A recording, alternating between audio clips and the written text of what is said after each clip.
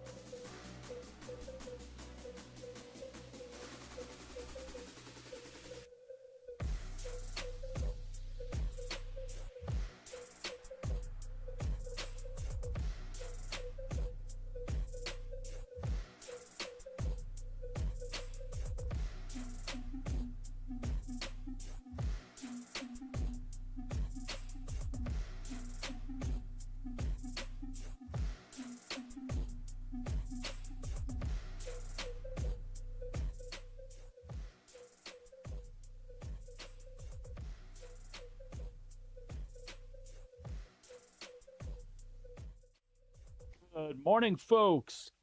Good morning, good morning, good morning. Happy hump day. Happy Wednesday to you all. Star Citizen patch 4.1.1 is live as of last night. So we've got some work to do today. We've got to do a little running around and re-outfitting our ships. So hopefully you'll enjoy joining me as we figure that out. Unfortunately,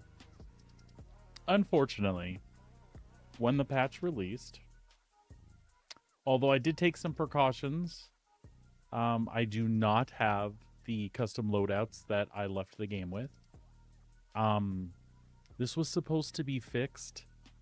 I think there might be some fogginess, some things that aren't exactly clear as to what you should or shouldn't do to keep your loadouts. Now, from the feedback from the community, I'm going to assume that it is still a bug that isn't reproducible for necessarily everyone. What I did was I had custom outfitted ships. Most of my custom outfitted ships were a mixture of purchased items. We're going to kill that music for just a few seconds here, or at least turn it way down. My custom loadouts were a combination of purchased items, scavenged items, which means items that I looted off of other ships that I found disabled in the verse. Some of them were items that were, taken from a friend's ship that was blown up. But not all of them fell into the same category. And then there were the ships like the executive hangar ships, the ones that come with a custom loadout. You don't change anything on it. It actually has like upgraded guns and stealth components and military components depending on the version that you got. So I had things that fell into all of those categories. In addition, about 4 days before the patch, I went out and did some more scavenging, assuming that something was going to go wrong and I was going to lose the stuff that was on the ships that I had. So I actually went out and I scavenged some other parts. Not everything I would need, but I had like 8 attrition 5s, some various power plants and shield generators and coolers. None of those survived. Now, I want you to know those were pulled off of other ships, put in my home storage, and my home is exactly the same in this patch as it was in the last. So I don't know how that factors in. My understanding is if they were never equipped on a ship, they should have persisted. Now, that being said, they were equipped to a ship that wasn't owned by me at some point. So I'll get to the extended version of that in just a moment. The other ones were equipped to my ships, had been saved, had been claimed, had been used, had been reclaimed, flown around. The parts kept respawning with no problems. Now, the one executive hangar ship I have, the Cutlass Black, the Executive Edition, the PYAM Executive Edition, I never changed the loadout on that, so it just had the stock NDBs and the stealth components that it came with. Actually, no, mine was military spec. It had the NDBs and military spec stuff. I did not have the stealth one. But I didn't change those components. Now, I did take the NDBs off, and somebody else had appropriated those. So I just want to be clear about that. There are some things I did that could have changed what happened a little bit. Before the patch, I called everything back to Area 18, and I logged out from there. Now, there have been times in the past where, with like purchase components, if that's what I'd done, when the new patch came, the purchase components were removed from the ships and thrown into my inventory, and then the ships were reset to their stock default. None of that happened this time. So it is very possible that I missed the point of how the persistent databases work as far as what's tracked where. And it's my understanding that maybe to have avoided this, what I could have done was when I recalled everything back to Area 18, I could have taken the ships out once they were there, flown them around stored them somewhere else, like in that system, like maybe went to Bajini and stored them there and then not touched them, it is possible that those items would have stayed. I did not do it that way. So that could be completely on me. The reason I'm pointing that out is because I don't think development has made it super clear as to what you need to do to make it work. I think that's super, super important, CIG, that you communicate that to us in a place that we can all see. Because I'll admit, I may have missed it. Maybe you have said this, but this information is disseminated in so many different places, right? So let us know exactly what process needs to be followed. If you have it fixed, tell me exactly what I have to do to see that result, and let me know what the exceptions are so that I can make an informed decision.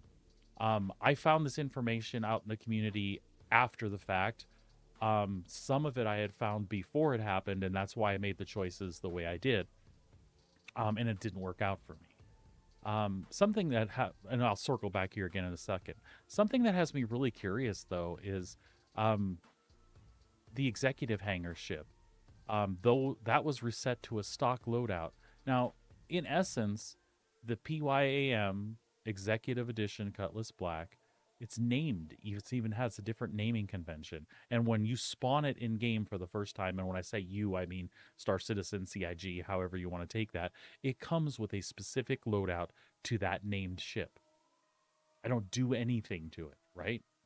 So even though I took some NDBs off, the ship was destroyed, and a friend might have got those NDBs, whatever the case is, that ship, when the patch restarts, should be like set to its default again, right? Like if I take all the crap off my ships before a patch and make it go away, it doesn't even exist in my inventory. When that patch starts, I'll get the ship back with its original equipment. The original equipment on that Cutlass should have been the NDBs and the military spec components that it had. So I feel like there is still a bug here, despite the fact that maybe I didn't do exactly what needed to be done to make sure that those things flowed. So questions I have that I would love to see clarified. If I salvage something in the verse, my friend Chew McNomnoms has a ship, and it gets disabled in space, and I just happen to run into it. This isn't a prearranged thing with Chewie and I. Somebody blew him up, and his ship is sitting out there a derelict with its weapons available. I happen on that ship, and I salvage my components off that ship. They're mine now. At least they should be, right? I pull them off that ship, and I install them on mine. Is that part of persistence?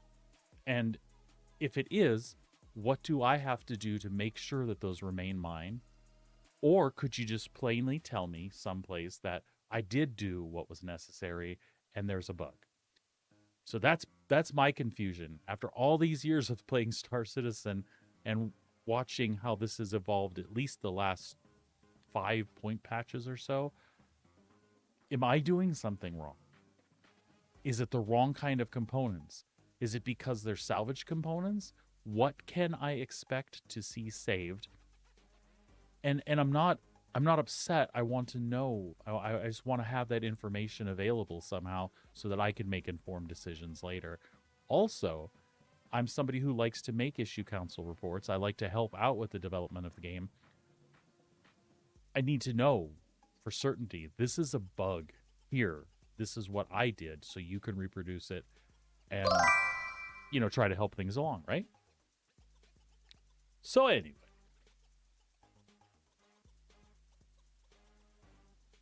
Yeah, that's what I figured, Chewie. Other people have had problems. But like the exec ships resetting to their stock loadout. Like I said, actually, can you give me an example on your side, Chewie, on the exec ships that you got, like your F8? Did you leave the loadout alone? Like you did not change it, and you didn't ever take any parts off of your ship and like self-destruct to give them to somebody who needed them? Do you fall into that camp where I didn't change a thing, I didn't even take anything off of it, and now it's reset to stock different than the condition I got it in? You changed it? Okay. What I'm looking for is somebody who can tell me, I got it, it was like this, I never touched it. Not even so much to take a booger off of it, self-destruct and give the booger to my friend.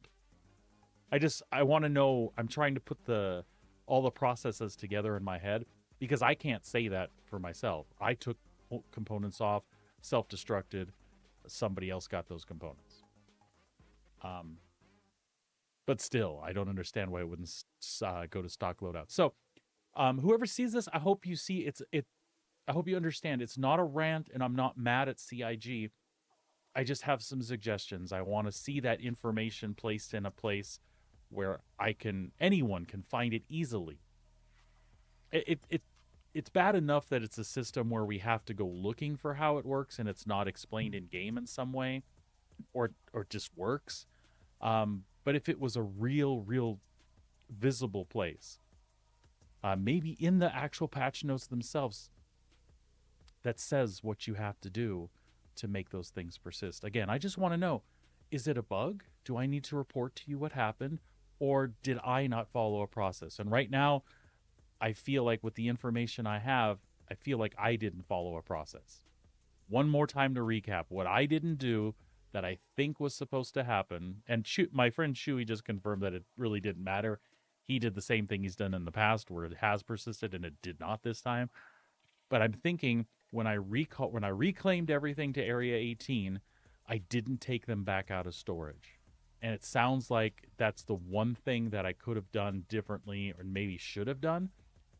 And I just got that from Reddits and other places. I can't really find anything inside of the Star Citizen like help boxes themselves that says what I should have done.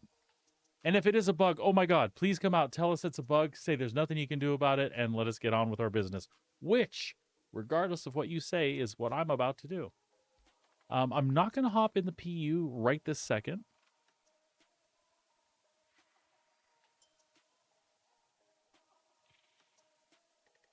I'm not as mad as you are about it. Like, I wouldn't say livid. I'm a little annoyed, but I do like that when I hit F5, when I hit my number 5 key.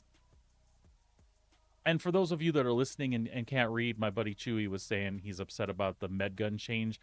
The med gun and the pistol share a slot now on your character, so you have to choose. You can't carry both like you used to. Before, the place you would put a utility, the med gun went there as a utility as well. So I could have on my body a tractor beam and a med gun and a pistol. Now you can only have tractor beam and a pistol or med gun because those two are what share the slot now. And in an effort to reduce, I think this was some of their intention. Like it used to be, I would hit the number 5 key, which is the default to pull out your utility. If you had both a tractor beam and a med gun, you would pull one or the other out first, and I guarantee you it was never the one you wanted. I'm like dying to heal. I'm out of med pens. I need my med gun, and I got my tractor beam, and I get pegged or stuck behind a rock or flail wildly and hit keys that I'm not supposed to. So it's cool now that whenever I hit that button, the med gun comes out without question. However, what people are upset about is that's the slot that's the pistol. So now it's an either or thing. You cannot carry both. I get it. Why not? If in life I had a med gun and a pistol, like right here, IRL, I could carry them both.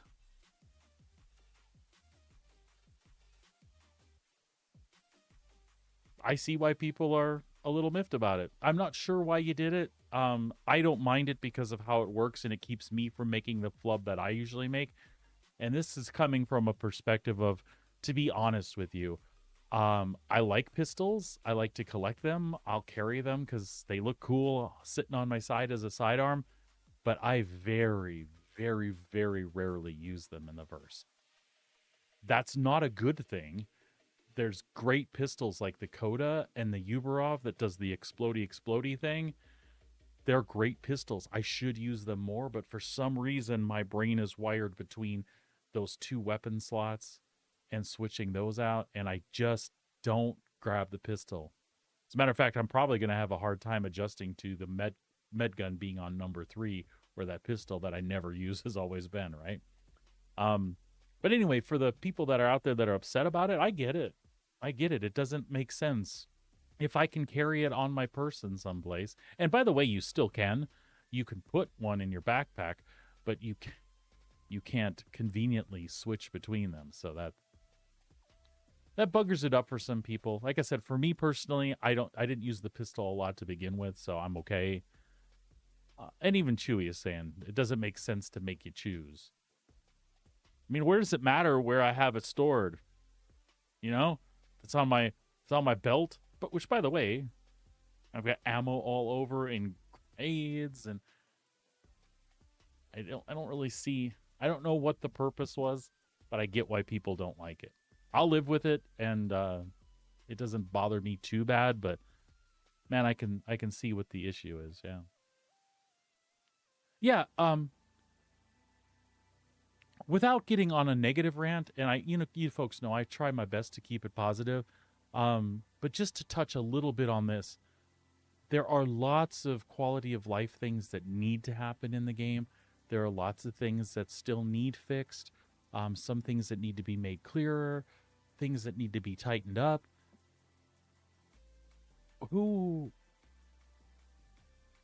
Why was that a priority?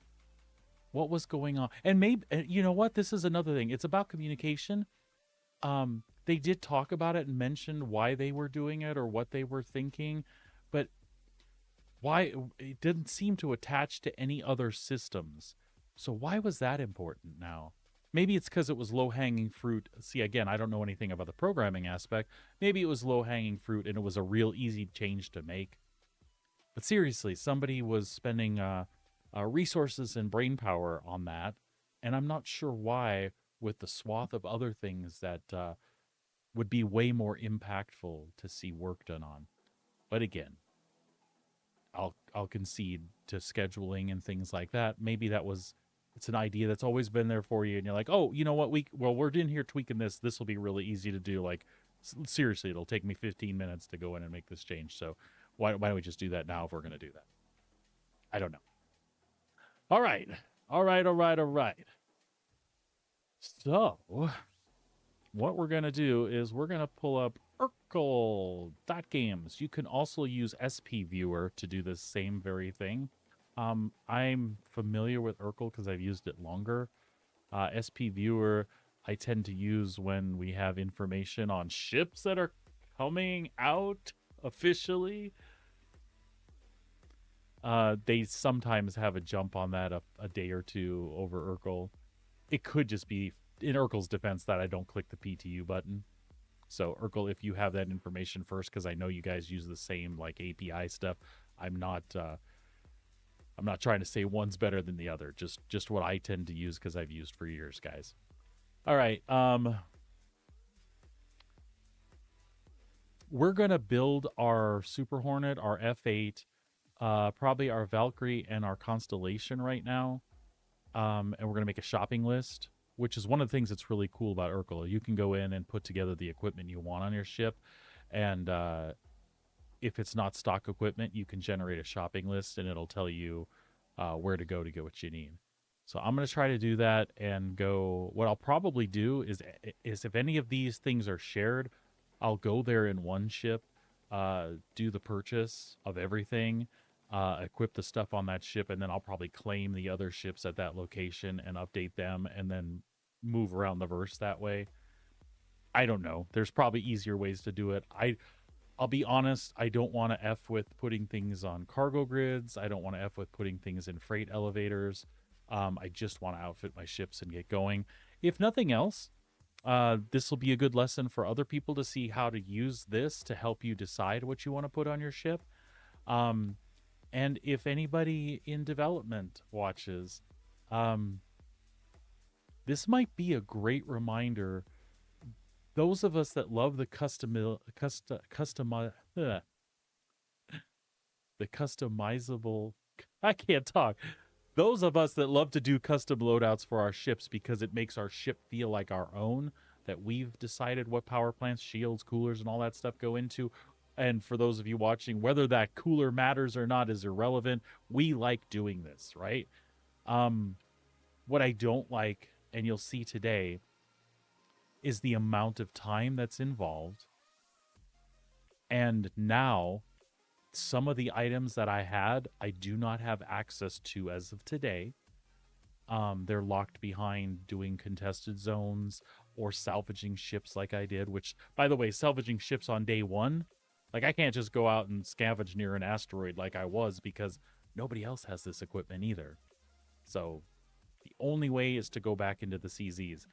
That can be a lot of work to finally end up with the pieces you want. These are the pieces that disappeared that I'm upset about, right? If it was something I could purchase in game, it is annoying, as you will see. I will have to go to several locations to get like 3 or 4 ships loaded out, let alone the plethora of other ships I have. The money grind for that stuff doesn't bother me. There's lots to do in Star Citizen. Most of the compensation involves money. You make money quick enough. It's the time. I know it's kind of funny. Here I am, streaming and just chatting about it instead of playing. But when I do get into the game and start playing, I want to do that. I want to go play the new missions. I want to go kill Merox and Copians and pluck Quasi-Grazer eggs and do some bounties, talk to Gilly, hunt the Polaris. Those are the things I really want to do right now. But I like having my ships in order. So you can call it a me problem, except my ships were in order. And I understood that that was supposed to be fixed. And I'm a little salty about the things that I don't have access to now. So here's my plea. Please, for now, until this persistence issue is worked out, or until, if it's an instruction thing that the players are missing, until that part is worked out, please, please, please. This isn't a PvE or PvP thing. I spent hours in both aspects of the game this last patch cycle. I don't always have the plan or time or inclination to do that same thing. Please let me get these items like we did a few patches back for now. If the master plan is, hey, military stuff is, I don't want to say locked, military stuff is rewarded by doing this. Stealth stuff is rewarded by doing that. Totally cool with that. But right now, in alpha, so that we can keep playing and trying to enjoy what's here and helping to test and gather data, let me get those components so that I can re-outfit my ships in a relatively easy manner.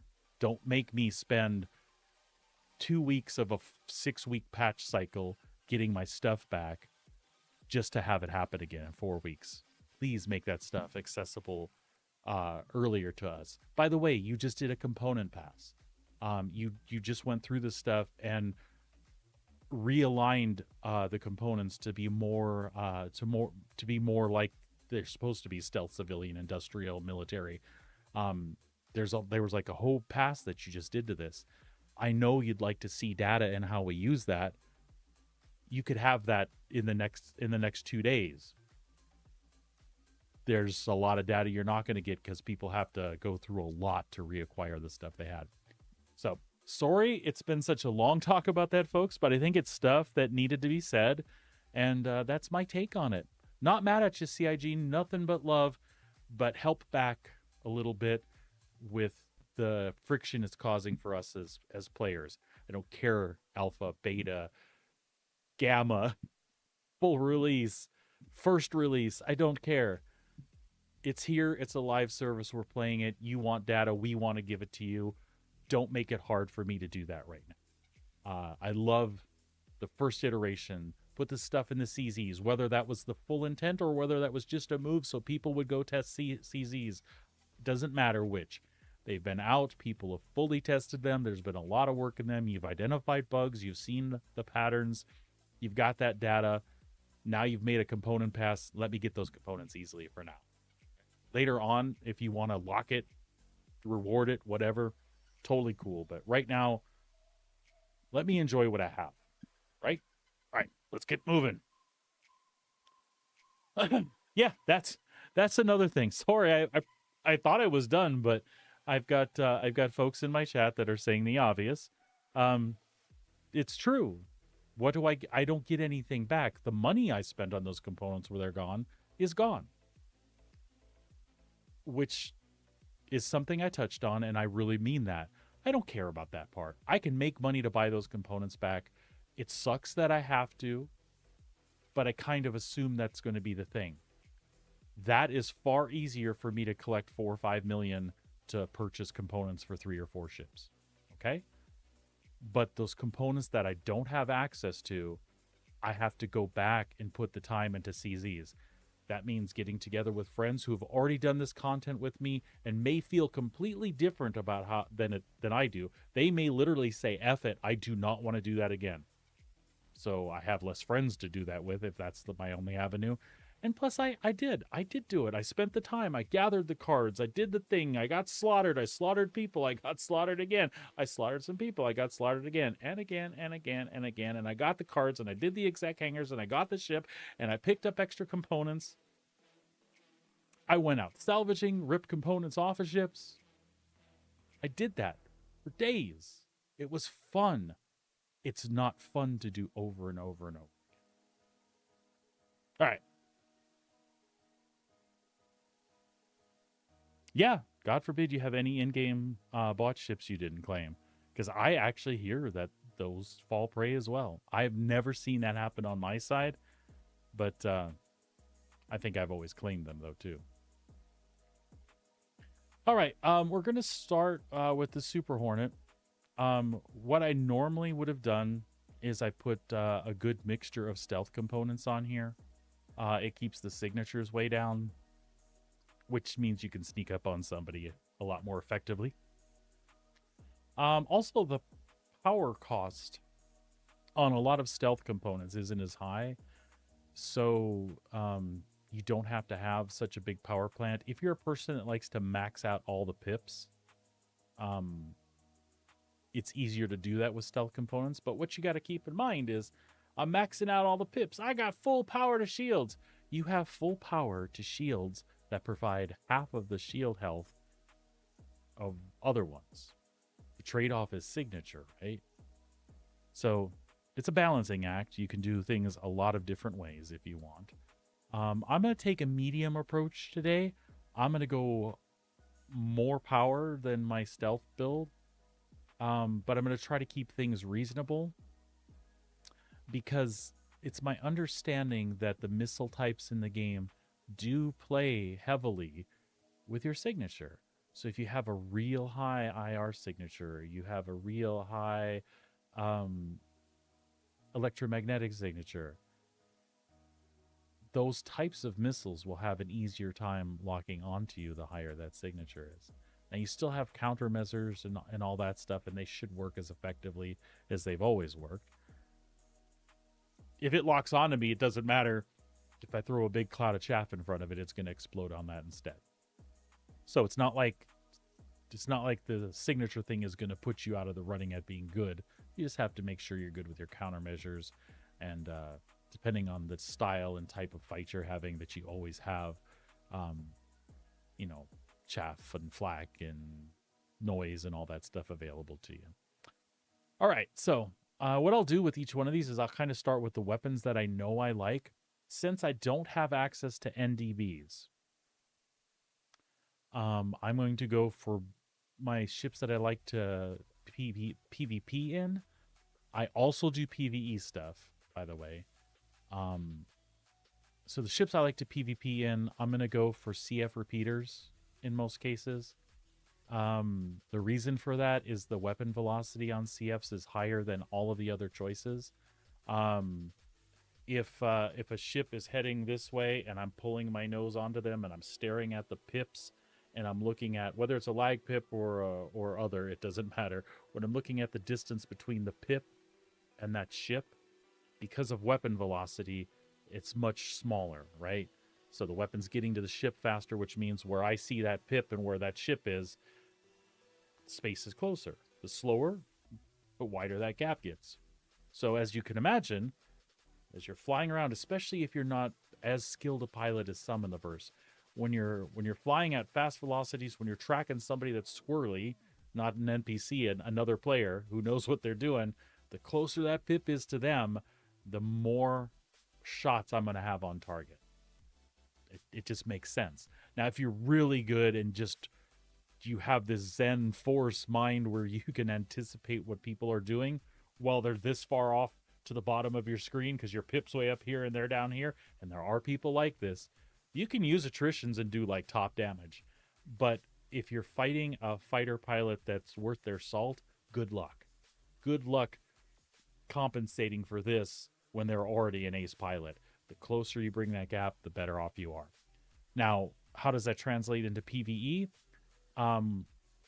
If I have attritions on everything, I will take down any PvE target a lot faster. It's just more DPS. I would argue that even in those scenarios, though, will you keep that DPS on the target the entire time? Maybe, because a lot of us are talking about this in the context of like VHRTs and ERTs where you're fighting big, heavily armed, slow-moving ships.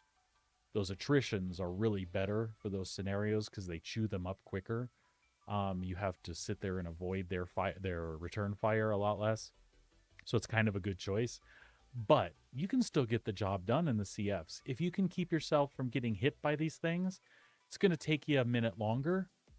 But the DPS gap isn't so huge that you can't kill the ship. You're still dealing with the same size guns. Just the bursty DPS aspect isn't there, right? Anyway, so because of what's available and because of the content that I do with my two big fighters that I use the most, the Super Hornet and the F8, I'm going to go all for a CF build. When I go and do stuff like my Taurus and my Corsair, I'll probably put attritions on those because I tend to use those big-ass ships against big-ass ships in the ERTs and VHRTs. Okay? So, anyway, starting with weapons, F7... Oh, F7C-M. Okay, yeah, we go on the nose turret. It's already got 2 Panthers. So what we're going to do is we're going to change out the 2 size 4 Renovants. Those are Gatlings. They're awesome. They bypass shields and just tear up the ship directly. But you've got limited ammo, and if you're out doing lots of bounties or don't like checking in every 5 missions or so, maybe not the best. I like convenience a lot of times, and I'll trade that for what sounds good on or what looks good on paper sometimes. Anyway, so we're gonna go CF 447 Rhinos in those 2 slots.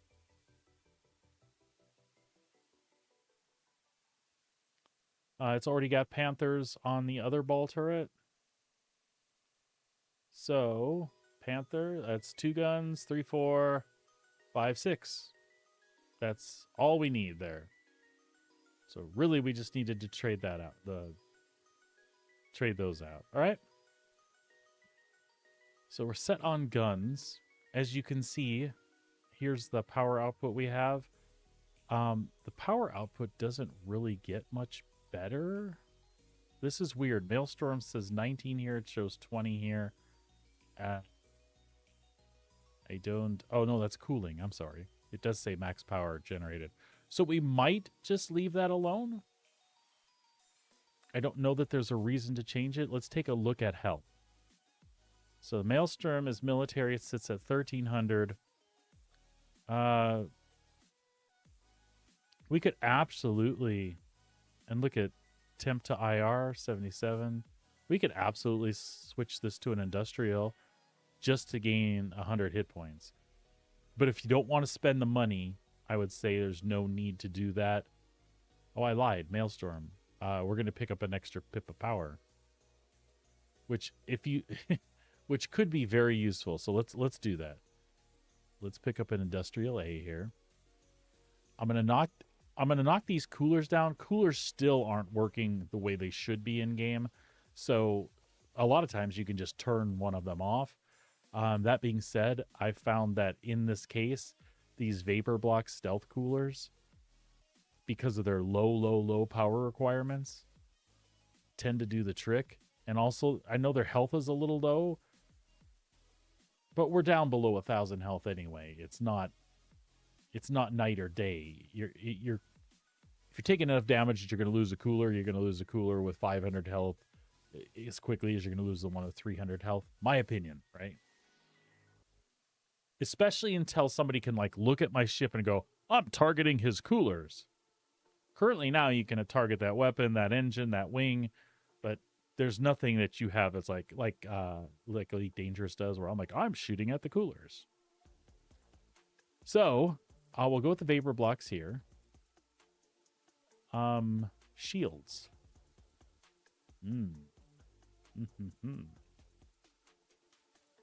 So this is another thing.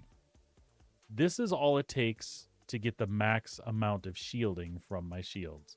You can see the bubble. It doesn't change, right? I get 5190 HP from those shields just by giving them the max amount of power they need, right?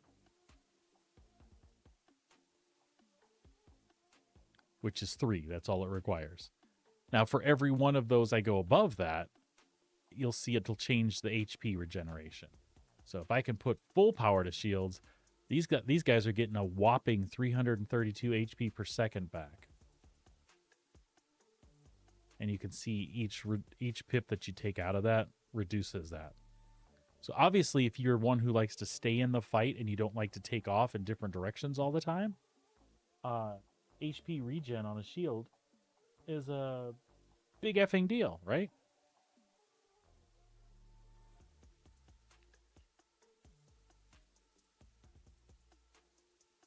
Okay.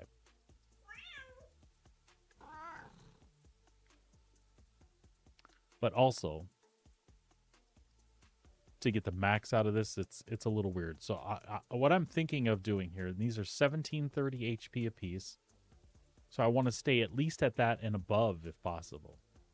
I'm going to sort these by the pool HP. And I also want to be real cautious of what I need power-wise for these guys. Okay. So I'm liking there's a good balance. So these are all stops. And all stops you can see are 630 health. They give 1730 shields. 1 power minimum, 3 is their power max. I can reach full regeneration while only losing like 40 HP on the shields if I were to go to the civilian ones. And then the regen delay and the downed regen delay are actually faster than what we have with the military that it comes with. Another thing, you're looking at minimum time to regen, right? What's the other one I want?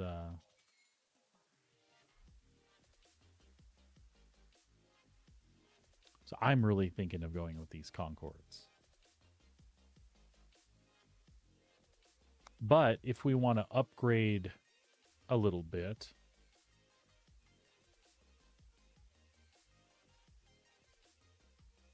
HP wise, we could go higher. We just might not have the power to distribute the way we want.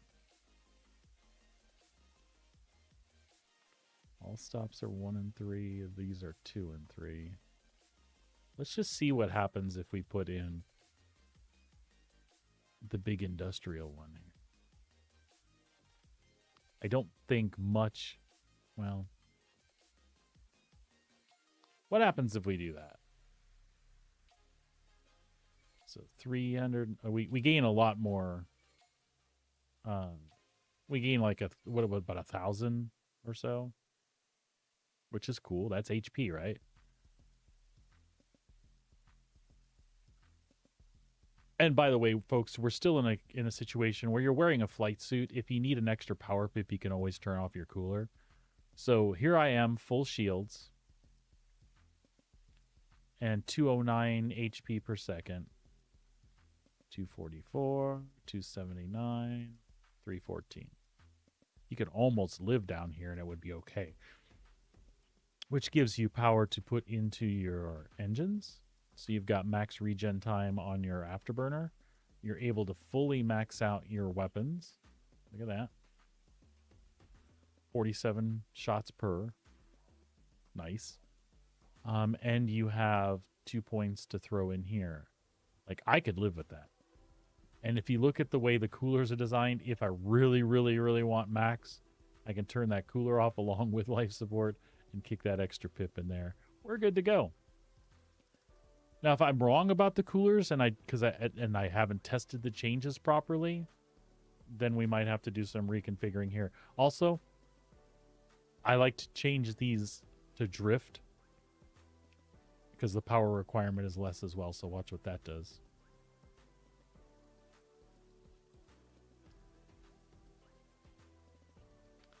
See, 4 and cooling requirements are higher on there.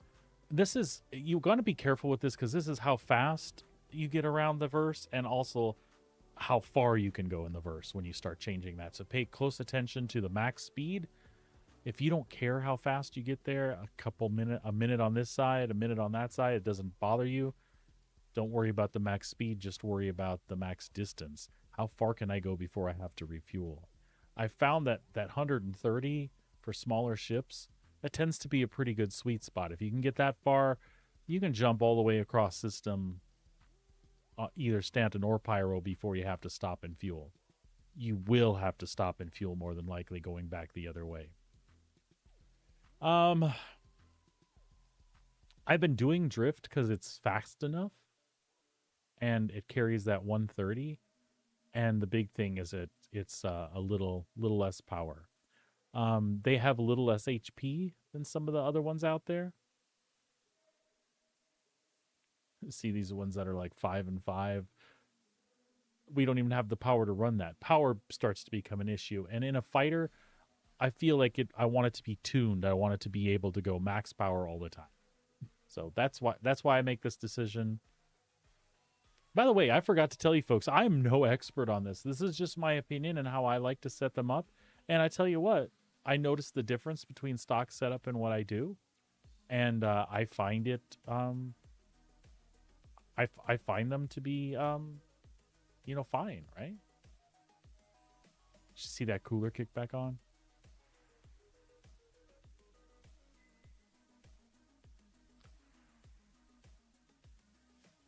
I feel, what did we do?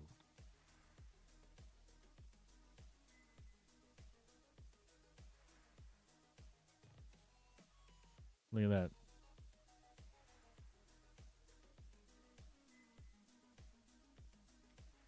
Now, we do have some other options. You can purchase the Targa shields. Let me find them. Targa, the competition C shields. Now, there is quite a difference in HP per shield, and you have 3 of them, right? So 1470 versus 2240. Now, I did have these on my my Hornet the way I had it build last, and she still took a beating, right? And this is going to be max regeneration to that point. I mean, they'll be powered up fully, and I'd get 2 pips of power back, right? So we could do that. What I would rather have... and the health. The health on the shield is way low, too. What I'd love to have is this competition B, but guess what? We can't get it.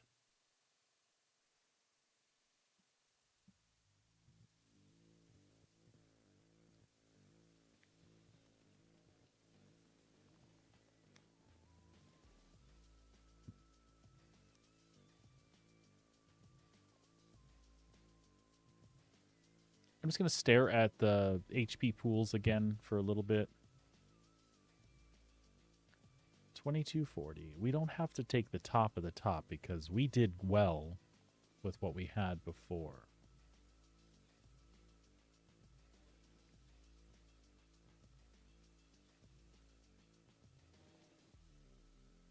only other place to drop down and still go up higher than it's this switch here.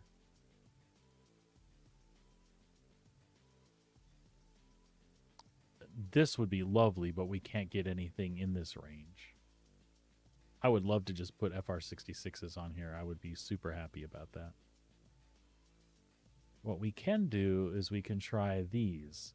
Again, they're better than the Targa we used before. 1470 and 1730. And again, 1730 is like the stock that the Super Hornet comes with. We're getting a little smaller of a regen delay. It takes longer to regen to full, but the downed regen delay before it starts regenerating is definitely lower than that. So, and then the health difference is not that bad. So we could try that. Let's see what that looks like with these on here instead.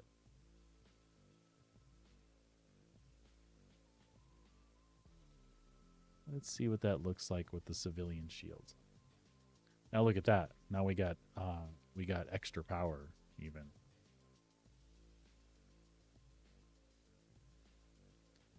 And that one pip right there. We keep it in there for the max regen, right? We can turn our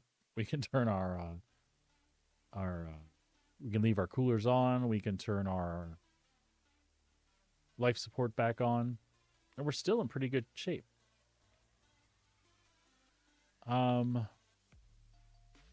We have an extra pip, so we could probably stay with the stock generator then.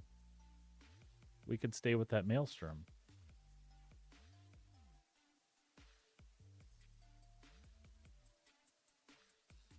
I like that.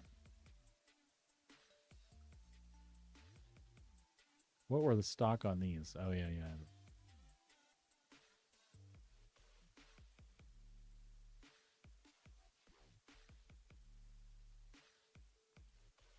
Let's see, what else could we maybe do here?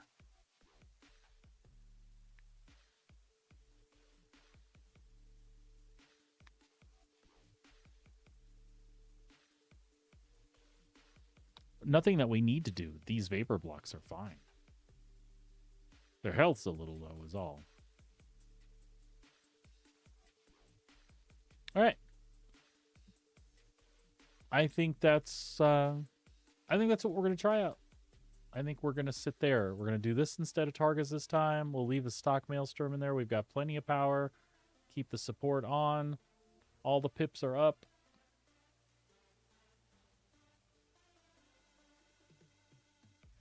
That regen is what might hurt us. I don't know that the Targas necessarily regen that much faster. Maybe they did. Let's look. Excuse me. 12, 4, and 8. 12, 4, and 8. That's almost 13. 12.7, 4.2, 8.5.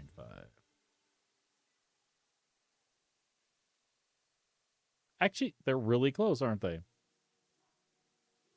Just ever so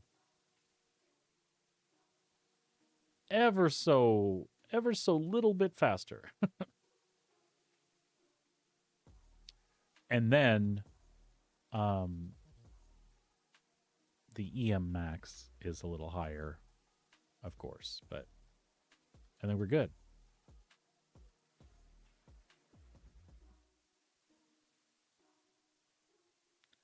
The temp to IR, I don't quite understand, I'll be honest with you.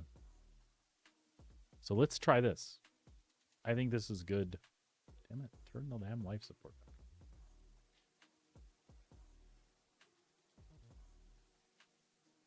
I like it. Nav mode.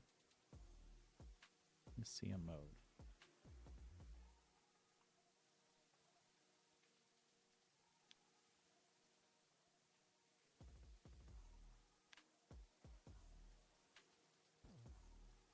I feel like there's maybe one bump up in shields that we could do differently.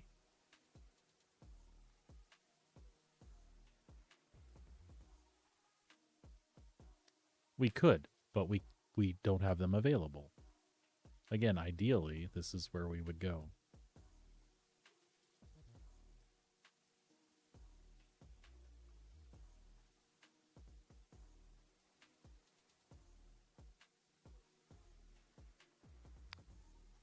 With 590 health,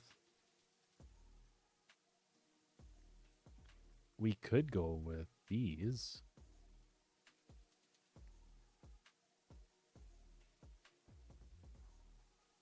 How will that change what we have?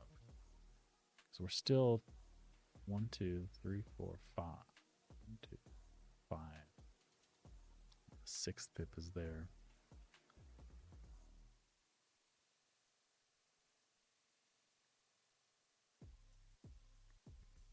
What if we put Guardians on here instead?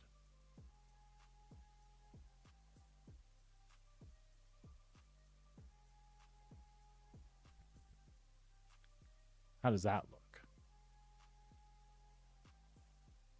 And if we really wanted to, we could shut off one of these coolers and go here.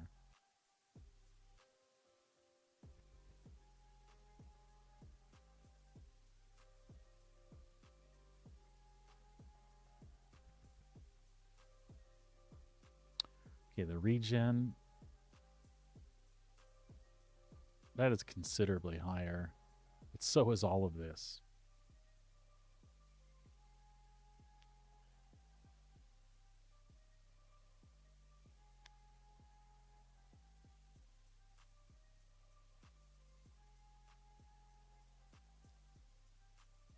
I say we stick with the Concords.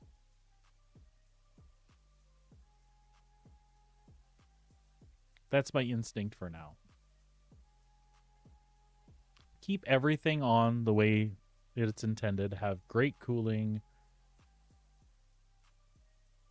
That regen is about the same place.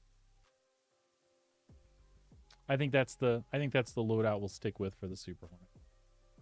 Cool enough? All right, let's move on to the Lightning. Panthers are already there. We're going to change out the Tarantulas. Tarantulas. To CF 337 Panthers. These are going to 227s.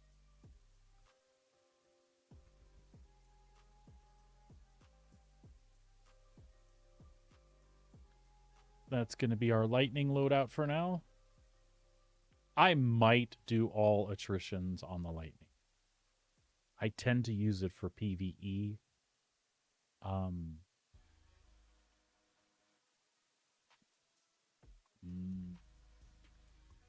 I use this for PvE way more than PvP. Almost never for PvP. Let's do an attrition build. So let me reset this.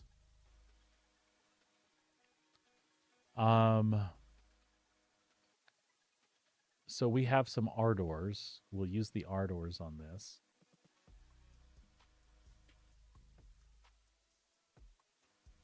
I guess it doesn't work like that.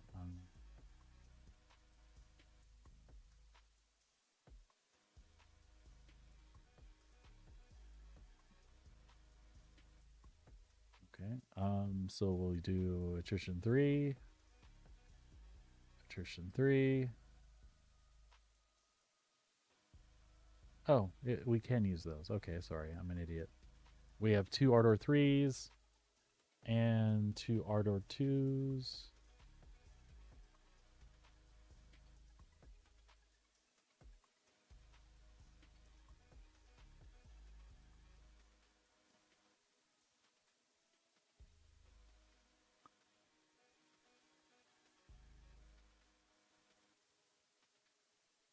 Right.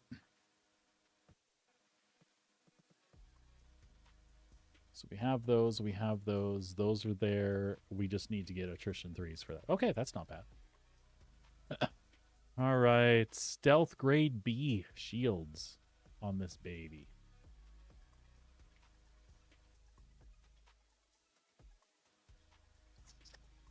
Now, same thing. We can drop these to vapor blocks. Still generate plenty of cooling.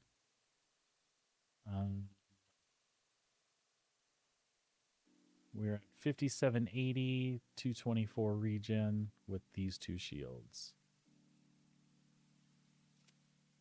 Our output, we've got everything but our life support on. So I'd love to see this jump up to at least a Genoa, because that's all we can get. So that gives us an extra pip. Or it should have given us an extra pip.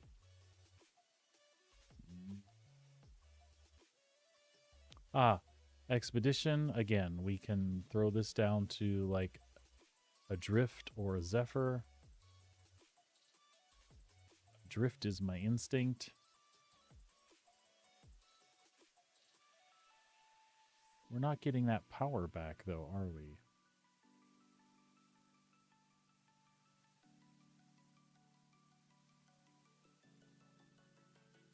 Oh, because that power doesn't... Okay, never mind.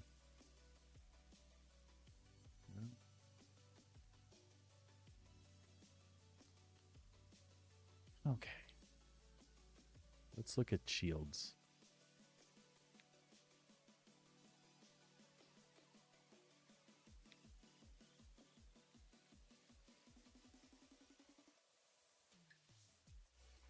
Again, what did we do? We went for civilian grade A. Let's try the same thing here. We'll try to go for the Lorcas instead.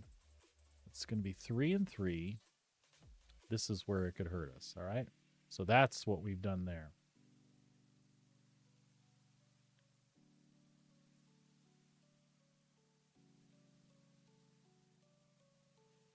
I don't hate that.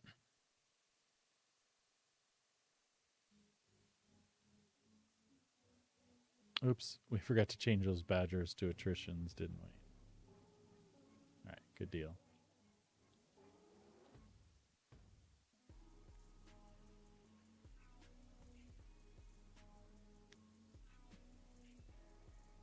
I can pretty much live with this build, I think.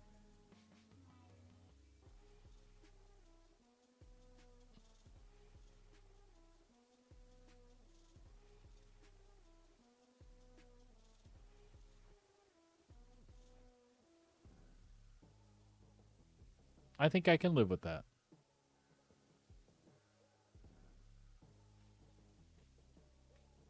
Let's take another look at shields. What we had before was the Trentas.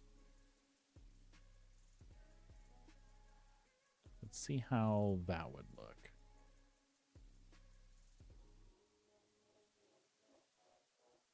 First off, what was there? The Trentas would be better than that. And we can get those. Those are competition C. Low health. Low health. But I can't say that I was getting those taken out left and right either.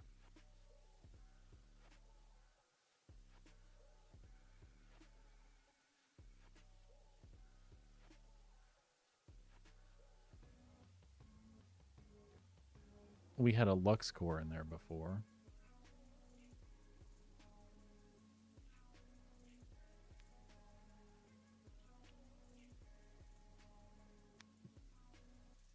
Let's do this like we had it set up. We had a Lux core. And we had...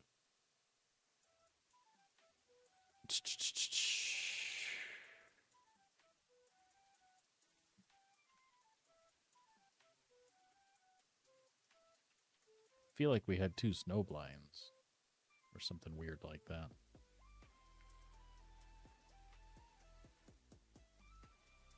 So I think some of this we're looking at has changed with the rebalance. I'm looking at different stuff than I was looking at before. So I can live with this. But if we're going to do Trenta shields, again, why not It keeps the signature down, maybe?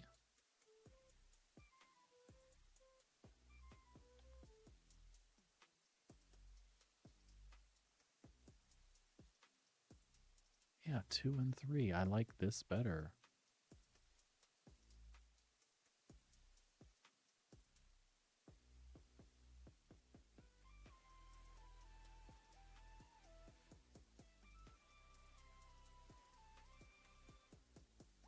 So we're getting more health on the shield itself.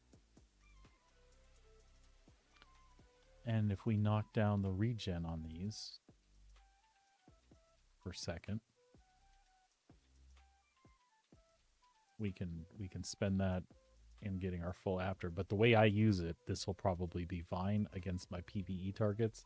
So this setup was probably good. And we'll drop out of the luck score and go back to the channel. Love to have a JS 400, but can't get it. And snow blinds, we don't have access to those. So again, we'll drop back to the vapor blocks. They'll be fine. Cool? Cool.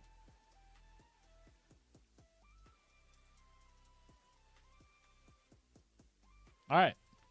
So we got that one all set. And we'll move on to the constellation. Same thing. We're going to trade these out for attritions.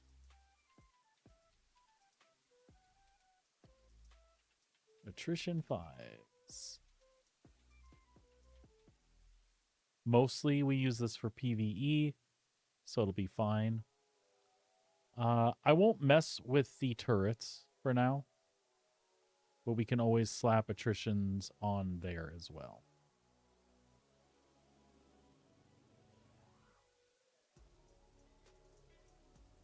All right.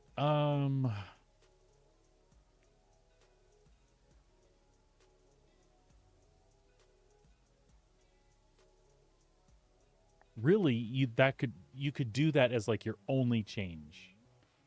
But we're going to go ahead and again look at the power plant as an option. So if we throw the Geno on here, we've got 2 of them. That it's going to give us 2 extra pips, although I'm not seeing... Oh, it does them automatically, I think. Hold on. Reset. 0 out of 24.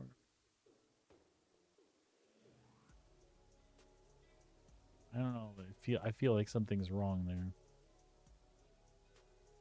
Max power is 20.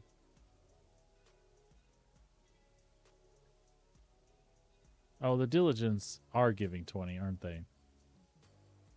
Yes, they are. I'm an idiot.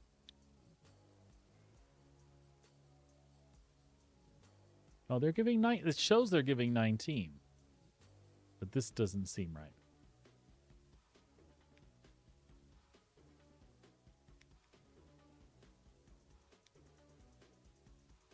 And we want their component health to be up there too. I'm switching to Geno anyway.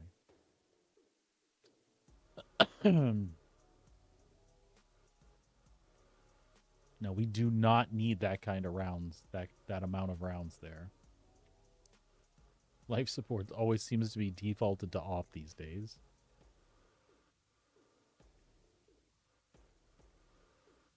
And again, we went with the stronghold. Oh, we didn't. Okay.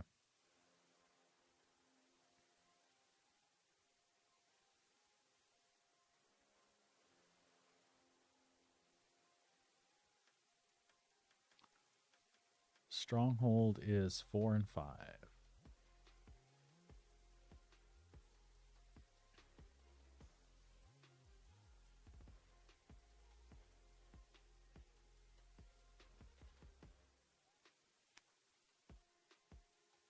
When you look at this, there's no reason not to go to the parapet. Just the regen delay is slower, is quicker, and the down regen delay is quicker. So there's no reason not to make this switch, and the component health is higher. So we'll do that.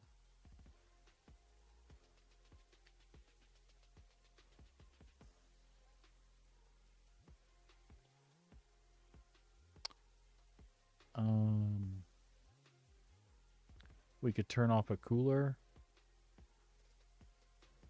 and give us a little more power there.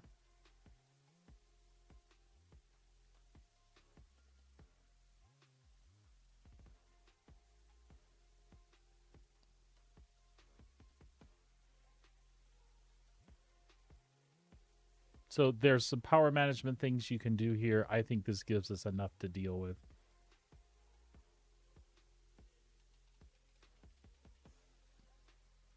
You just have to mess with turning a cooler off. And if you didn't want to do that, it's still in not a bad place if that cooler doesn't work properly then. So we'll do the parapet and those and the cool cores. We might be able to save some power here instead, though. What else is available there? Do we have anything that's cool cores? Do we have anything that's... Yeah, that's not bad. Ice plunge. But again, look at the component health and how much it goes down.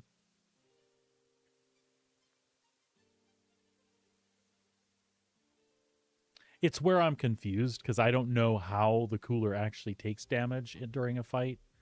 And if it goes out currently, like, how does it affect anything, if it affects anything?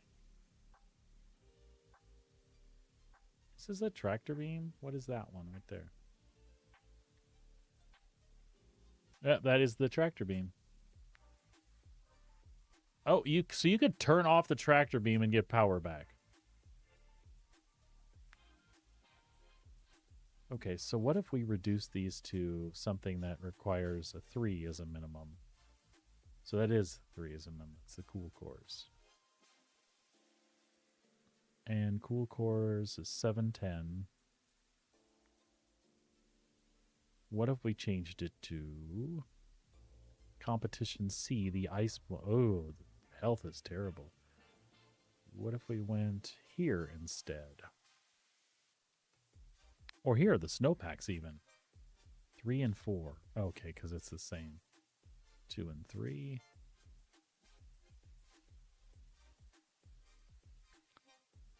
What does doing the eco flows do? Eco flow.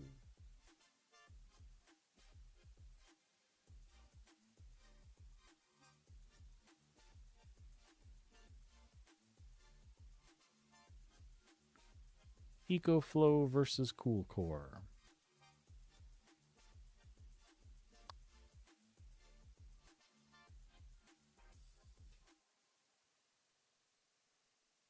Right, I like that.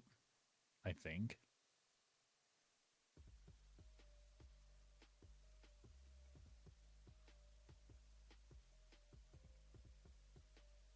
Turn that damn tractor beam off.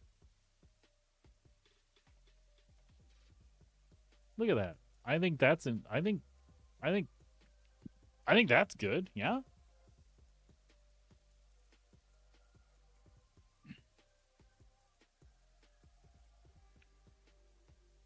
As long as that does what it's supposed to do still, I think that'll be a decent setup for us for now. Although we wouldn't have to change this. But all of those are 4 or 5, and I think we should keep it up there. We should keep it up there. What was the stock? Stronghold. I think there's no reason not to do that.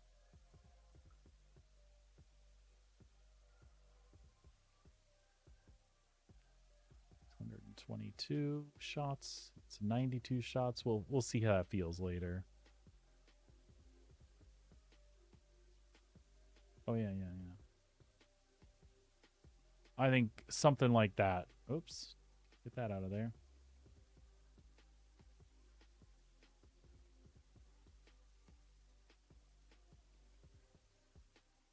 I think something like that ought to be good.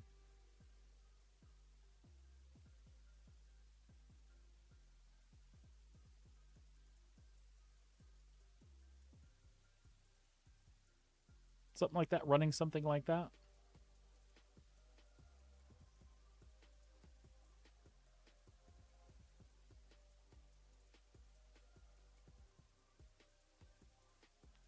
I like it.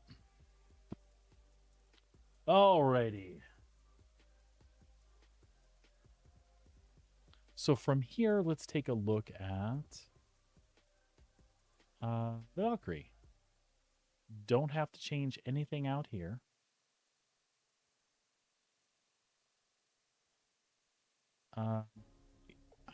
Let's be honest, I don't do combat in this ship a lot. So we can go higher on regen.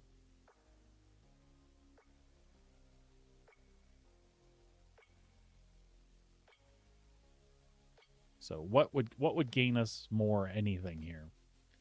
We can move from Maelstrom to Genoa.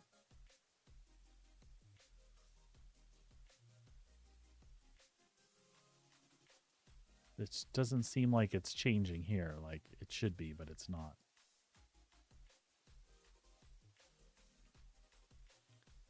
That's cooling. Ah, I see. And for that increase in component health, why would we do that? Requires less cooling on the stock, so reset those to Maelstrom. Okay. So 4740 is our big shields here.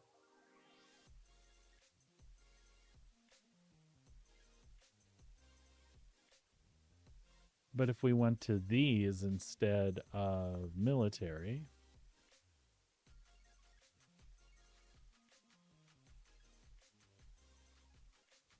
I mean, that's how that looks, right? 689 versus 685.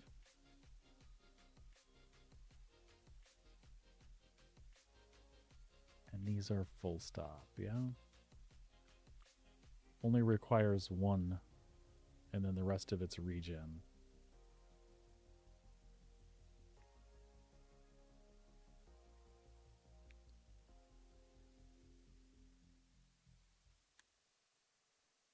What if we went with the big ramparts just for fun?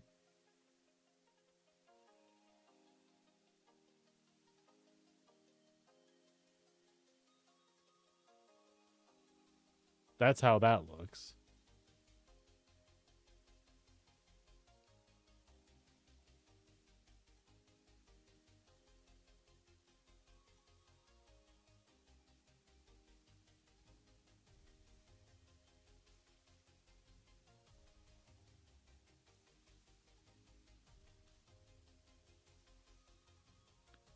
We've got Arctic on here now. Arctic is 1 and 4.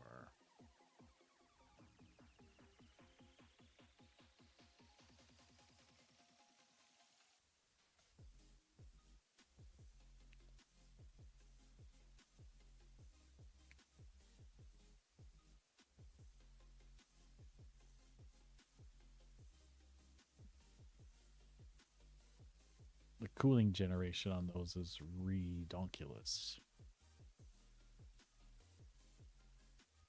And it's not that great. Like,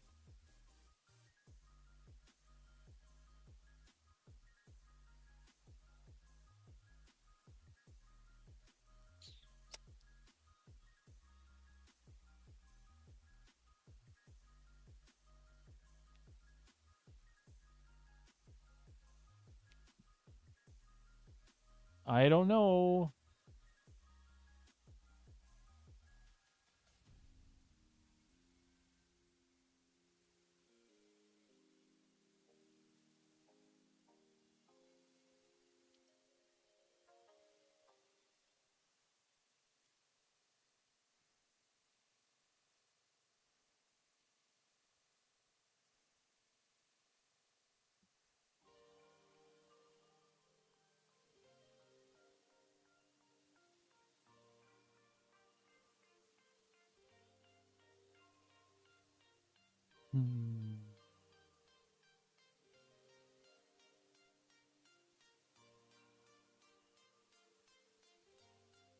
So the only thing that's better is Avalanche.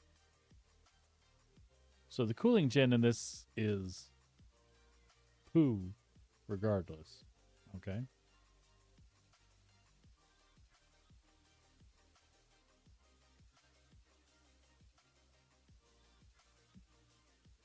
So there's no reason to not leave it on the Arctics then, because of the way that works. And you could up that if you need to. If you're having issues, for example,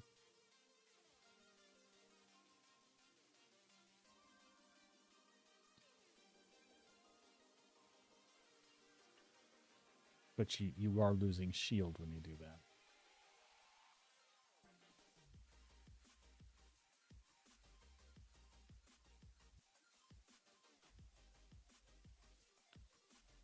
And that's 161 shots on the... plus their regen, right? In 15 seconds.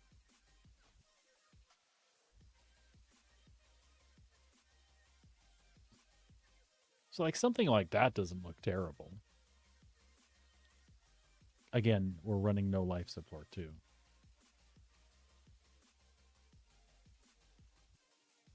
But maybe that looks better. 18,960.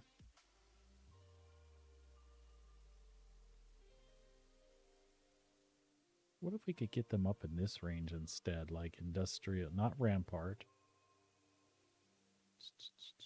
But that's still 3. Why would you not do those?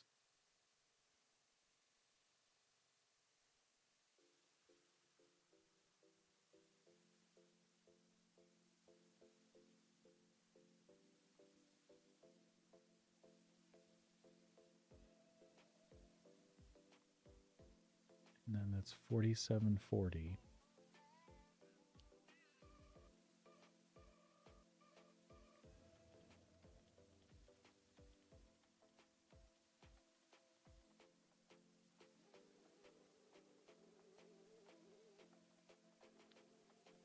I mean, that may be a power game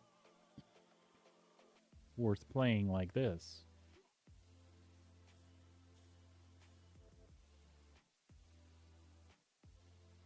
Just leave it. Just trade. Is there anything to trade out then at all?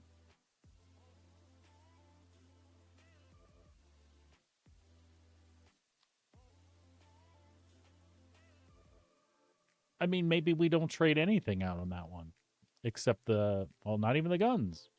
Maybe we just leave that alone. These could go to attritions as well, because we won't be PvPing in this ship very much.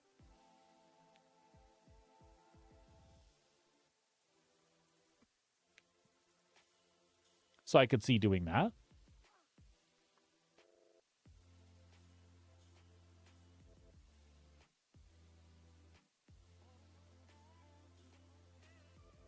I would like to know if this is bugged.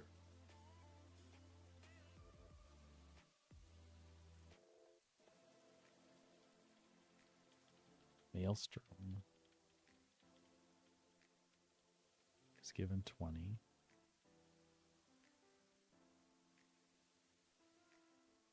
Maelstroms are 20.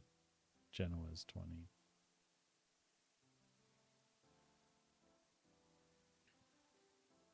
It's just a boost in 300. Yeah. Now, if we could get this, this would be amazing.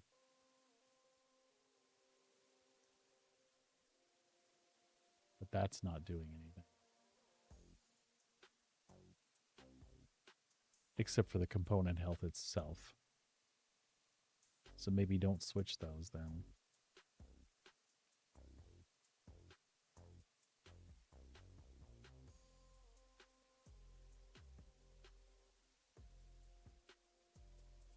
And 29 cooling is the best we're going to do. So, when you're trying to flee, you know, you can do that.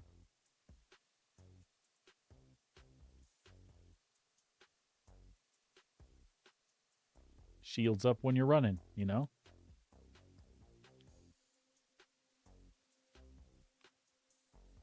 So I think there's There's not much of a reason to do anything different, full stop. Unless you wanted to give it more shields. 1 and 4. 980. If you wanted to make it tanky as hell. But how would those look running those? See, if you did this, what happens is you are on and at full regen. But if you want to run, you see what I mean? You can't full power to engines and then run. But this is incredible. Maybe you don't have to then. And again, I don't believe this is affecting your top speed, right? This is affecting your afterburner regen, right? If anybody's watching and knows, how do the pips in your engines affect what you're doing?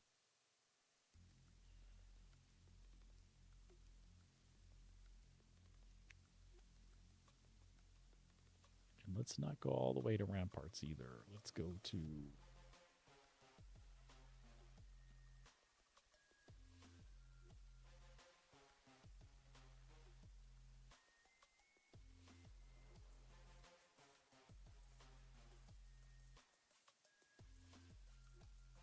There are still 3 pips there.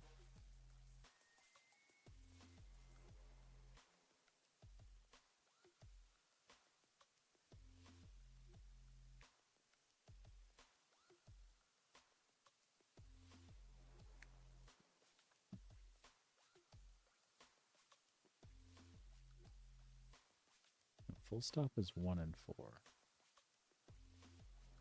So what would be like a 2 and 3? And full stop's health is what? Full stop. Health. 980.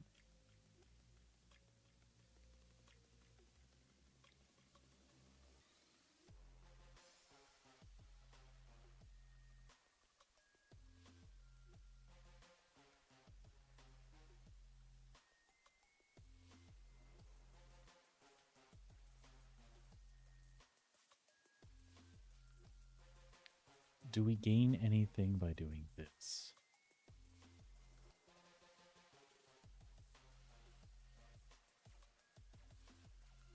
I think we gain options. Nope, just we gain 1.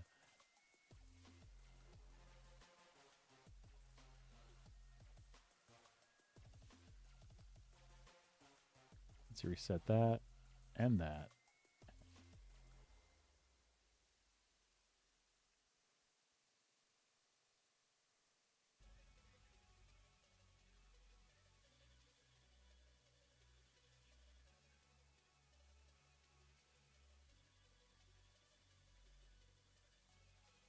Again, these would be options that I would like to have. But they're just not.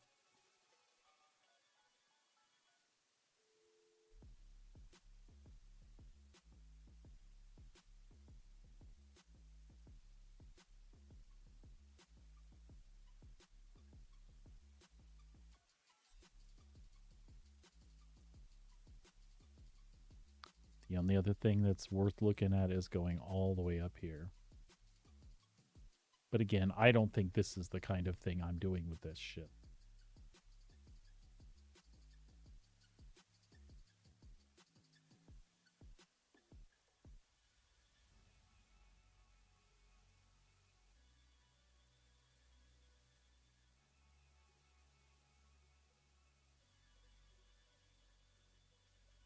And I think stuff more like managing this. More like managing, you know, that. Bringing that down a couple clicks. You know, I think this is probably good. Which this is the stock setup, right? Full stop. Maelstrom. Arctics. All we've done is train. All we're going to do is actually, this is the stock weapon set. I think it's fine the way it is, to be honest. We could just put attritions on it instead. For fun, let's just see what that looks like.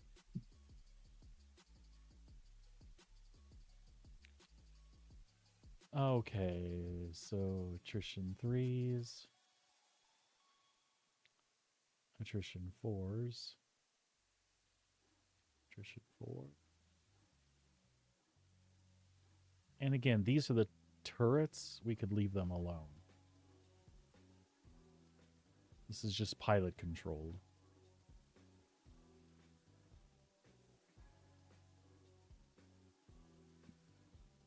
And that doesn't change much of anything here.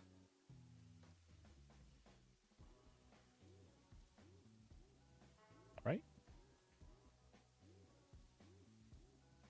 191.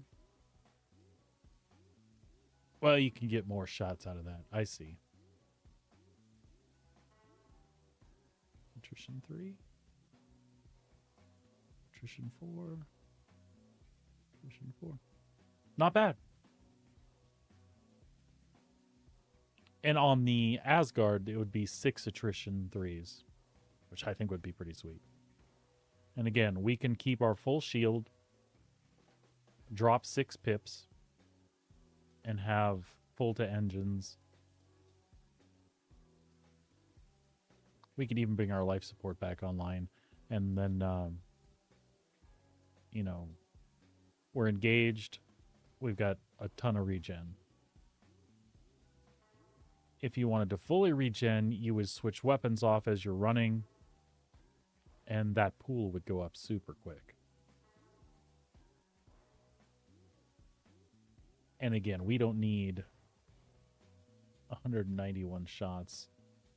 Somewhere around 144 that completely regens in 15 seconds or 16 seconds. You see here we could leave it there. That only increases the regen a little bit. So this is like a good top out for the weapon if you want max regen to get them back. But seriously, it still does it still does the same there at 144 shots. And look at that. You're pretty balanced across the board. You can drop life support and pick up another pip if you want. So I think the attrition's on here, leaving its stock loadout. You can mess around with that if you want. That's the other thing. What do you got when you drop into nav mode, right? When you drop into nav mode,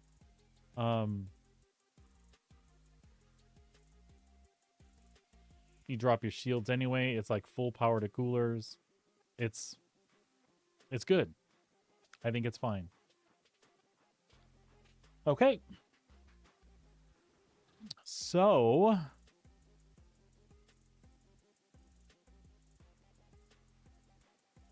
we want to non-stock items in the cart. Non-stock items in the cart. Non-stock items in the cart. Non-stock items in the cart. And then you just go to your shopping cart, and it literally tells you where you have to go and what you have to buy, how much it's going to cost you. Good stuff? I think so.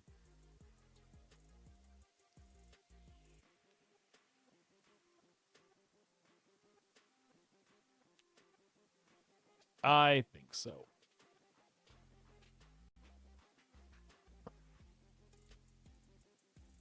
All right, folks. We're going to step away for just a moment. I have to use the restroom, and I'll be right back, and we'll hop right back into this. Be right back.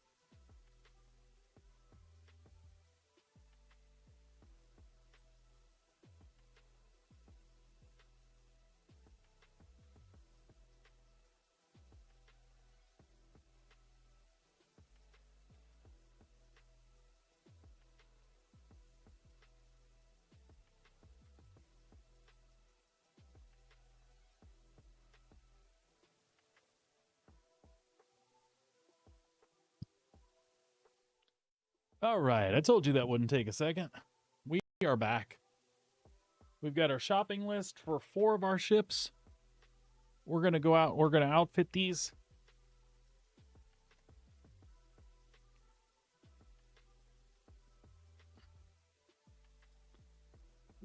Folks, just so you know, I'm an old man.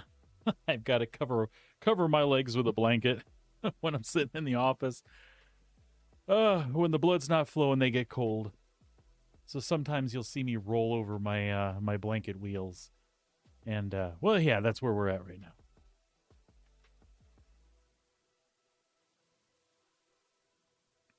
Okay. We're hopping in game.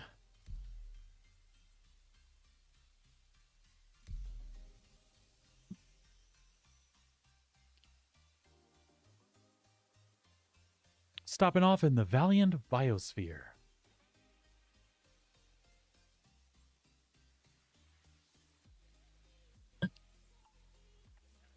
And as I said, we have our shopping list.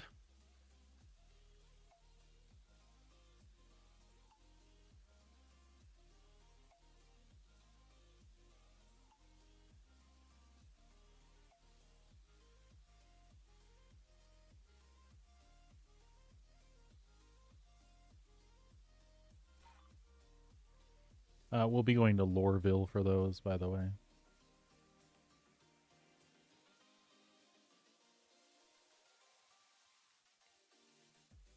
Yeah, HD Showcase.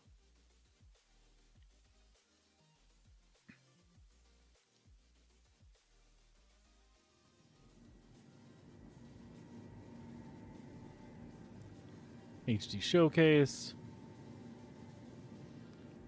Platinum Bay, Omega, Platinum Bay.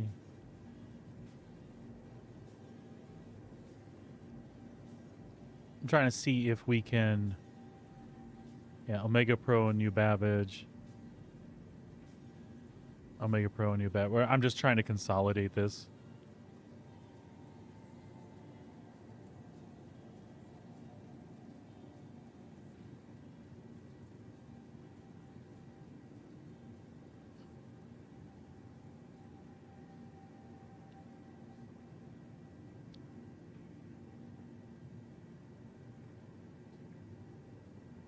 See, we can get that at Omega Pro as well. I don't know where this Explorer came from.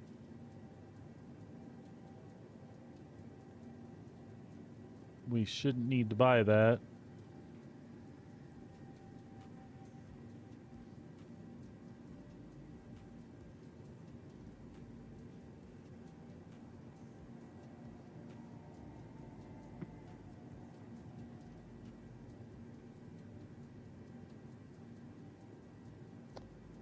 Anyway, Grimhex, also Omega Pro.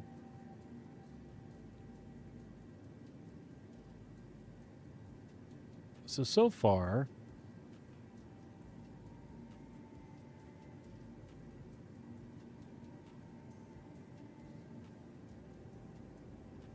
Grimhex.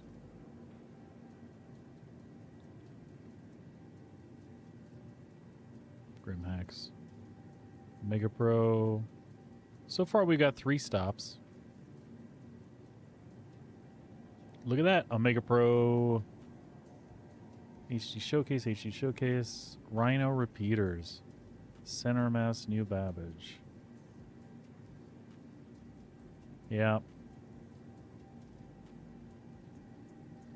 We'll be in New Babbage for Omega Pro, so that's fine. And then Cousin Crows. These vapor blocks, we can get them at Grimhex since we have to make a stop. So that's 1, 2.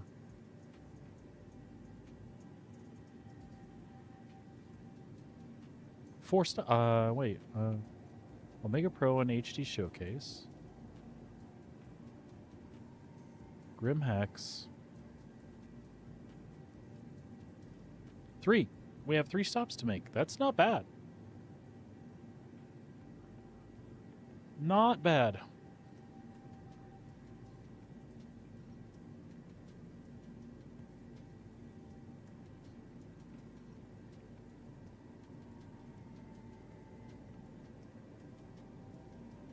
All right, we can do it.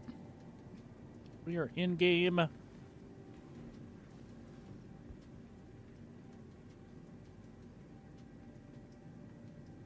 We're in game and we'll rock it out here.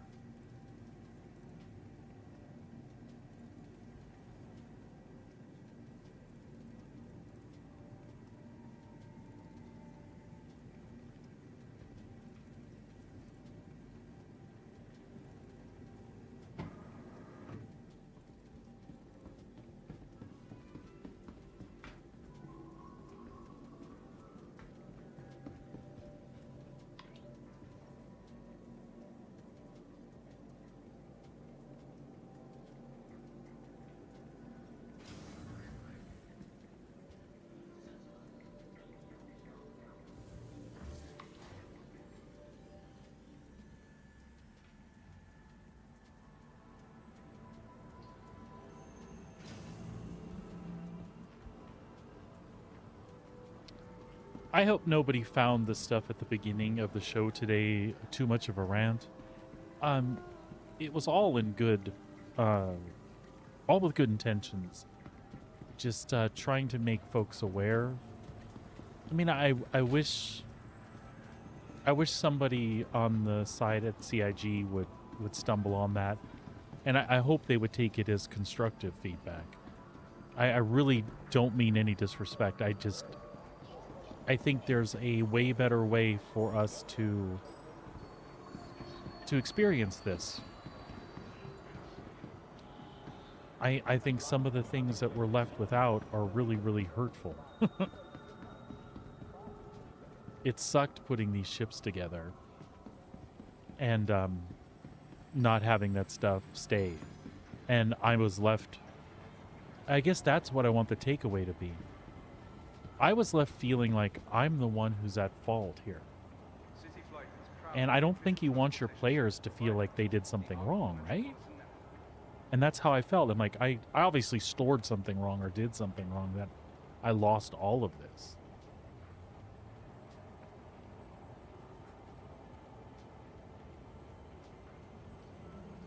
Just a terrible, terrible feeling to have, thinking that I missed a step and I'm the reason that none of that stuff carried forward.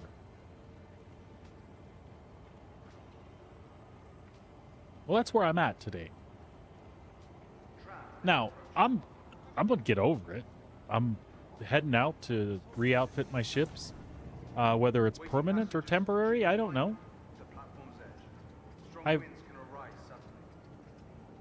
made some loadouts. We got a shopping list together. These are the things we want to buy. This is for 4 ships. One of them is only changing some weapons, but 4 ships, it's going to cost us, 2.6 million. Doors are now closing.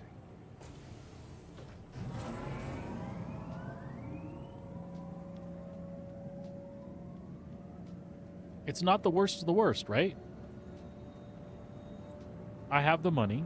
I do have other ships I need to outfit, though. So I would say triple that to get everything fully the way I want it with what's available. Now, if I was to have access to the other military components, I would definitely change some stuff. But I'm anxious to grab what I have and see how I feel about the loadouts this time around without any influence from CZ stuff or Executive Hangar. It should be okay. I'm going to miss some of the stealth setups a little bit. It was nice, especially in the Super Hornet, being able to get quite a bit closer before somebody knew that I was there. Right now, one of the big trade-offs is... excuse me. Most of my stuff is screaming, hey, there's a guy over there. He's coming your way. Which, you know what? That could be just as good a tactic as stealth. Typically, if I'm out looking for PvP, I'd like the other guy to know I'm coming. and then we can battle it out. I'm not trying to sneak up on him, get a couple of cheap shots, and unless it was like a stage in the game where we were doing fleet things and it was strategic and you wanted to get in and bust up a patrol or something really fast, well, then it has a purpose. But right now in game, just for my purposes, if I'm fighting somebody, it's because I wanted to have a fight or I'm defending myself. I'm not trying to be sneaky, right? All right, let's Our corp is proud to bring the universe closer together. Our corp, investing in tomorrow's future. Let's take. Oh, you know what? Let's go to the hangar and make sure paints are applied. I did that last night, but some of them I don't think I applied correctly. Or the ones that I wanted, I guess is what I'm trying to say. For the latest travel information, be sure to...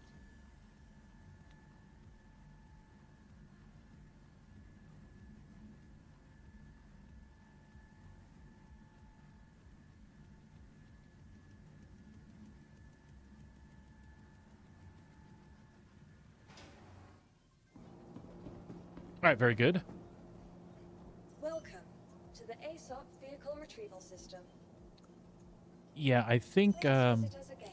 I think the Super Hornet's good to go. I think the Super Hornet's a good one to drive around in. We'll claim, since it's only 3 stops, we'll go where we need to go. We'll claim the other ships there.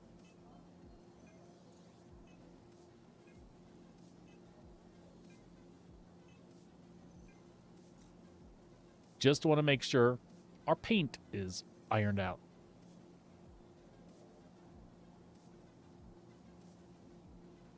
Get the iron scale over here.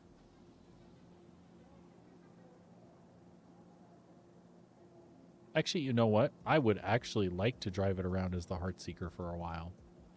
I love that iron scale, but I haven't used this enough recently.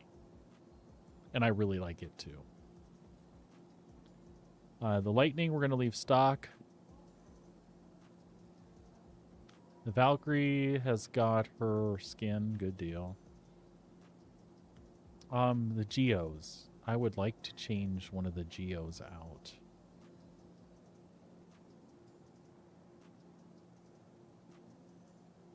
Safety, Lionheart. There's the iron side for that too, and the granite.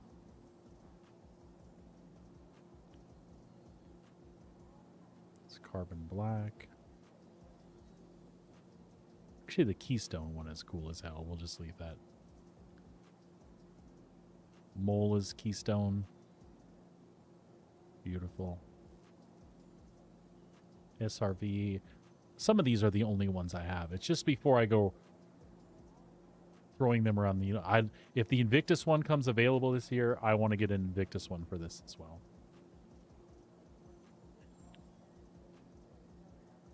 I love that blue and gold paint. I think it's really cool. This is so unfortunate. I have to deck that out too. Corsair will be the next one we work on after this. We're going to leave that best in show. Cutlass red. Coalfire on there. I like that. The Golem should also be using Keystone. Vulture is Icebreak. Although we could go with the... No, well, let's do that one. Oh, and that's another thing. These, utility. Do we have...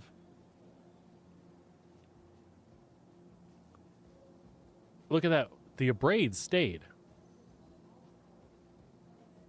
Interesting, isn't it? So we have an Abrade, and a Cinch and a Cinch. So it's, I think it's like this. Actually, I think a Cinch needs to go there, and these need to be Abrades. Okay. So, Abrade. Abrade. Cinch. I think that's the way I like it.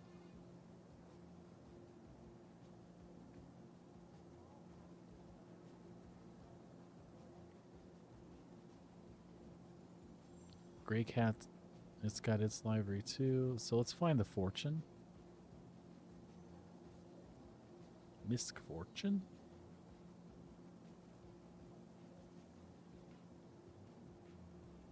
We've got that in that Copper Windfall one, which is really cool.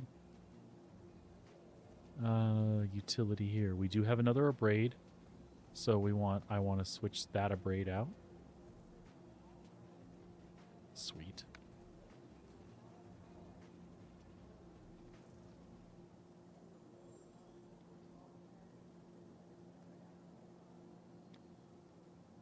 All right. Prospector's also in the Keystone.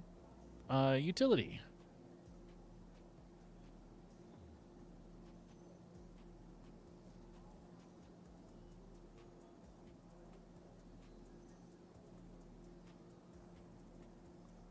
We'll put a Hofstede there.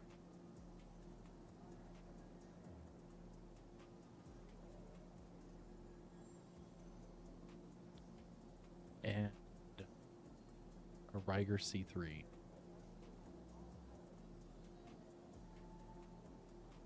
Save that.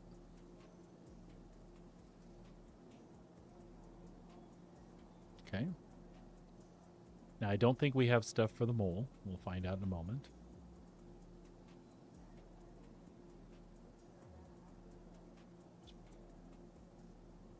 Argo mole.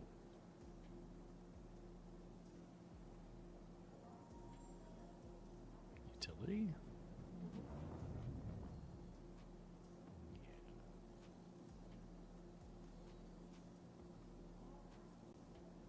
Nope.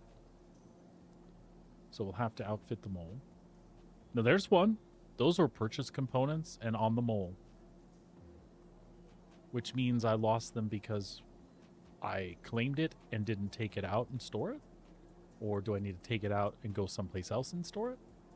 That's the part that I'm left wondering. Did I do that wrong? CIG, please tell me the order of operations there to protect my investment. It's important to me, you know? It is. It's freaking important to me.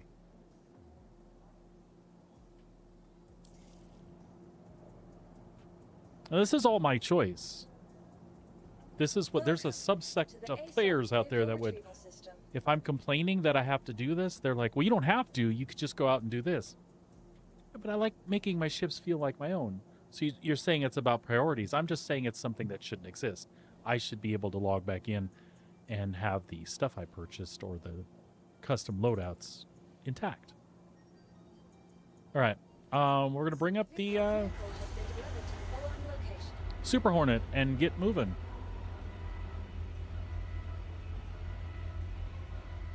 Is what we're going to do.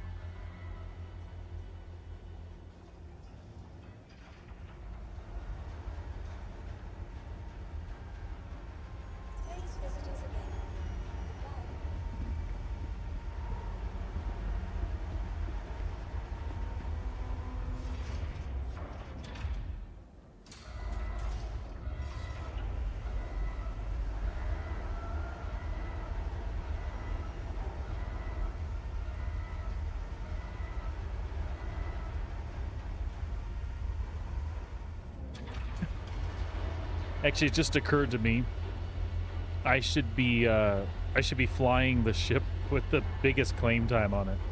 But I think what I'll do is, while I'm waiting, I'll put together the shopping list for the other ships that we're going to do.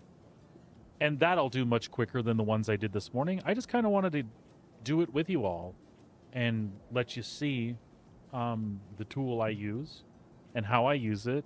You saw me plug in different things. You saw me watching the power pips and how I could distribute things and trying to think it out in my head. If I was, like, it would be the best if you could just, like, put all the cool shit in your ship and figure out the right combination to have all pips to all things all the time. But let's be honest, that's actually a part of the game that could be fun when you're out flying, to be switching and allocating power depending on what you're doing. And it doesn't have to be super crazy either. Just as simple as I'm disengaging while you're disengaging, power is to your afterburner and power is to your shields max. Your regen, you're coming back, everything goes into weapons and engines. Shields just have to be to hold the shields.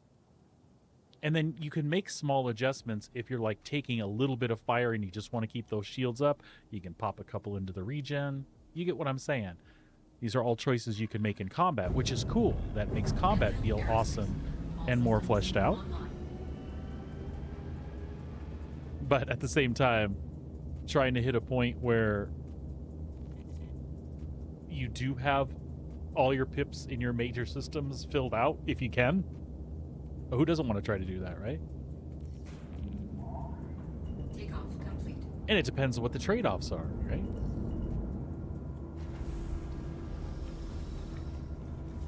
Landing. All right, so we have got to go to Hurston. I think that's our first stop. Hurston and then New Babbage, and we will round it out in Grimhex. How does that sound? Sounds good to me.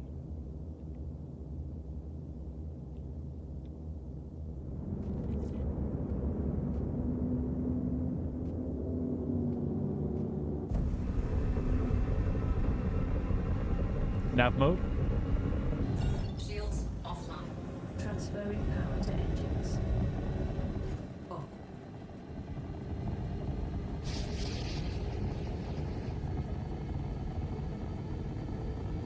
Let's make sure we're actually rocking the Heartseeker. We are. There's our pin up on the nose.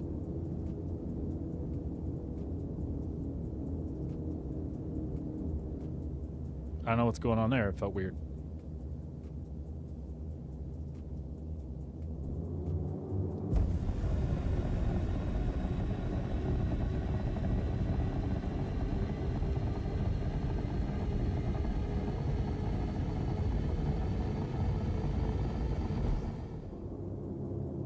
Well, you can watch my VOD. It'll be available on Twitch after the stream. Plus, I'm going to be doing some more of it again. And I'll be referencing my shopping list as I do it. As a matter of fact, for folks that are just tuning in, once we get traveling to Hurston, I'll pull up my shopping list again. What am I doing? Oh my god. Gloryville. Because we're going to the HD Showcase lore.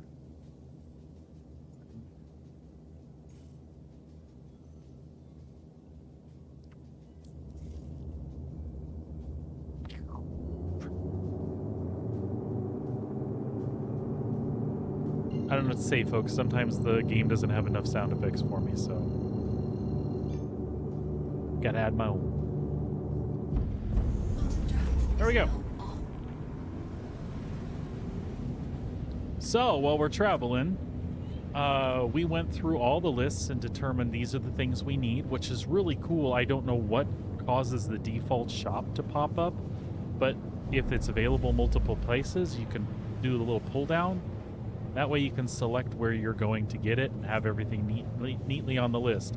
So we went from like 6 locations that it had defaulted us to find out that half of this stuff was available at Omega Pro.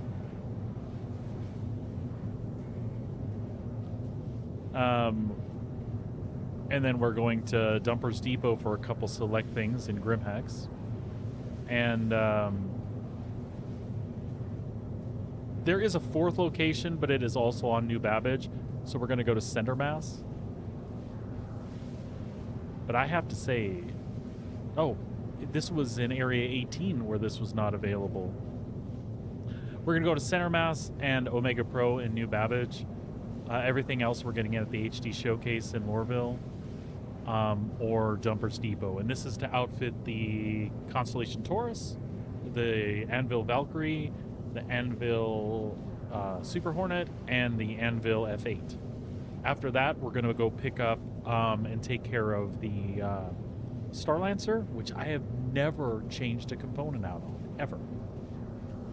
The Starlancer, Ooh, do I want to do that? The Starlancer may not even be here in a few days. It shouldn't be that expensive. I'll make that call then. But I'll update to Starlancer, the Corsair,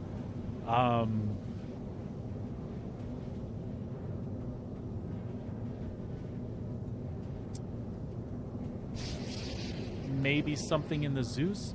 And now I'm trying to think, did I see the Zeus when I was pulling stuff up? Well, we'll wait till we get to Lorville and see.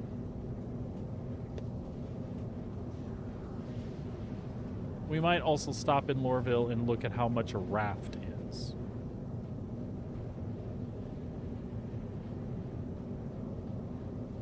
Well, it depends on what I would want to update. I might still want to look at it in the app here on Urkel, just to see. But yeah, I'm with you. Like Avril Lavigne says, I'm with you.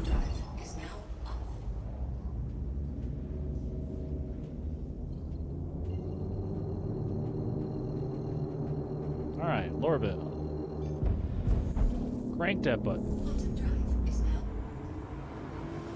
Oh, that's cool. The global illumination isn't supposed to be there, but it looks cool, so thank you.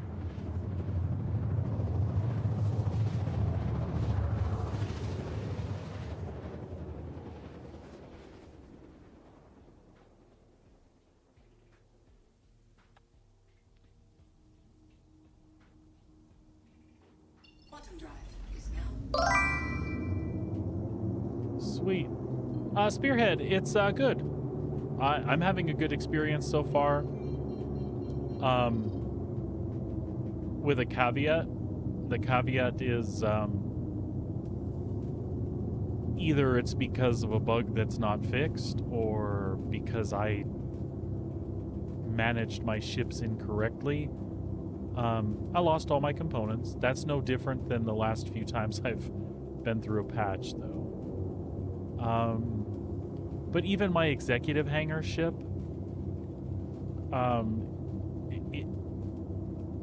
it reset to stock, like actual stock, not stock from the exec hangar. So I'm a little miffed, and I'm left thinking that I was the issue there. So I talked about it in length when the stream started. It basically comes down to there's a few things I did that may be outside the norm that would be expected to have all your components persist. This is not even thinking about the fact that if we go back way far, components have always reset. Remember back in 4.0 or 4.1, they're like, oh, no, after 4.0, they're like, oh, this will be fixed in 0.1, 0.2, and then I carried into 4.1 and its point patches. Basically, this last one said the component thing's supposed to be fixed. So I explained at the beginning of the stream, the ships I have a mixture of stuff I salvaged off of other ships wherever and used. Some of the things were, hey, a friend blew up his ship and I picked the components off of it. Some of them were purchased. Some of them were actually looted from the CZs. Some of them were even off of my exec hangar Cutlass that I self-destructed and took things off of. So all of the things I just mentioned could be a wrench in the works, right? It's been suggested that the way to have made it work perfectly was any of the components that you purchased or salvaged, you should have put on the ship, saved it. Now, if you've ever claimed the ship after that, this is the part I missed. If you've ever claimed the ship, the way to get that ship's contents stored back into persistence is to claim it, call it, take it someplace else and store it. Leave it alone until the patch happens. So I didn't do that. I reclaimed everything at my home base in Area 18.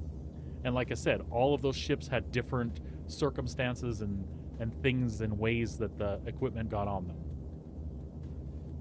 But I just don't know because CIG doesn't say directly to you, you must do this, this, this, and this. We get all this information from the community and it's all webbed and confused. So at the end of the day, I'm left going, did I cause this? Or is it a bug? And that's a terrible feeling. Because if I caused it, it's on me. Now I know what to do. If somebody would tell me in yellow and blue, and I say yellow and blue because posted on Spectrum where I can see, please. And then if it doesn't work, it's a bug, and I can report and give information. I'm very passionate about it because I love the game so much, and this time it's not just money, it's effort that I spent collecting those things. And yeah, there you go. That's an example right there, right? I've had that experience before too, and as long as I've purchased it, had it delivered, used it, and put it away, I've never had an issue. There was one time before a patch I bought something, had it delivered, but I didn't take it out, and it did lose it. I lost a Taurus once that way, but never since. That being said, there's been other people that are like, oh, I did what you said. I bought it, I took it out, I even went and did this, and then I stored it, and the patch came and I lost it. Who knows, right?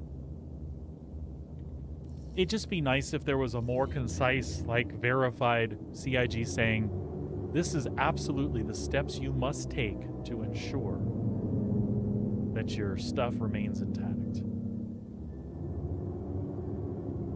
And then it's on us if we didn't do that.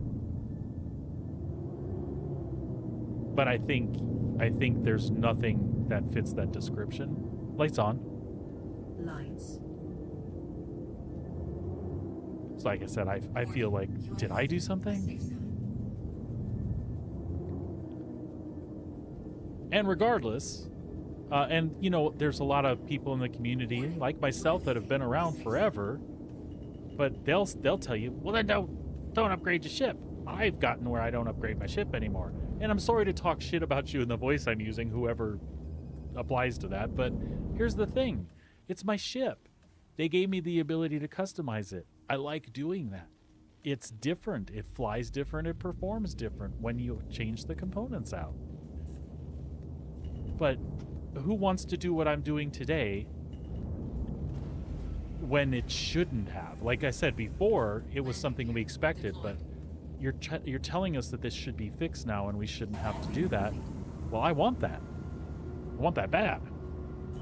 All systems offline. Anywho, like Spearhead said, sometimes weird things happen, and I am completely on board with that. I just need to know that it wasn't me that did it.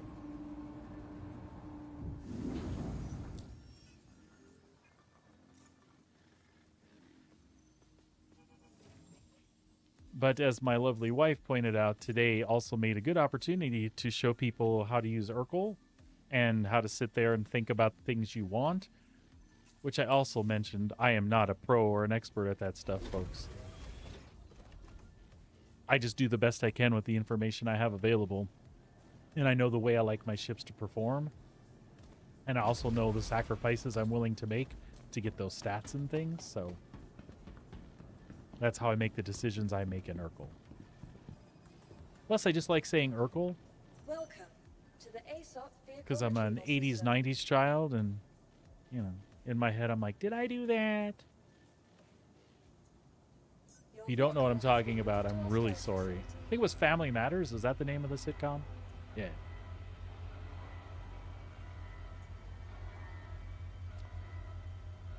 But, buddy, other than that, the patch is great. I've been stable and performant. Once I get these ships ironed out, I'm going to go do some missions, maybe hunt the Polaris. Maybe just chill out and go find a backwater dive someplace and hunt Copians or something. I'd like to try the repair missions and stuff.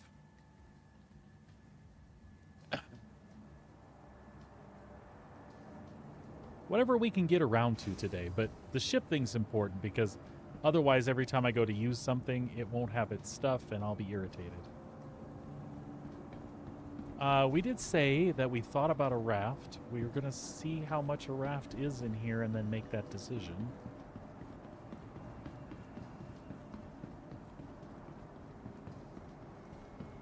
don't need it. It's just one of those things I'd like to have and kind of experiment with. Even though the cargo grid is supposedly a little bit busted at the moment after they changed it. Let's look at everything they have in here real fast. Constellation Phoenix.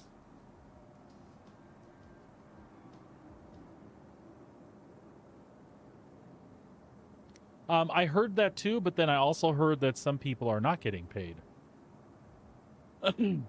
It's 2 million, so I don't know. We'll see. I also will try that out today and see if I can get in on a group doing it. I'm not purposely going to dodge it, but I'm going to see what happens when you're not participating. I'll do the best I can to see what happens with that, I guess is what I'm saying. Speaking of Saber, that's another one.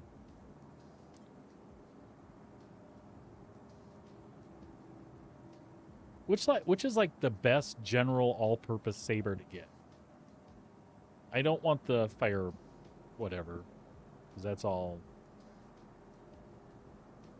missiles. Is it just the straight up Saber, or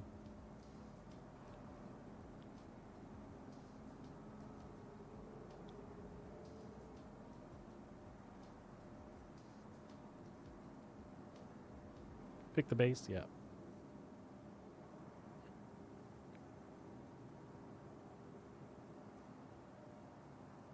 Well, I also like the base. The base set, the windows tinted. Or tinted a color I like, I should say. Actually, let's...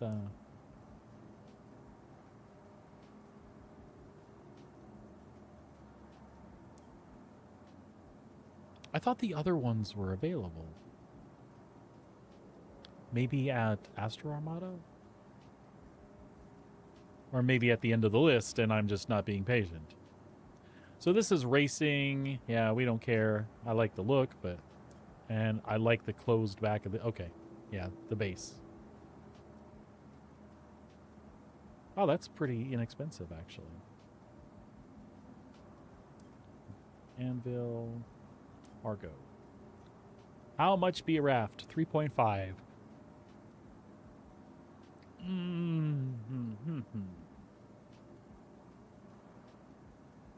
Well, let's put a pin in that because we don't need it right this second.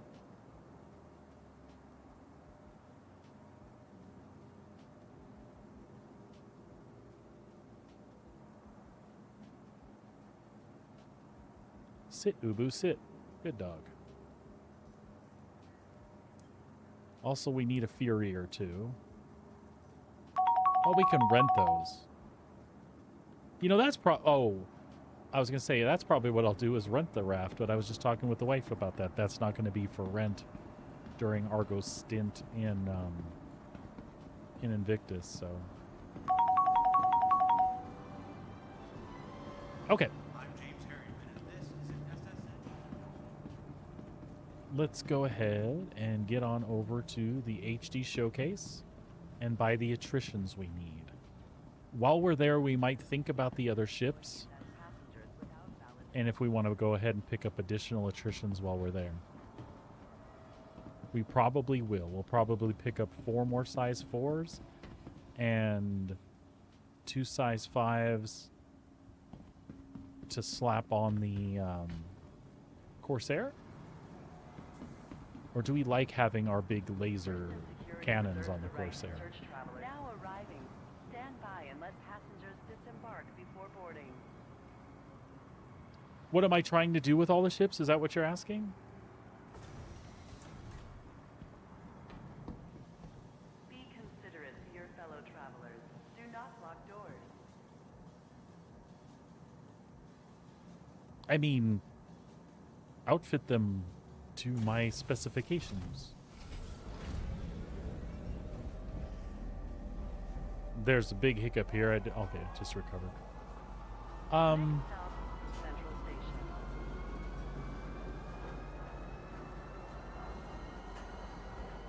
Oh, I want to have a raft to play around with, and a saber to play around with.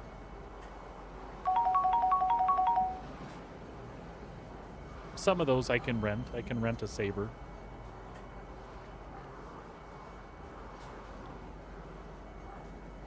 just platforms I don't spend enough time in, and the raft has changed a lot. The Saber's just a stealthy fighter that I haven't spent much time in, and thought I would tool around in one as much as I can and actually try it out in combat and things. Now arriving at Central Station. Please watch your step when disembarking the train.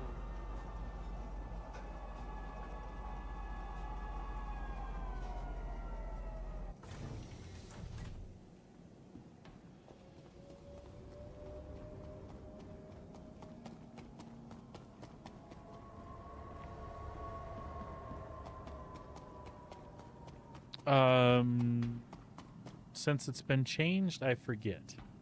Let me look.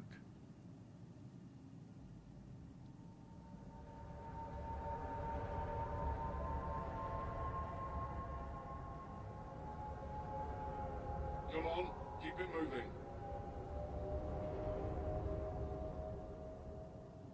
I believe it's like 180 now.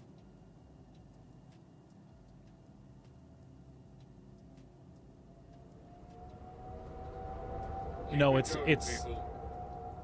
there's a list on I had to stop by a guard. The guard's gonna sit there and annoy the shit out of me. There is a list right here. So if you want to see what's going to be up now, obviously new ships are not included in here. So with the exception of the new ships, this should be everything that's for rent. So that's all the Aegis stuff. See, I can rent a Comet to play around with. I can rent all 3 of them if I want to. Come on, keep it moving. I said Comet, I meant Saber. Unfortunately, the Reclaimer isn't in here. Not that I would just rent one. I know what they're like. It just means that they won't have it for sale, probably. RSI. Argo. You'll be able to rent the MPUVs, the cargo, the personnel, and the tractor, and the SRV.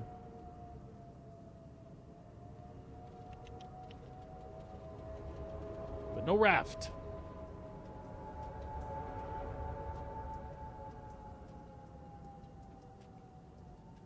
Come on, keep it moving. All right. I'm sorry. I have to move now because this guy is yelling at me.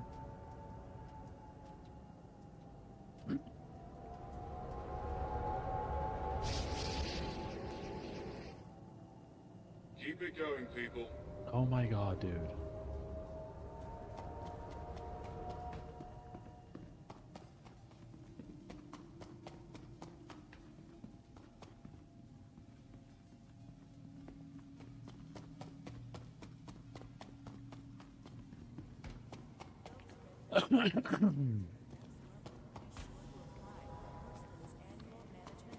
So this is actually one of the places where a big chunk of our money will get spent.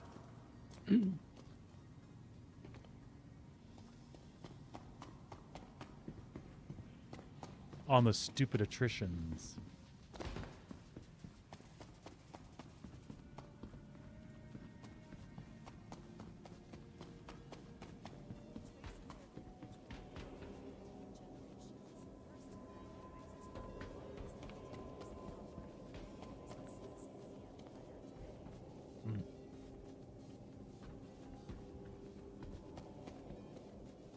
All right.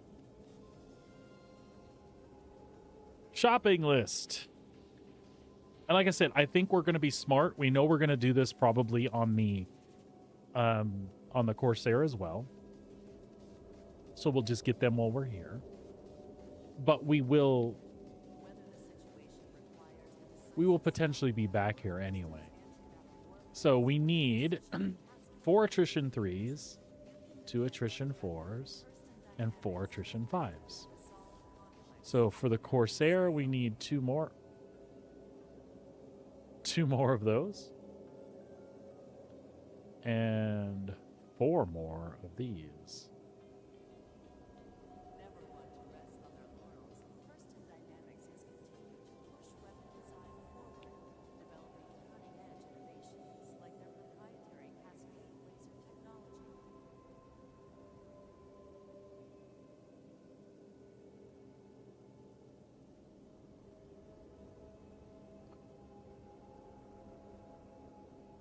And I believe we decided to leave the CFs on the Valkyrie.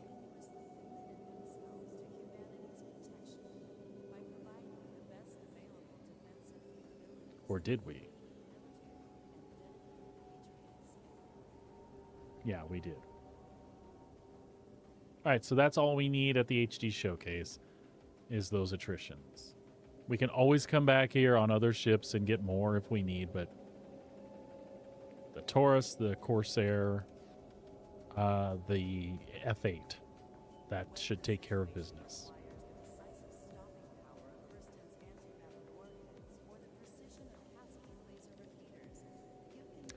All right, so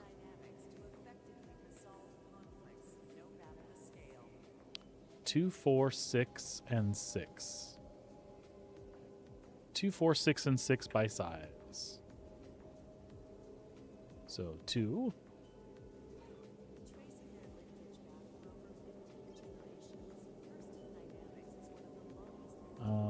4.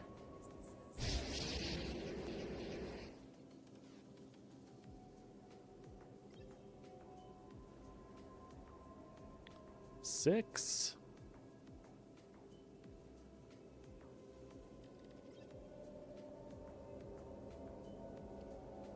And 6.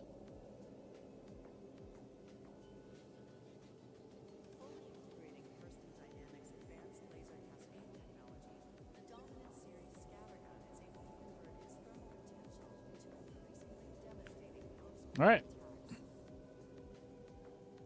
That takes care of that. And then the Super Hornet is getting none of that.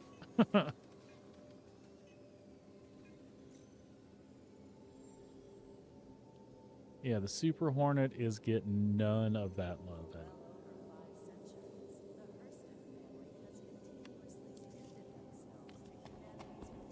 What we forgot to do is claim the ships, but, you know, it's whatever.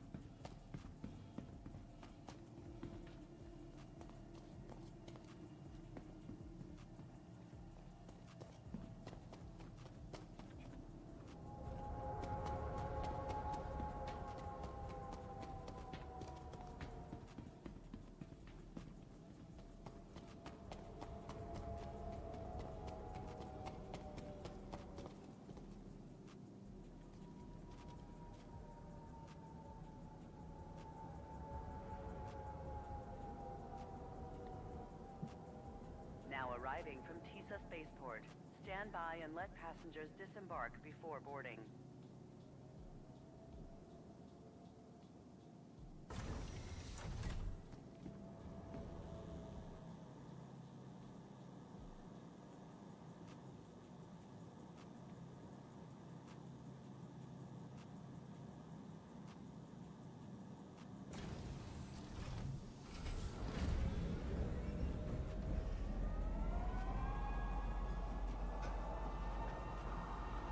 Next stop, Tisa Spaceport.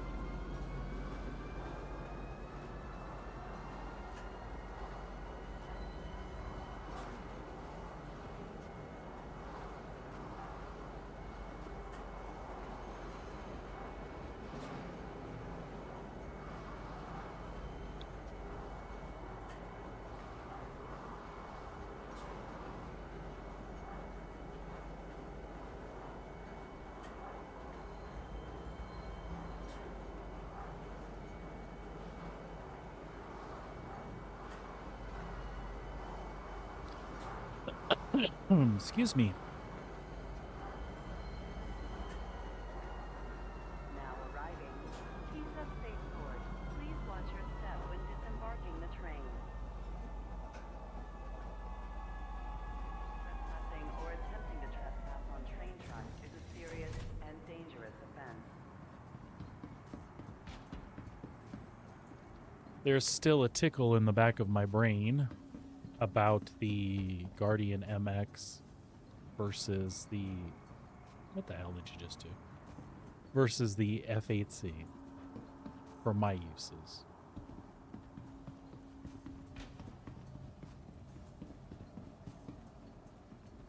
When I PvE with stuff like that, I tend to like to use, you know, bigger guns. Because I'm going up against things like constellations and such. But the F8 does do its job, so I might just chill. Welcome to the That poor ASOP thing has been vehicle melted and retrieval rebought system. like every quarter for the last year.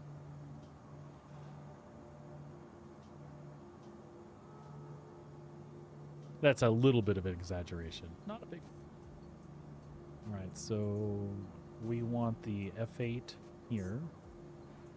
Your insurance claim has been sent. We'll even waste some money and expedite Thank these. And we want the Valkyrie here. Your insurance claim has been sent. Your vehicle has been moved to our storage facility. Your insurance claim, thank you. And we want the Taurus.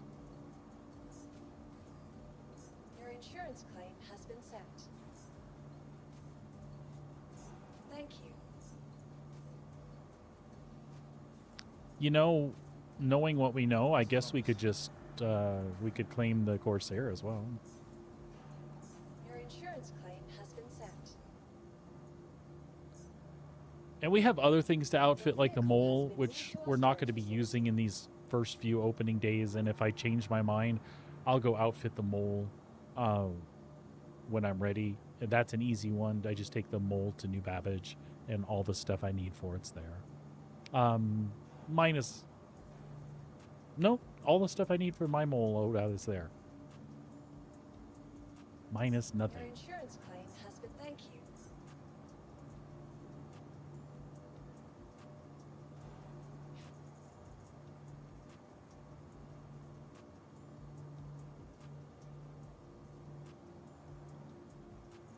So, folks, we're just going to chill here for 3 or 4 minutes while these ships... Okay, 4 or 5 minutes. 4 to 10 minutes. Anyway, we're going to chill, and when these two get here, we'll outfit them with what their changes are. Although I might have called the Valkyrie on accident.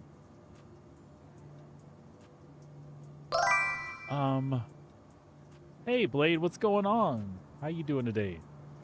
Good to see ya.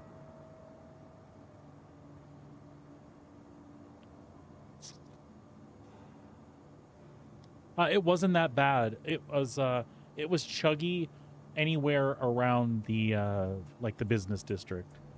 It was a little bit chuggy, not like terrible.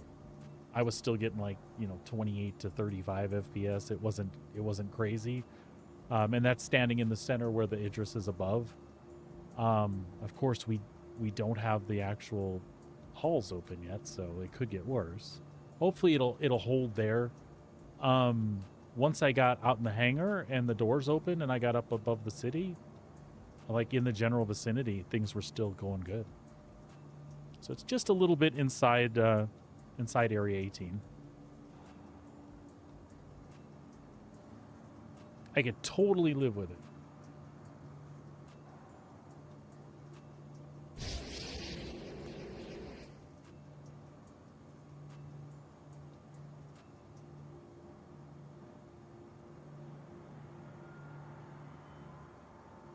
Yeah, I'm making my rounds to get some things to re-outfit ships.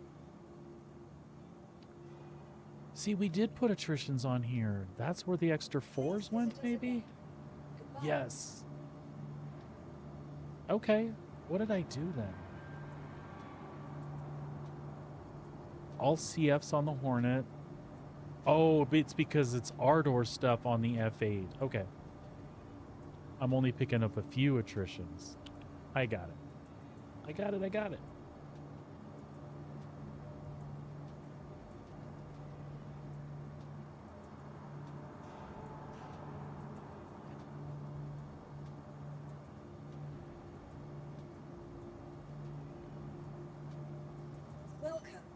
the ASOP vehicle retrieval system.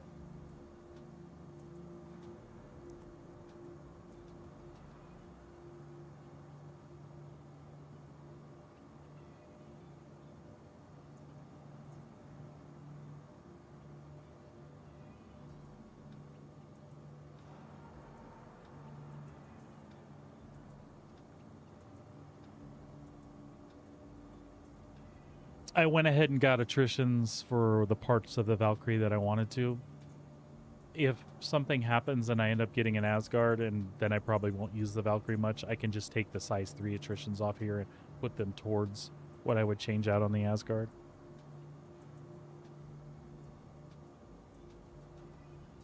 Yeah, tomorrow's going to be the teller. I don't expect it to be any worse than any IAE or anything.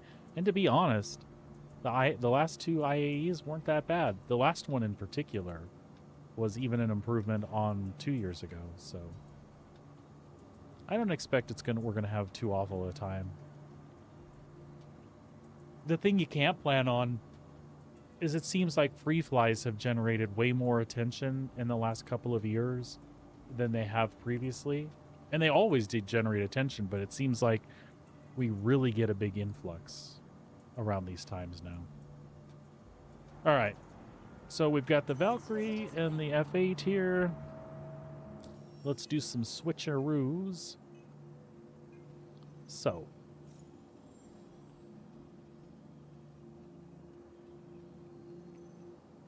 The Valkyrie. So the nose is going to change to attrition 3s. 1 and 2.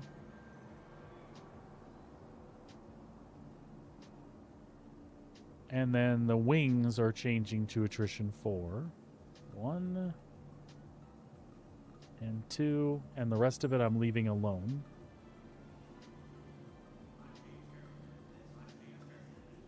For now.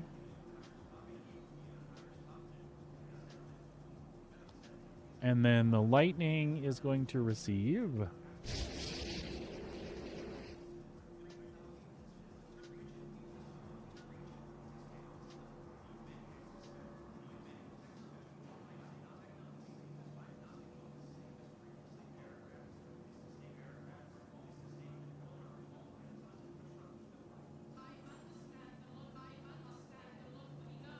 I'm thinking about it, folks. Those size 2s stay the same. It's the other 2 size 2s on this I need to change. Okay. Which are going to be those, right?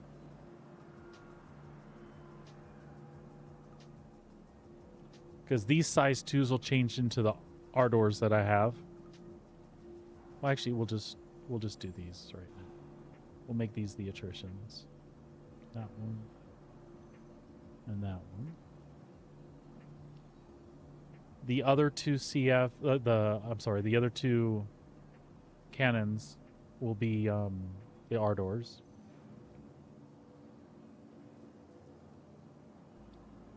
And then these Panther repeaters will get changed out for the size 3 attritions I have.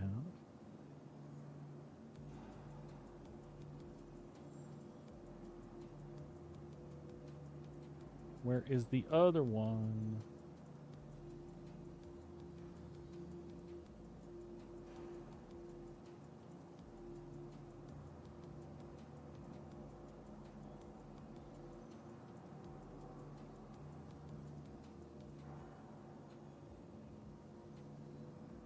It's that one. And then the other 4 weapons get changed out with the Ardors, which I should have done while I was back there, but I'll be all right. Okay, so that takes care of that. What else has arrived? Anything? Or we have to probably get out of here first.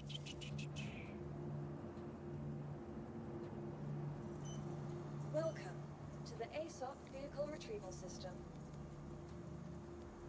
Please visit us again. Yeah, we just had to get out of the menu for the Corsair and the Taurus to show up. All right, the Taurus.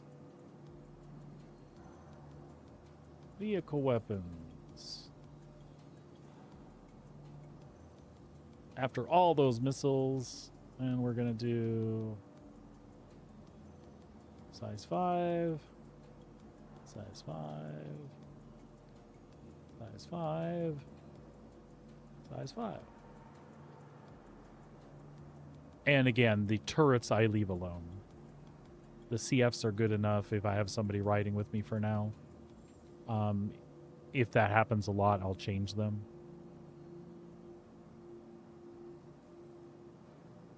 All right, so we're good with that. And the Corsair.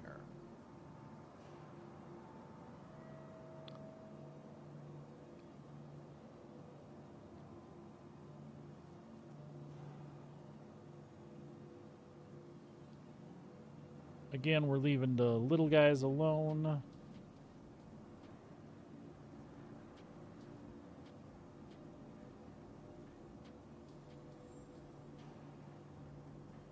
It's the big guys we're changing. We're changing the cannons out for attritions. So M6As are the attrition 4s.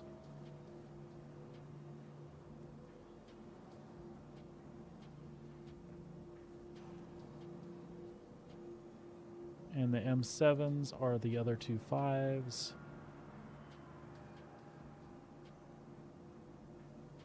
Excellent.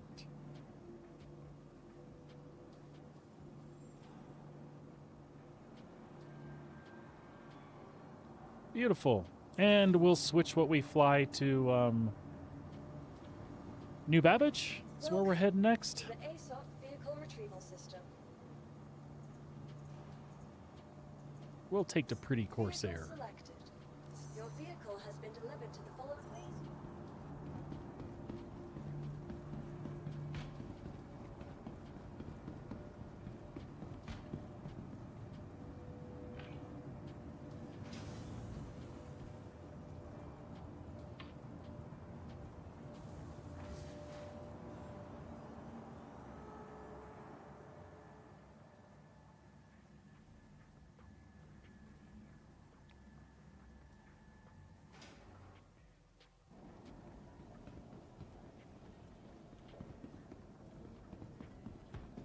Very good.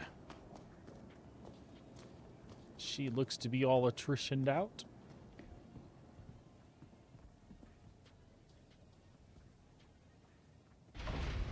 Now, we didn't take a look at other components on the Corsair. We'll do that in New Babbage.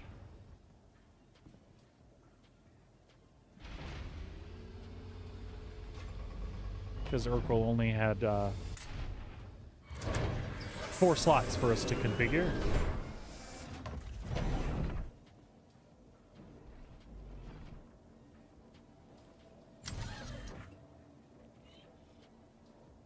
Power up the ship.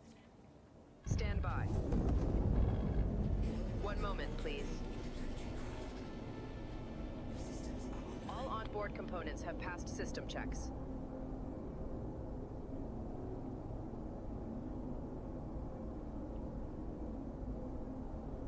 Request launch permission. Executing now.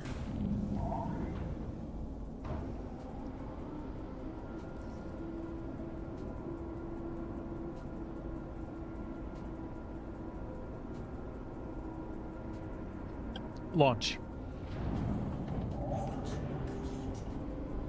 Oh, hey, hey, hey. Son of a bitch. The ship is yours. Top hanger.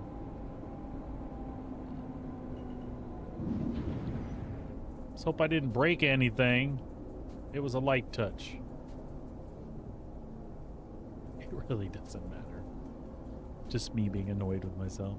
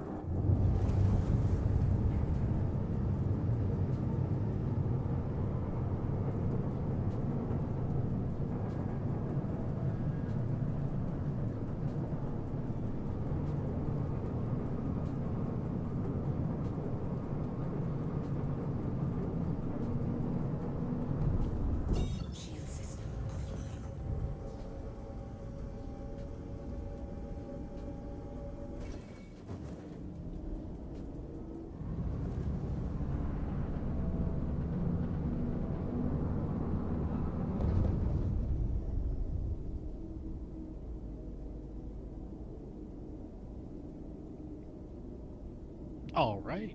Open Moby Glass.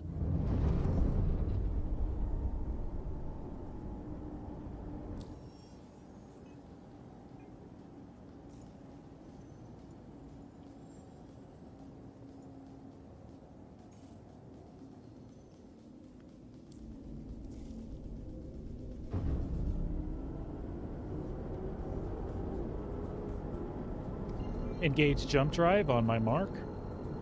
Ready on command. Engage.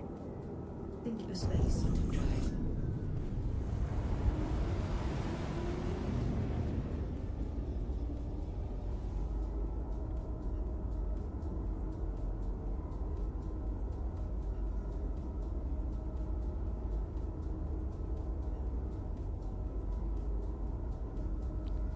Looking good.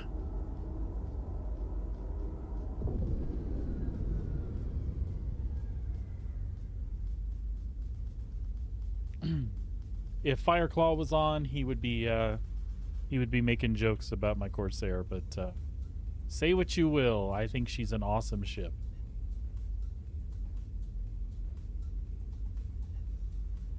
I do not even find her ugly. I find her very cool and unique. I wish we had more ships like this in the verse. Also, I think the best in show paint is flippin' cool. Purple is my favorite color, but it's hard to do purple right on a spaceship, and you know what I'm saying. But I think this particular one is cool. That was 2 years ago at IE.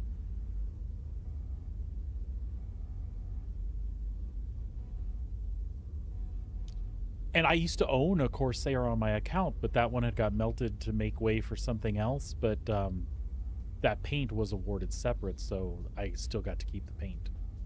So I ended up buying one in game, and I still like to use it. After the guns got nerfed, I wasn't sad anymore that I melted it. But now that it's been reconfigured again, I miss having it. It's what happens is I'll do things in a cycle. Like, I know that I'm not perfect. If I go out and do BHRTs or ERTs for an hour, I'm going to die a couple of times probably. So when I do that, rather than have to wait because I'm kind of in that zone, it's nice to have the Taurus and the Corsair and similar ships all lined up. I'm like, I'll just grab this one and I'll put that one on claim and I'll just go back out and keep doing what I was doing. So they feel interchangeable to me. They're gunned very similarly. And they both handle like crap.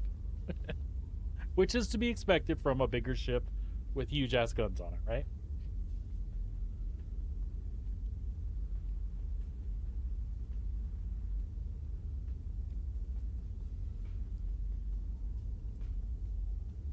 So we're heading to New Babbage now to stop by Omega Pro and Center Mass to get some shields and things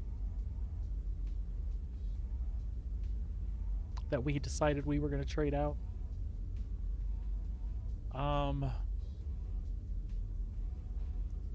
I think, if I remember correctly, we kept everything else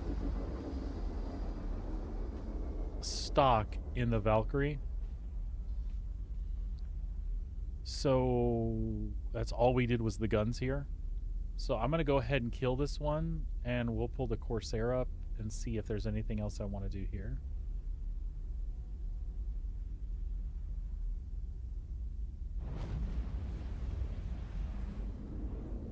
Let's pop back in game, though. I hear us arriving at our destination. We can do this when we get on the ground.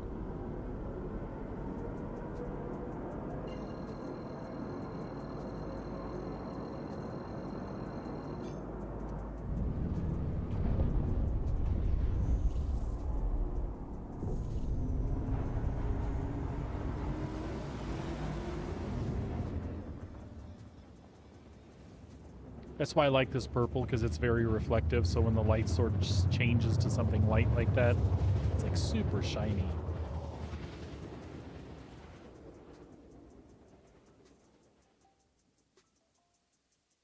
I have no problems with the default color though, but I also have the Dawnbreak or whatever it is camo, which I think looks really cool on it.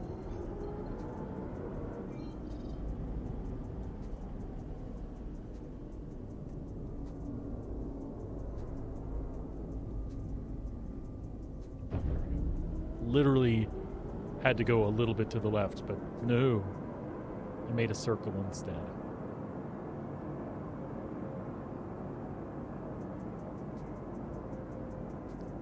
SCM mode. Acknowledged. Shields online.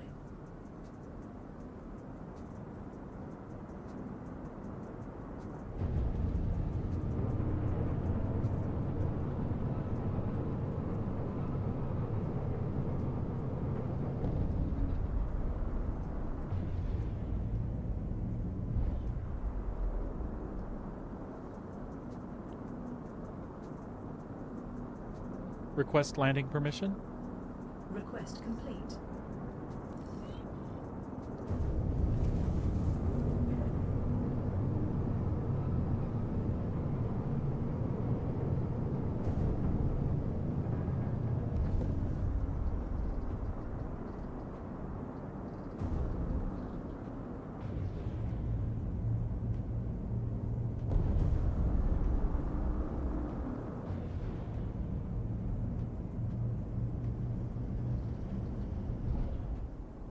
Landing gear down. Landing modules deployed.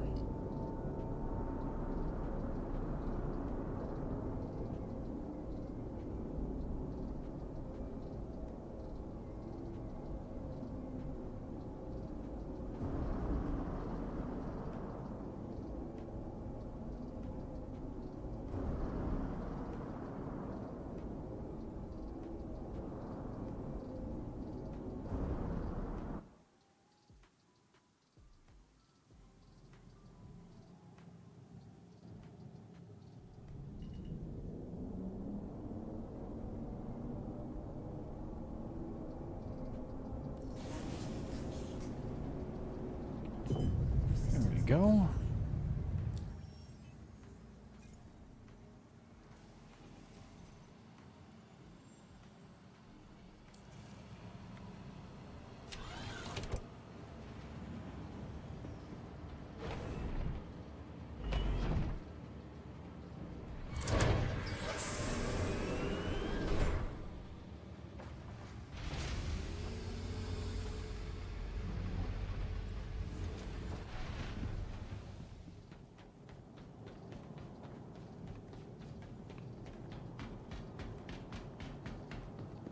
Cool beans.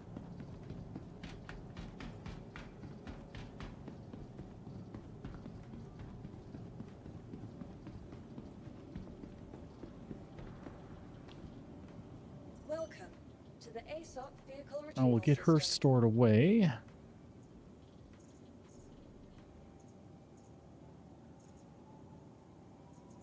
Your vehicle has been moved to our storage facility.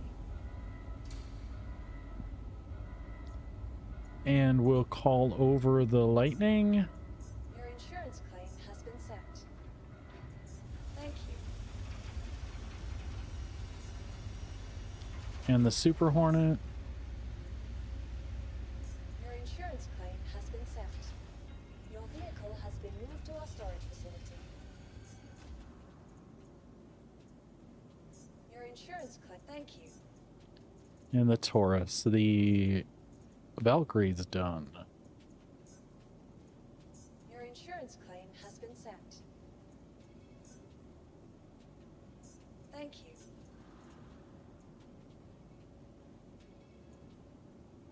Please visit us again. All right. And then we'll take a look and see if we want to do anything to our Corsair. Which we do. We have, and we did, and the guns are done. We should put them in here. Attrition 4.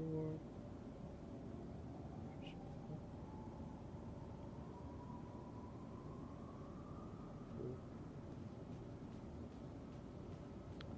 4. 5.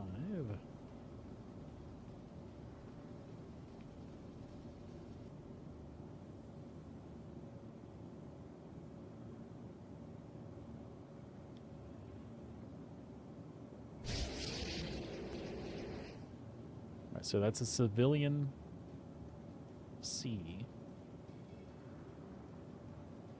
1 and 4. What if we change that to a civilian A?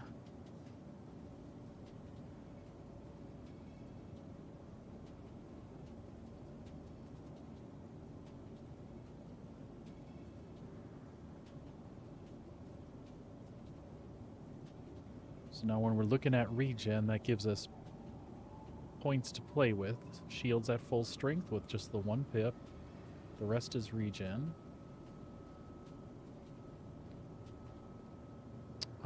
We can probably up the power generation a bit. If we do that and that.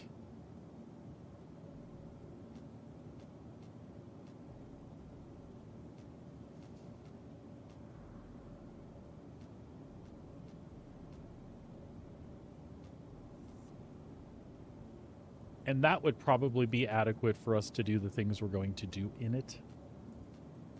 But we might look at knocking the coolers down. They're a little on edge here, but let's see what else we got available. So Frost Star is the default, which is civilian C. All right, dear.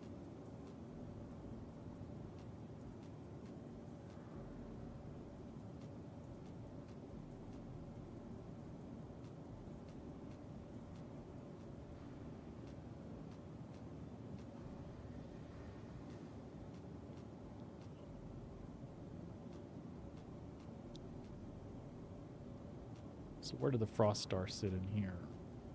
Cooling generation.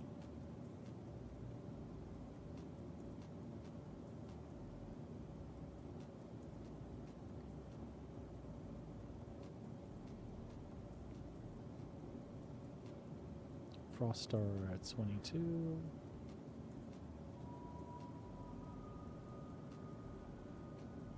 $590 health. With a 2 and a 3.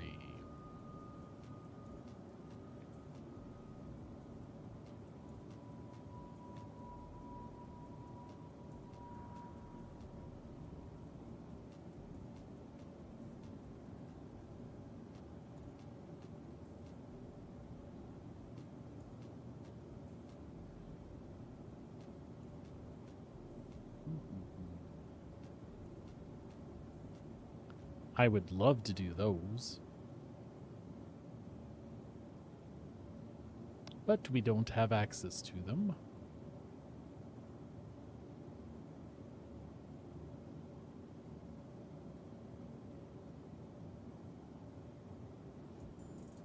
And we don't need that much cooling generation.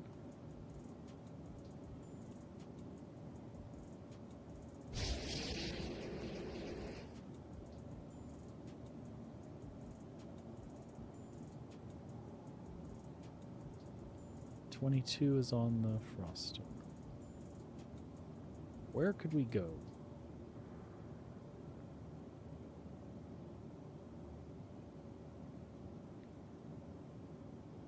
We could also just leave them alone. We could leave them alone and do this and this.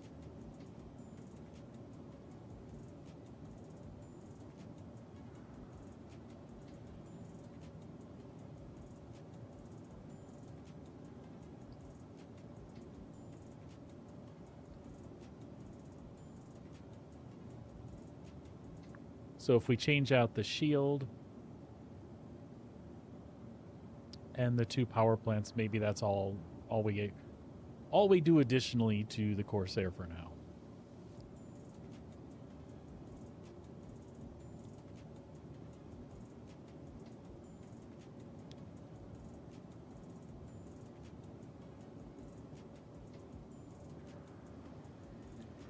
And stuff like quantum drives and stuff, not too worried about that right now. That stuff we can individual basis later on. If I end up using it a lot, we'll switch it out.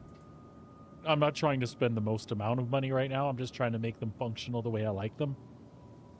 Things like this, if it becomes a go-to ship for this cycle that I use a lot, and I want to get places quicker because it's annoying or whatever, then I switch that stuff out.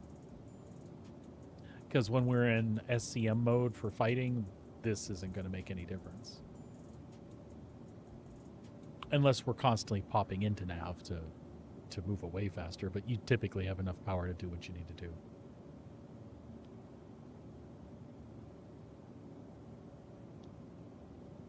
So let's do that.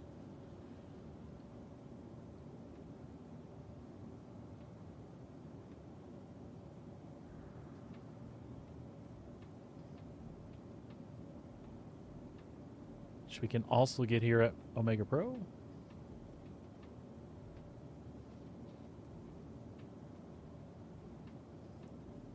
And Omega Pro.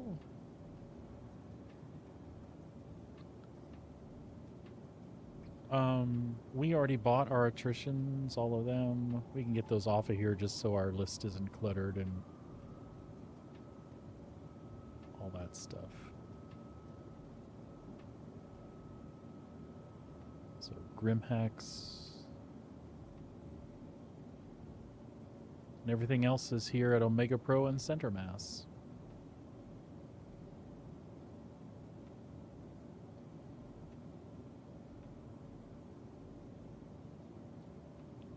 The Concords, are they going in who?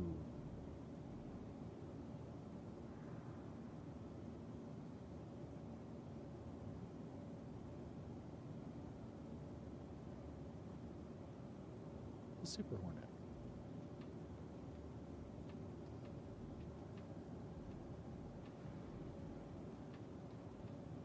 Okay.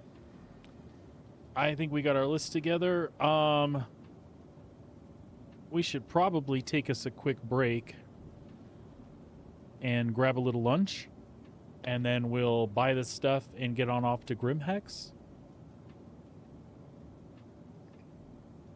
I can at least get on the tram and head to the right place here.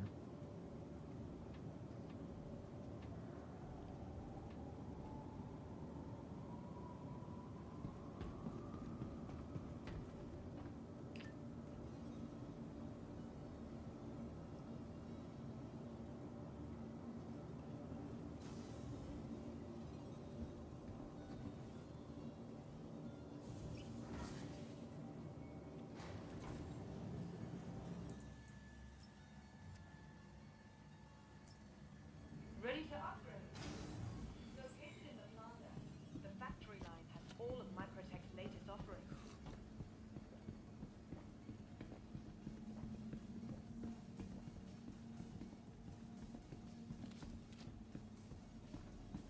Microtech, the Empire's leader in cutting-edge technology, where creative innovation is innovative. You are well. You say so.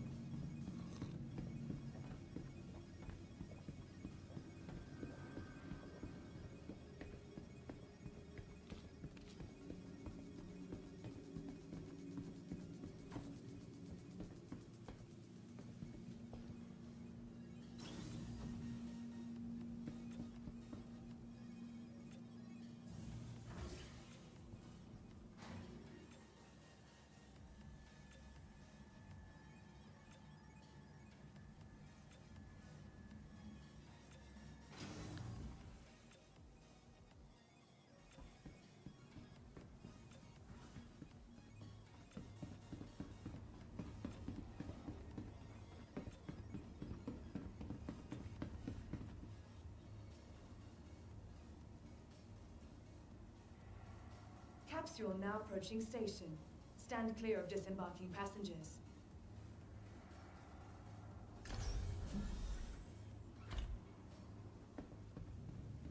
The capsule will leave the station momentarily. Careful, doors are now closing.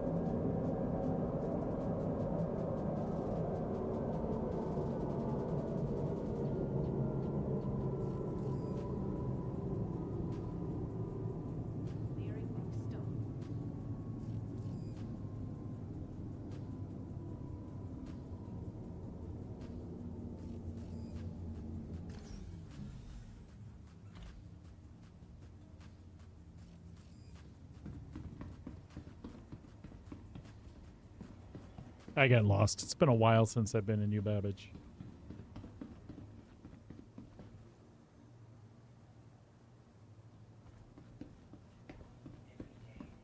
Set aside time to stretch your physical being and your mind.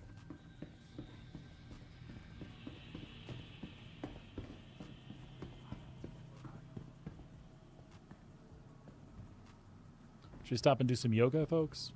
No, no.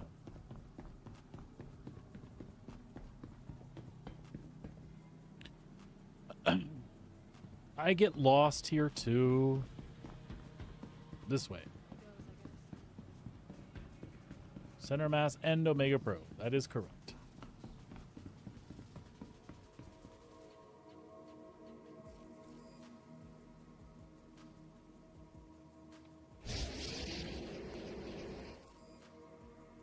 Whenever I keep tabbing out, it keeps going back to this window now. Omega Pro.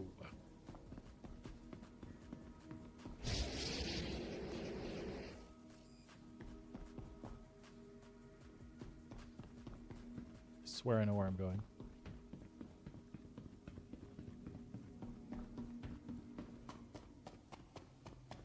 We're going right here.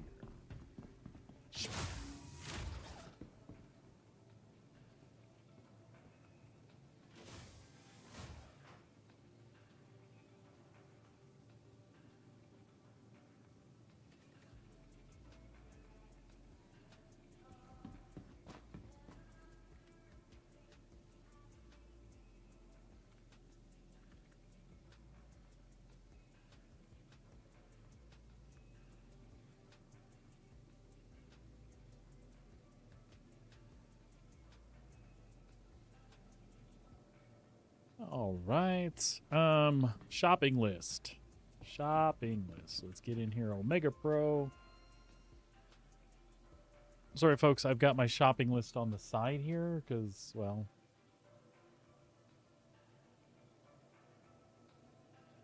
All right. Omega Pro. We need 3 7SAs.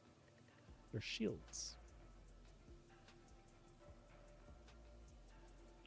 Shield generators. We need 3 of these.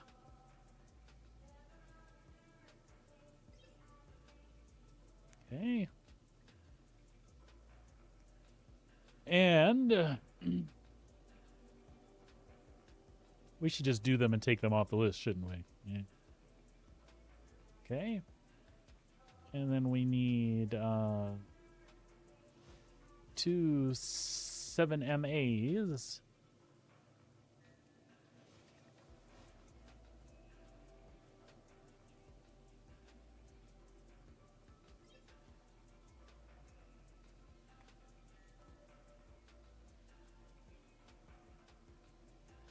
We need 2 eco flows.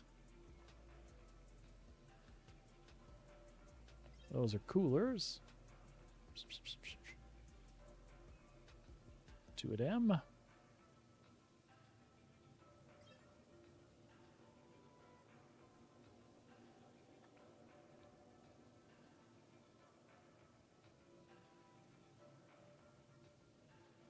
We need a parapet shield and a 7CA.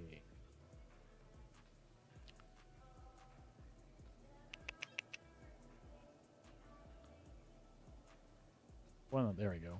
One of those, right? One of those and one Nargun. Okay.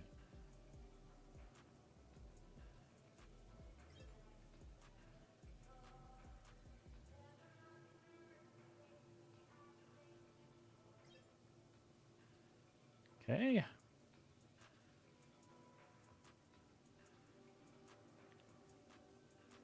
Now we need 5 of them there power supplies.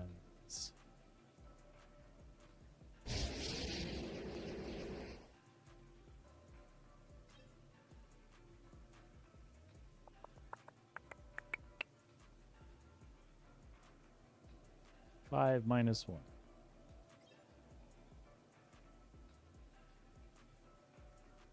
Okay. Now we go over to center mass and pick up a couple of rhino repeaters. And everything else is in Grimhex.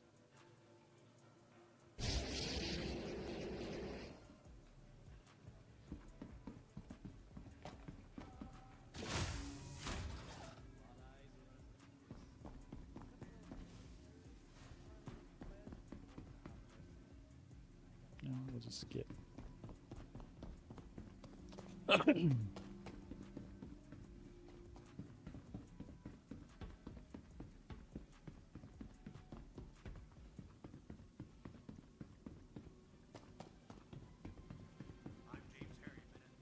Center mass.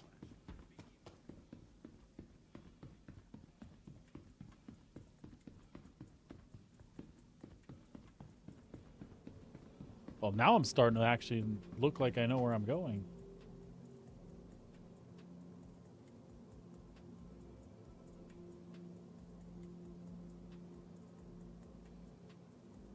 Sure you could, absolutely. Center mass.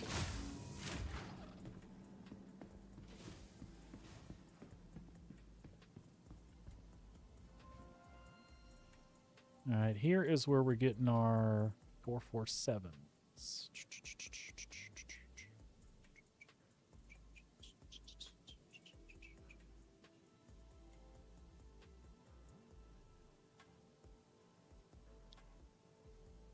We could probably narrow this to vehicle.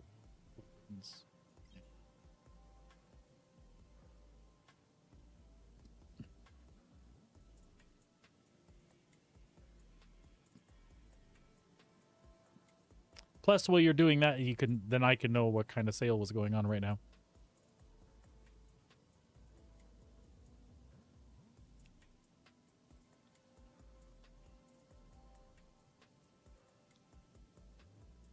Oh, and dear, are the polo shirts like the one I have, or are they a different type?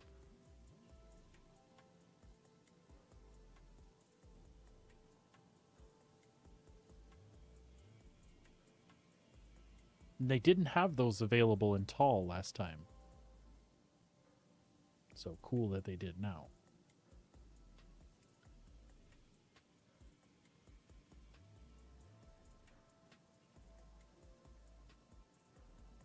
Ah, there they are. I was like, I don't effing see these. And we needed 2? 2. Those are for the Super Hornet. It's a sticking point of mine why the Super Hornet has 2 size 4s.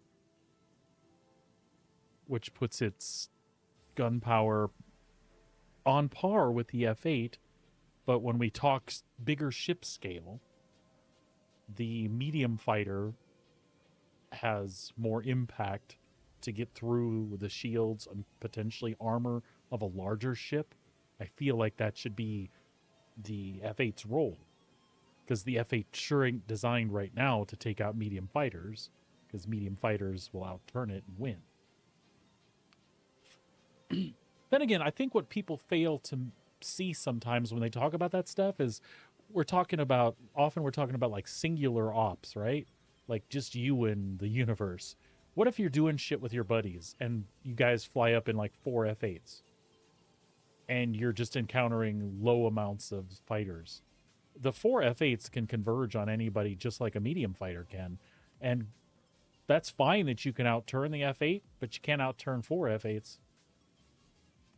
I mean, you can individually, but while you're focused on escaping 1 or maybe 2, the other 2 have got you, right?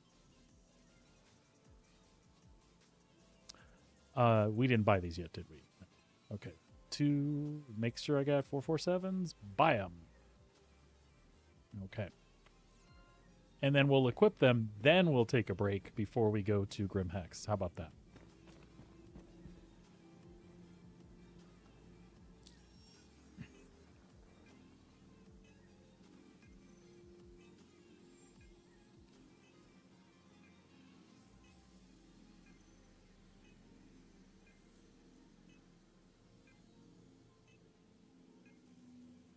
Very nice. 25%. That's awesome, Sabrina. She ordered me some, so I am very thankful for that. Did you hear my question about the type of polo shirt? Is it the one that's like it's a soft collar, but it looks like a straight collar, but it's soft? Or is it like a traditional polo shirt with the like floppy knit collar type thing?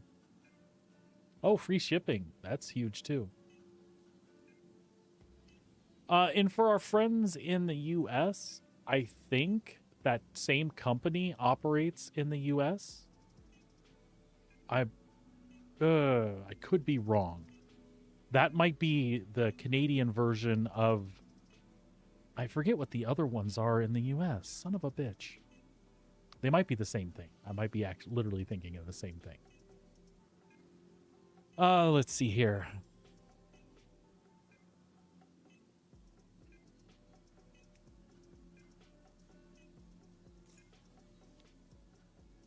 So let's go to the Super Hornet. This is the only gun switch to do on the Super Hornet. We just want to get rid of, because it's got Panther repeaters there.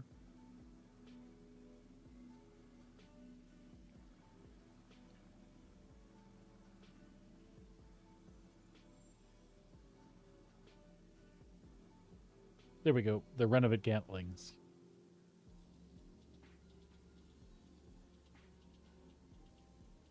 Are getting replaced with the big repeaters. Where's the other Gantling? Right wing, left wing. There we go.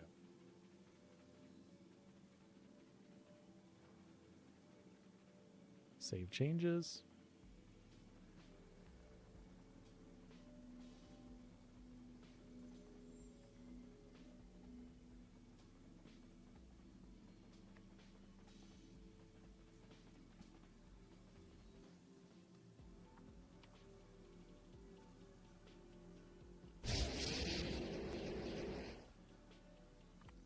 All right, popping back in here, let's look at the Super Hornet and see what we did.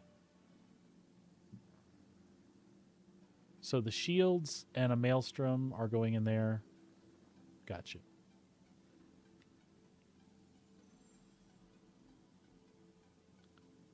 Maelstrom is what came stock, so it stays. The shield generators are changing to these.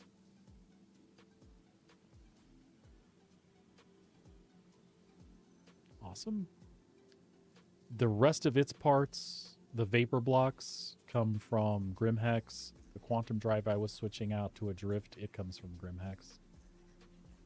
So we'll go to the lightning.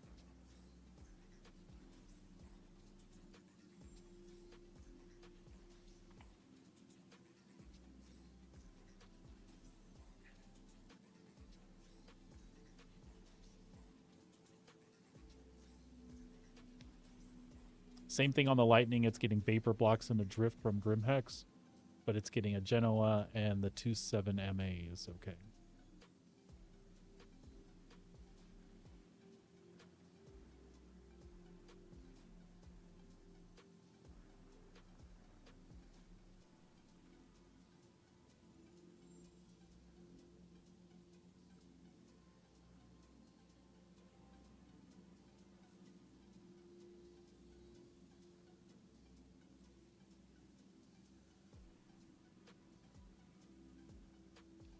What I'm confused about is I have 5 Genoas here. Where the hell are they going? The Corsair got 2, maybe?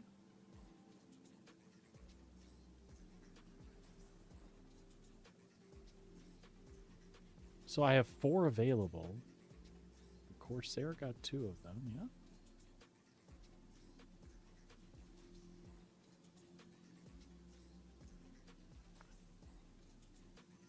Thanks for looking. I appreciate it. I would guess that they probably have similar sales coming up around Memorial Day.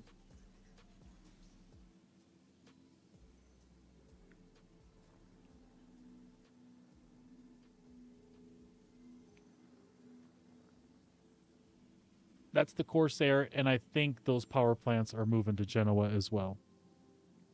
Genoa? Genoa. 2 of them in the Corsair.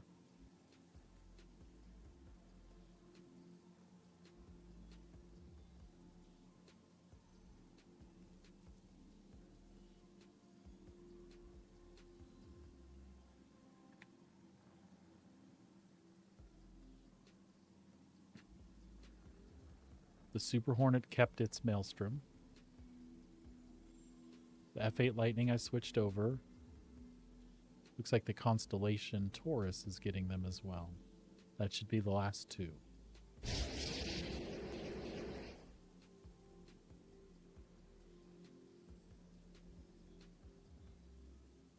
Right, and we don't celebrate Memorial Day here at the 28th-ish area of May. We do Victoria Day instead, correct? Or do we have a Memorial Day? Folks, I've been here almost 3 years, and I'm still getting used to some of the differences in holidays.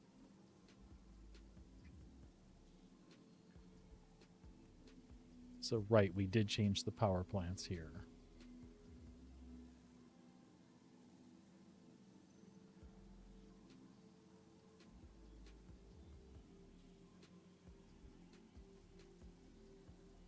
And I think the cool cores stayed the same. No eco flows. This one gets the eco flows. See, I'm glad we're checking. We would have left and not switched stuff out.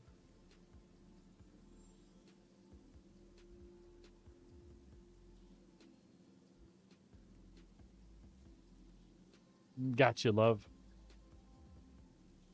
So similar places in the month. And is Victoria Day typically a Monday off or a Friday off sort of thing? Memorial Day in the U.S. is typically whatever Monday is associated with that weekend.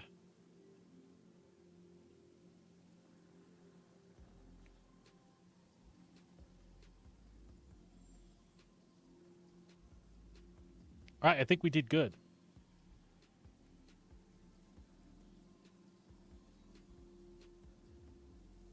All right, folks, the last stop on this leg is Grimhex. So we'll head on back to the spaceport. And I know I keep saying this. We'll head on back to the spaceport, and then we'll take a break. I keep going further every time I say, let's take a break.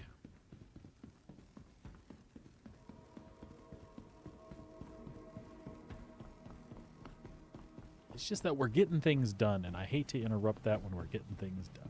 Be mindful of the potential you harbor for evil. Find your true center. This is another moment of clarity with Albert Vakanda. The way we're doing things, too, makes it really easy to know where we left parts. Lorville, New Babbage. Lorville, New Babbage, and Grimhex. So if we ever want to consolidate these back to our home base, we absolutely can do that. And we might do it just for fun. But after I'm done with this group, then I'm going to do some missions, for God's sake.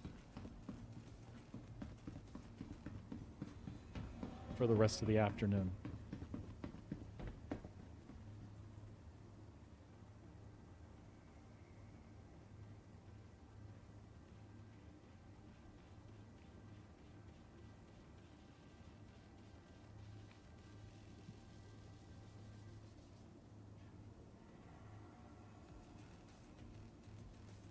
Woohoo! Rock on, long weekends. We love those.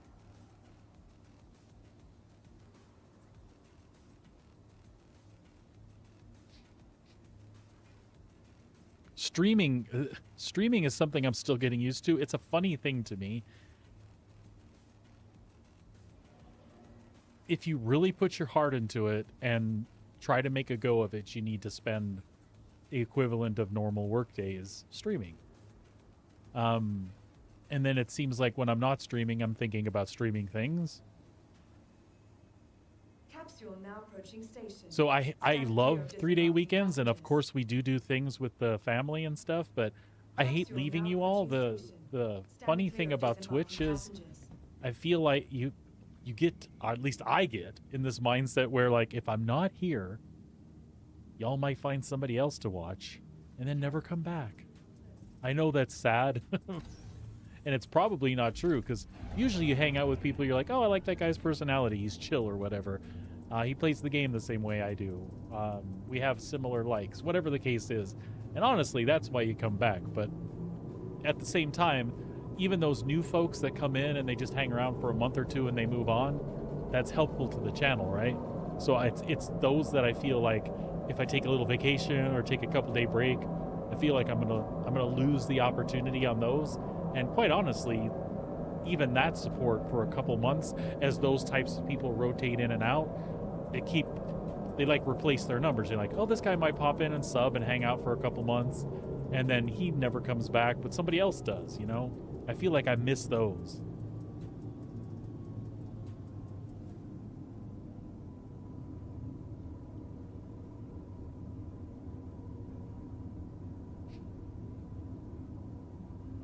Nearing next stop. Yeah, I have reservations about going camping just the one. They keep each other busy.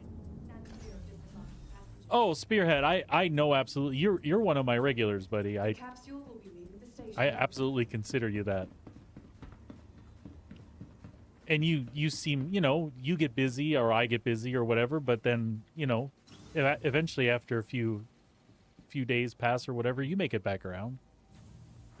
That's what I mean, like my core peeps hang out, and I expect that won't change unless I suddenly become different or some sort of jerk or press the wrong button on the elevator and you think I'm too stupid to watch. It's a joke. But not really, I just did that, right?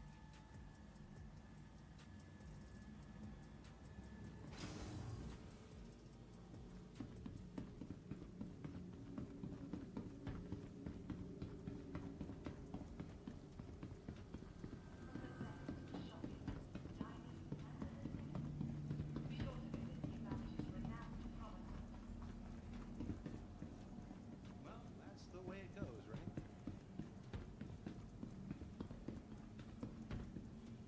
Welcome back, and I appreciate it, man. Your belongings belong to you.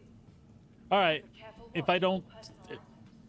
I always want to pick up other people's crap, and it's just white space helmets.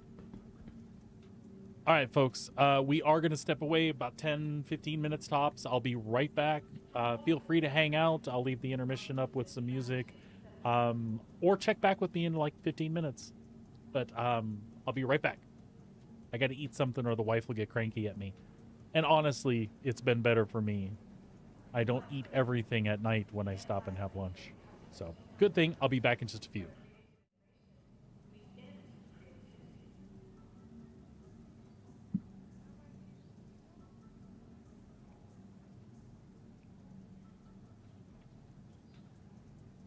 For the latest updates on ship availability and gate sizes, please use one of the conveniently located terminals.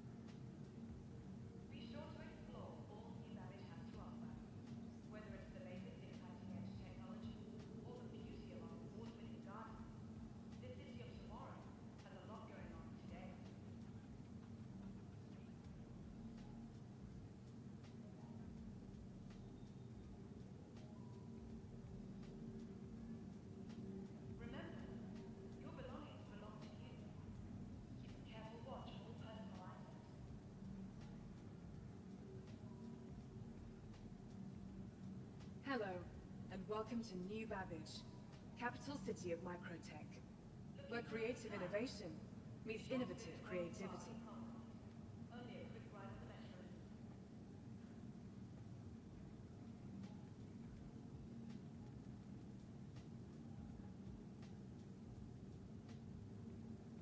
Remember, your belongings belong to you. Keep a careful watch on all personal items.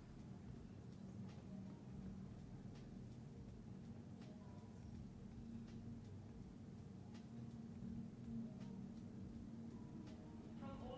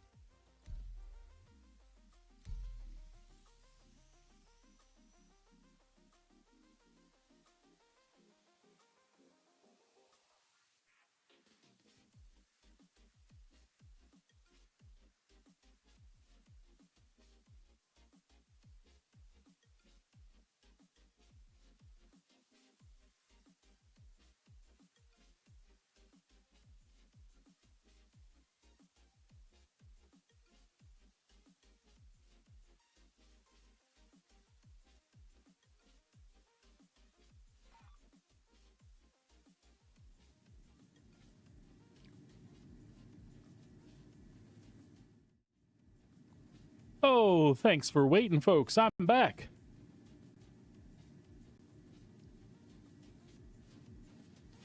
Just switch up some music here a little bit.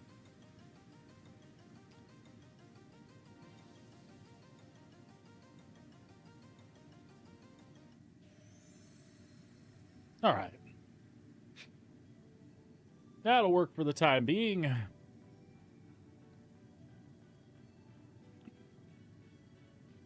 We got set back from the spaceport. That's okay.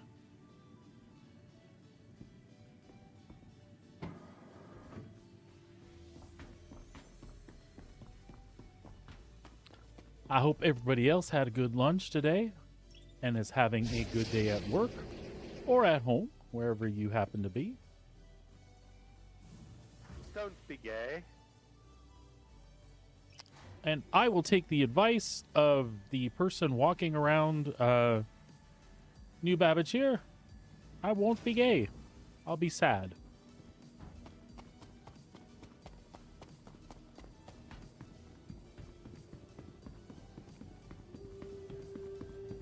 Seriously, I have no idea what that was all about.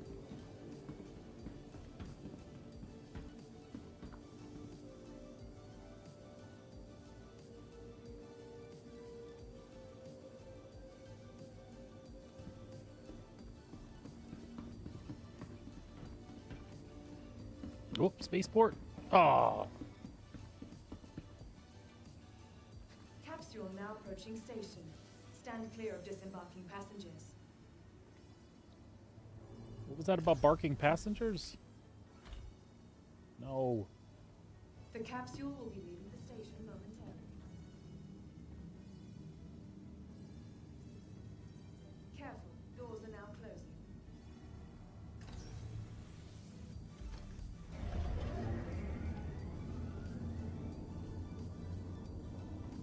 Completely not related to me at all. What are you saying? You always leave me confused. I was asking if people were having a good day at work. We're completely not related to you at all. I'm confused. So confused, dear.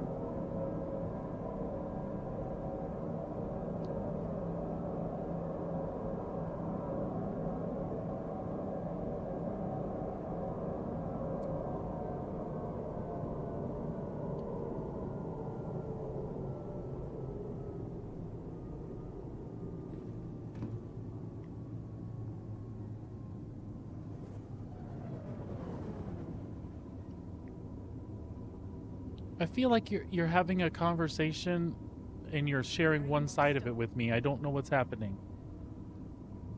And it's going to drive me crazy unless you restate for me. I don't know what did I say something confusing? Or did you find something funny about me talking about having a good day and then that person in VoIP told me not to be gay?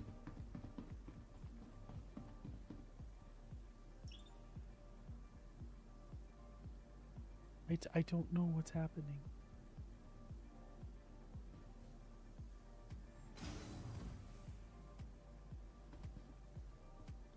Oh, or your comment was related to, like, did he hear me and was responding to me in some way? I think that's what you're trying to imply to me. And I'm sorry that I'm so easily confused. Your English is probably perfect. My understanding of said language is questionable at times. And by at times, I mean those times when I'm awake, mostly.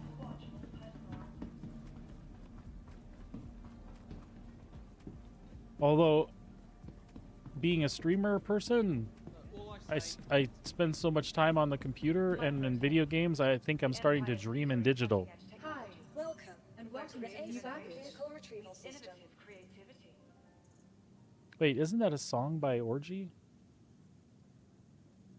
Now that control is gone, it seems unreal. She's dreaming in digital, dreams in digital, something. I don't know.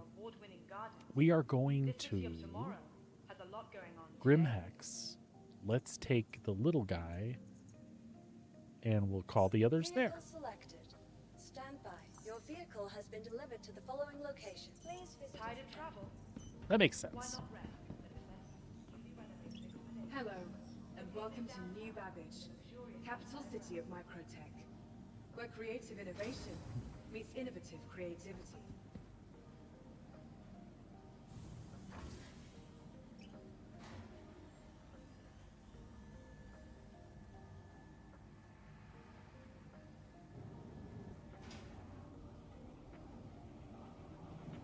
All right.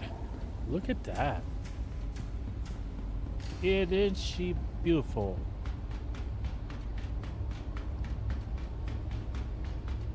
Size 4 papaos?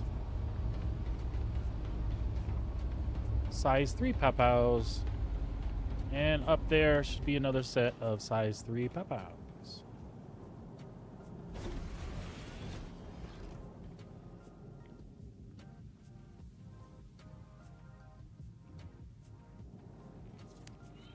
Power up the ship. Activating now. Stand by. All systems online. See, look at this. We're already getting Systems better. online.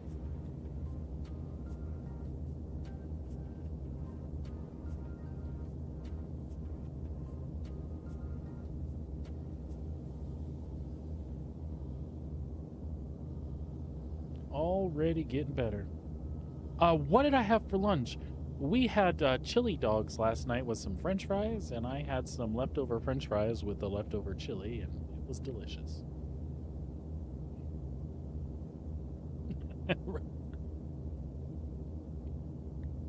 I can type to Spearhead.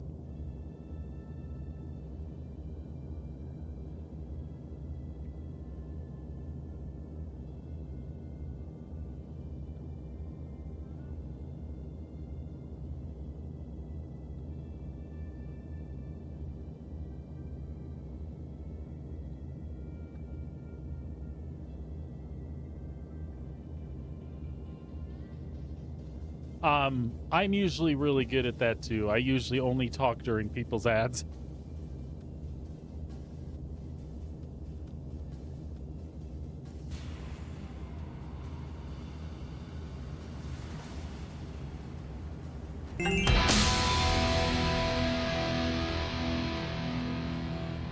Oh, awesome.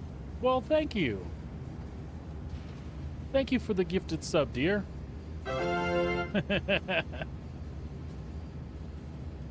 And I believe Pando leveled up. What do you know about that? Either that or... Yeah. Sweet.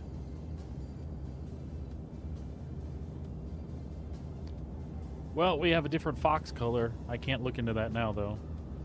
I think it's just another shade of red. But still.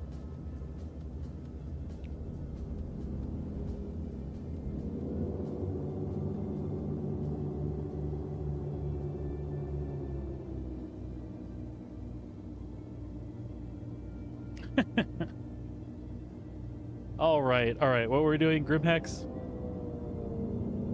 Gosh, I'm so easily distracted. That's good, though. Except when you want me to notice something, then I'm not so good. All right.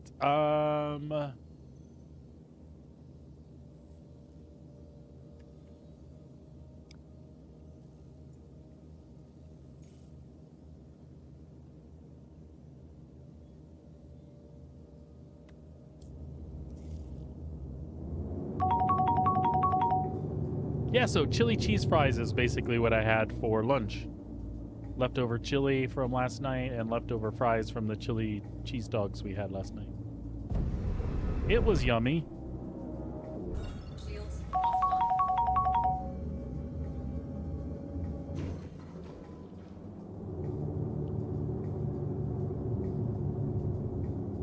Oh, we're still in Atmo. Actually, we better be careful or we won't be in Atmo. Here, let's get out of Atmo. Jesus, what am I doing? What am I doing?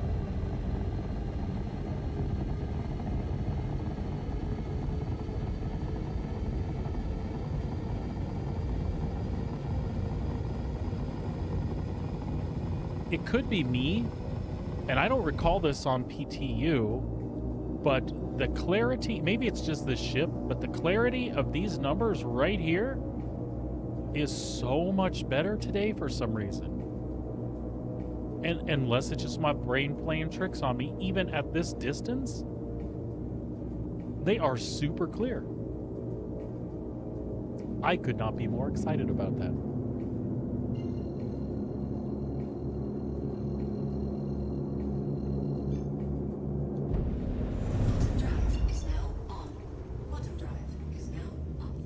No, I clean my glasses every morning, dear. You think you're funny, and you are. I took it as the joke it was intended. I'm not one of our children. Our children see the world through, like the clouds of Aberdeen. Like that bad. You'll be talking to them, and you can't even focus on talking to them. There's so many smudges on their glasses. Yes, I did clean my monitor, but I zoomed in on the numbers. If you look back at the VOD, you'll see they're really clear. That has nothing to do with the cleanliness of my monitor. She's just a comedian today.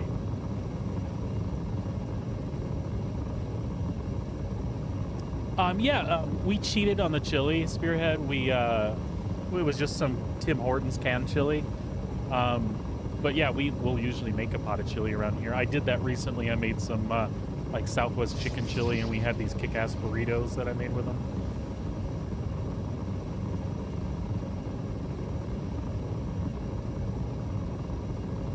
Yeah, that's actually the first time I had Tibby's chili.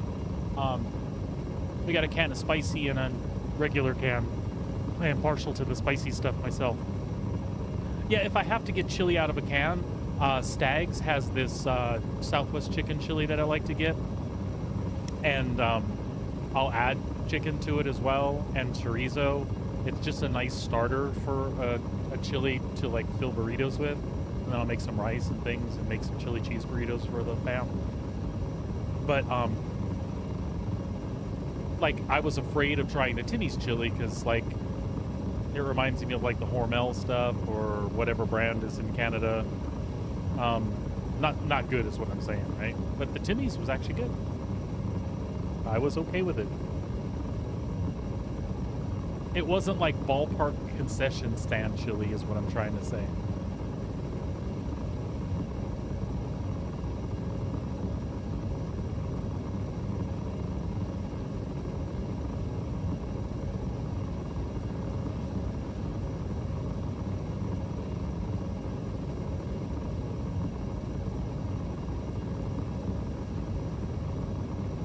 Is it me, or is my Hornet unusually loud in Quantum today?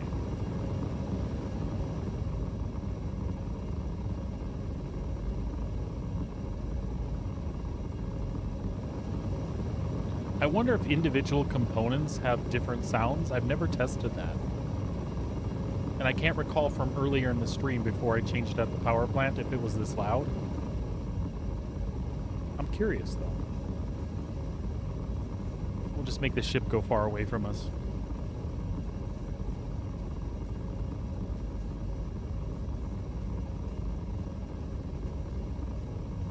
So although I enjoyed using the NDBs, I much prefer the look of attritions or CF repeaters on the Hornet. The attritions, especially if I'm using that other paint, the one that's like gray charcoal and like copper trim, those attritions literally match that.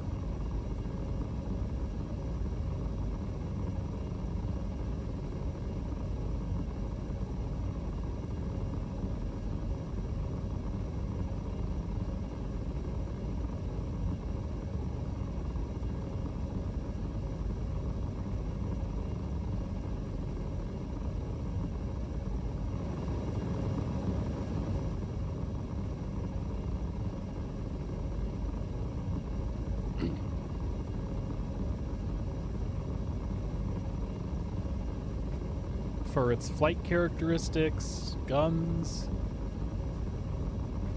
and many other things. Just design, this is probably one of my favorite ships in the verse. It's just a solid little fighter. It's nice that you can throw somebody in the turret on this one.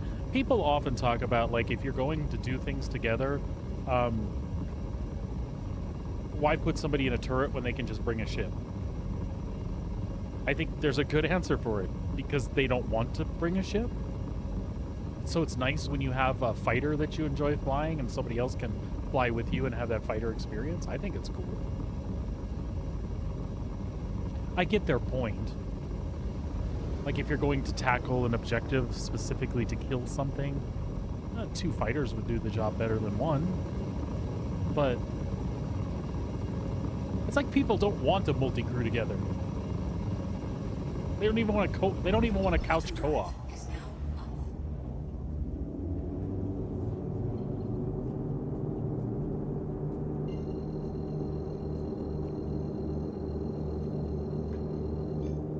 That's true. My wife was one of them.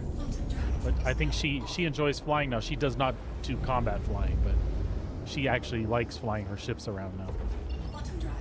At first she wasn't too sure, but now she's got HOTAS set up and a Tobii eye tracker and all those good goodies.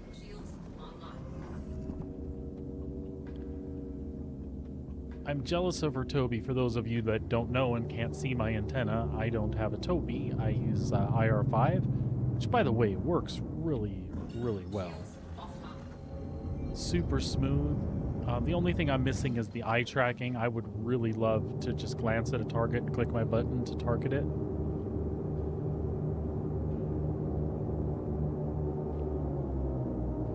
Speaking of Tobii, I didn't even have my IR turned on here. We should go to the top OM. Oh, we have... I hate this so much sometimes. There we go. Now we should see our OM.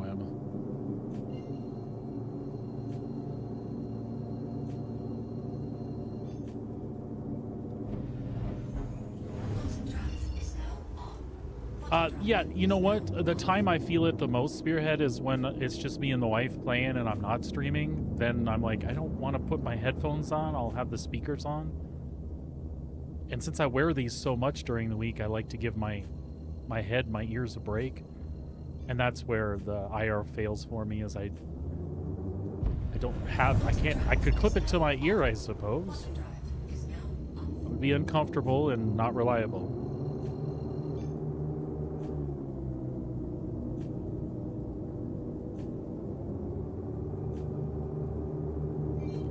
My goal is to get her to do the Gillies missions while they're the intro, like the UEE Gillies missions, the intro ones.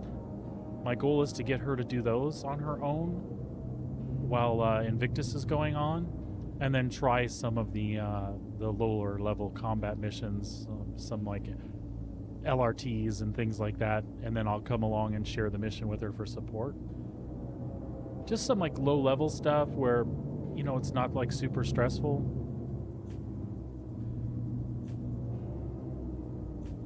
And I get it, Sabrina, if you're not interested in it beyond that, but I think it's an experience you should have since you do play the game. Just get out there, give it a try.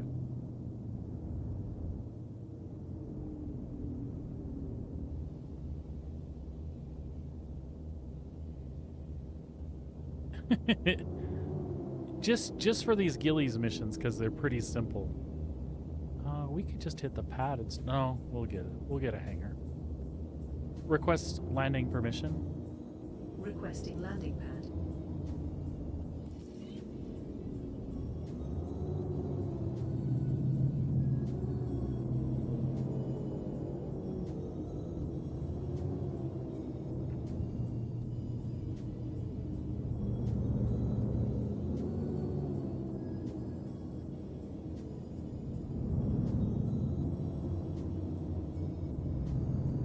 I always feel like I'm going to hit these rocks when I'm moving because the shadows over here.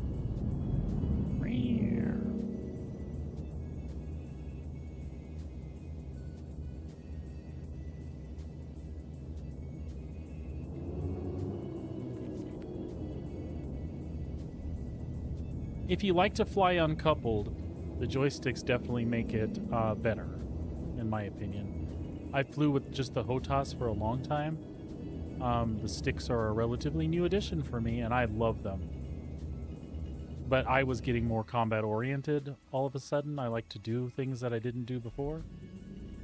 Landing gear down. Landing gear deployed. Landing gear deployed.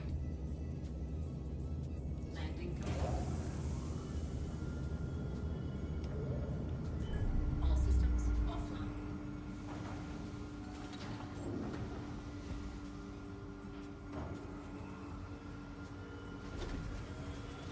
I just thought you should give it a try, Sabrina. I'm not going to force you to do it, but the little intro missions that are up during Invictus are only up during Invictus. Then all the new combat missions and stuff are still a thing, but those ones that you saw me doing where you go scan and just kill a couple single guys, really chill. Welcome. And you to the never know, you Airsoft might do it and be like, Vehicle oh my Retrieval god, it's fun as hell blowing shit out of the sky. Which it is. System. Your vehicle has been moved to our storage facility. Alright, Super Hornet's here. Claim the lightning. Your insurance claim has been sent. Thank you.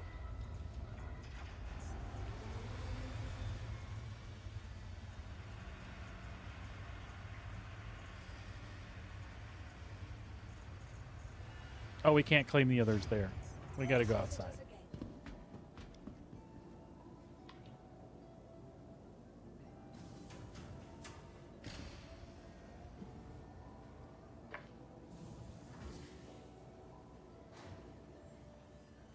Yeah, absolutely. It's a huge part of combat for sure.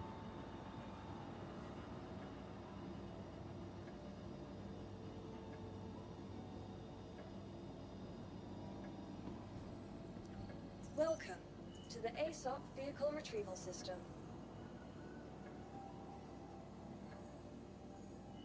It's a shame. The Sulin was actually great when it came out the box.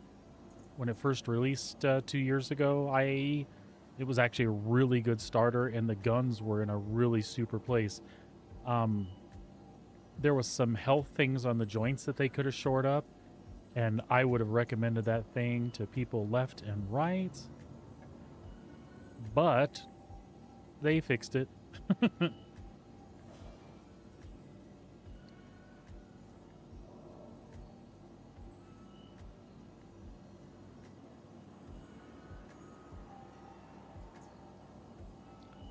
Yeah, it's crazy. There are some pros out there with mouse and keyboard or stick and mouse, and I can't even.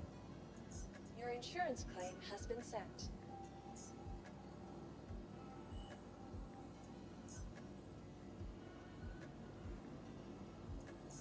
Thank you.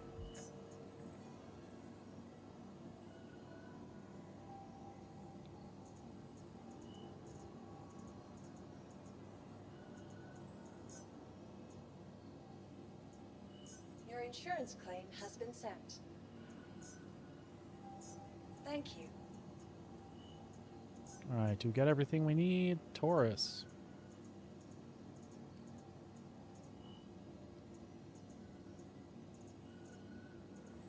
Corsair.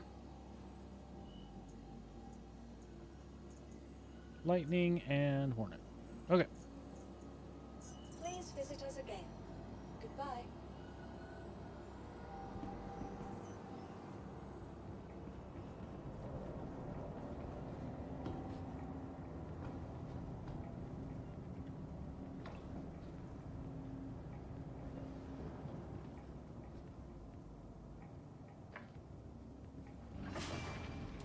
Now let's go get lost finding dumpers in here. I always do. It's second floor or third floor? Or, I mean, it's not here. It's not on the bottom. Right? Right. It's up here. And then it's in one of these. Isn't it? Obviously not that, because that's where the hab is. Hab. Oh. Look at me. Look at me. I'm learning. Oh, that's not the cooking with Crisco here.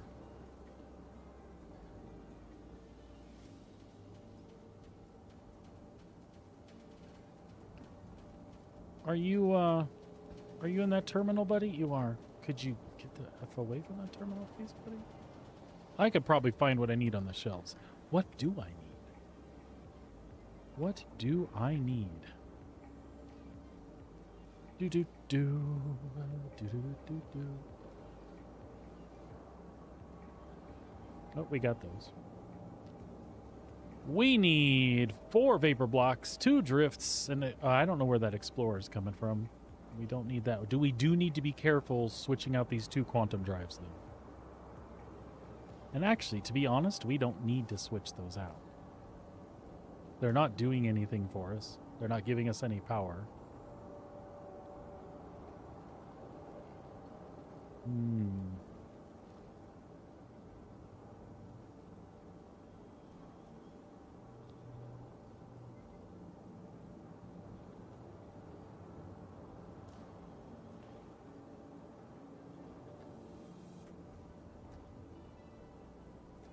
Is there? Cool.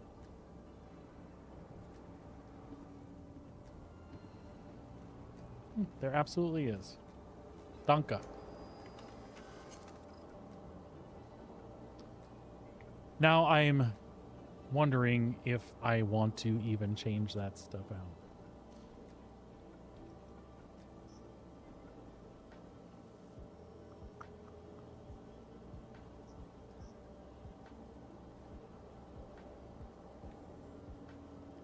The vapor blocks and the frost star because they take less. Okay. 2 vapor block or 4 vapor blocks, a frost star. Yeah, we'll do it anyway.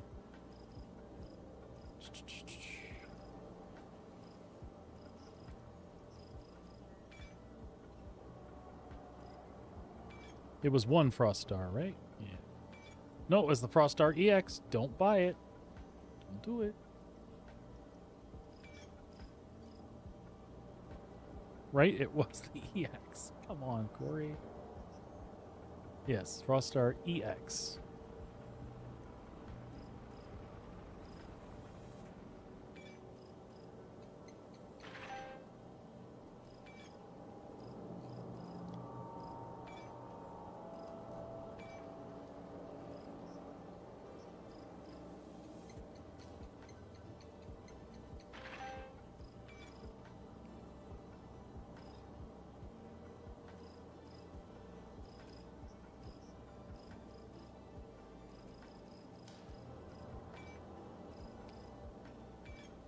I will go ahead and do these. They dropped signature a little bit, so.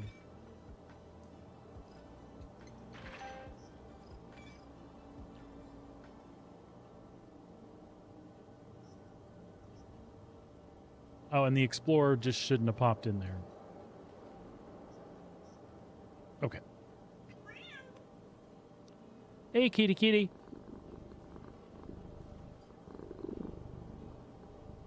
All right, I think we're good. I think we are all purchased up.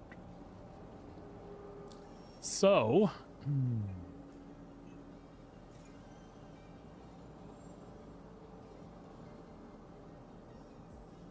Super Hornet systems. It's going to be 1 and 2. We want to be careful here. Quantum drive.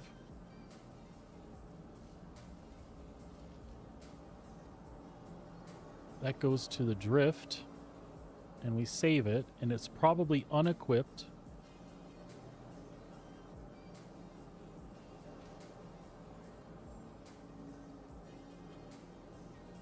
The jump module. Ah, look at that. It 2 in use. It says 2 in use. All right. We will hope that it stays? Question mark. We'll double check it before we go anywhere, but according to this, it's there, folks. Oh no, it says jump module empty, doesn't it? You bastard. Okay. So we'll have to buy 2 explorers and install them, and that's fine. I'm okay with that.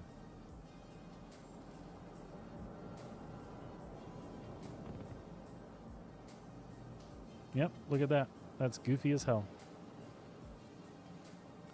Goofy as hell.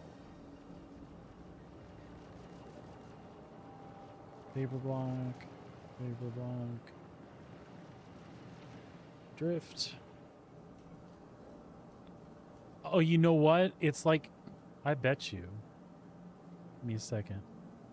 Nope, it already did that. Actually, don't save it, Corey. Let's see if we can find the workaround for this. Propulsion? Propulsion. Explore. What if we unequip it? Oh, it does say 2 available now. Okay. Alright. Let's try this out. I think we got it, though. Vapor block. Vapor block. Drift. Propulsion. We got an Explorer. Cool. And now the Hornet? You had to pop out of the F1 menu to see the available Explorer that got unequipped, is what you had to do. And there we go. Explorer equipped. I think we won. All right. Corsair?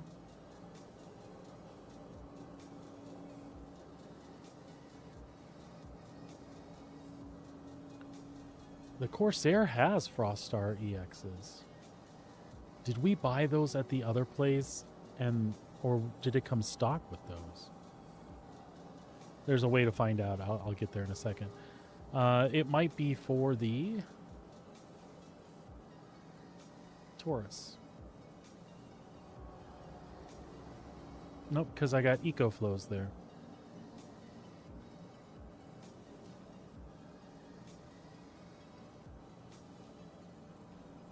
Okay, well, I think we just bought Froststar EX that we didn't have to buy. No big deal. There are worse things that could have happened. Systems, Froststar. It had 2.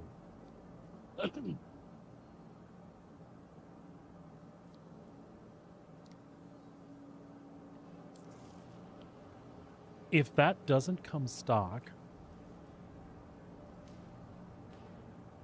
then we must have already bought 2 and screwed that up. And apparently, I killed my...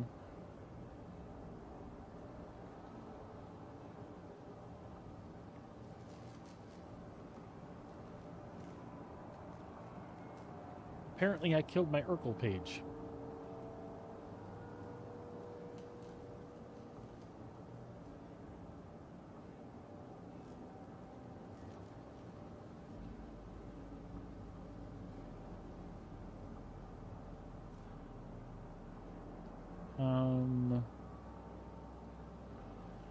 Yeah, they were stock.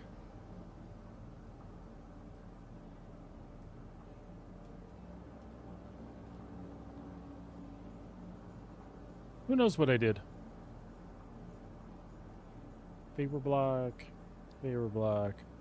EcoFlow. Somehow I accidentally got one in there. It's totally okay though.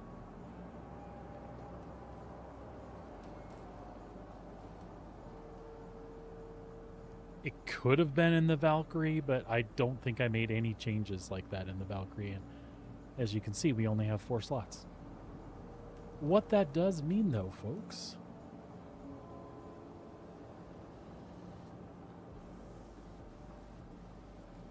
I don't know where that was coming from. Empty cart. What that means is we are done with this crap. For now.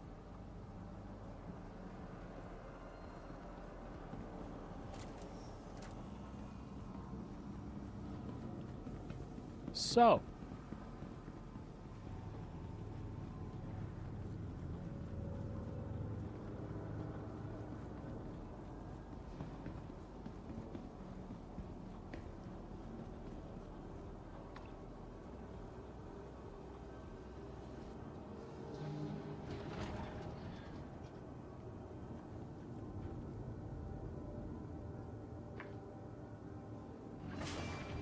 let's go get us an F8 or a Spooper Hornet and go kill some stuff.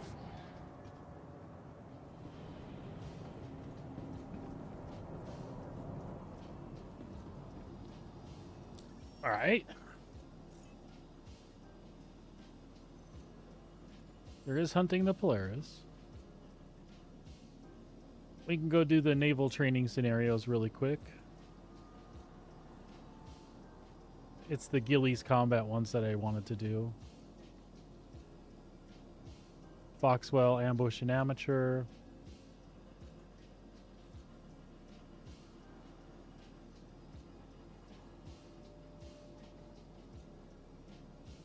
Wow, look at they really do need to divide these into a separate tab. It hit the live servers. There's 528 bounties out on players.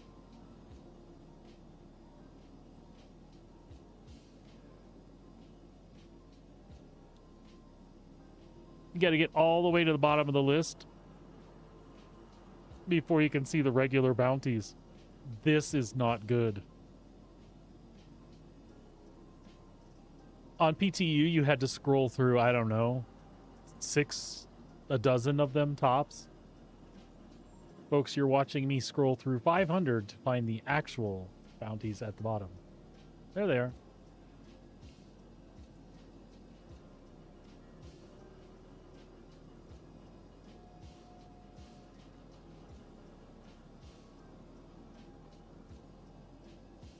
Salvage. Priority. Work missions are just all of those.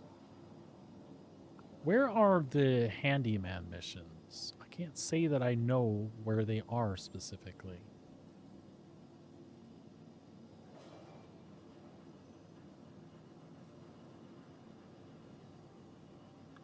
Is it stuff that's under Merc work?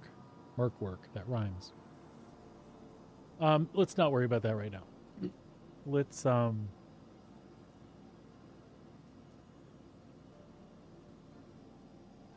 I mean, we could go hunt a Polaris. Why not?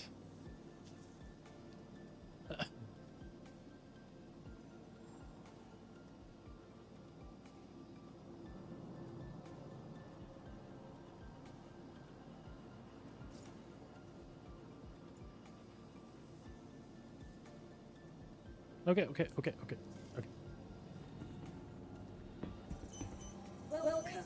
to the ASOP vehicle retrieval system.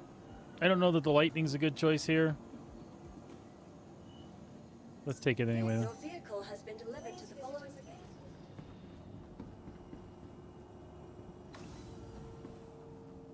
And we'll double check the jump drive when we get out there.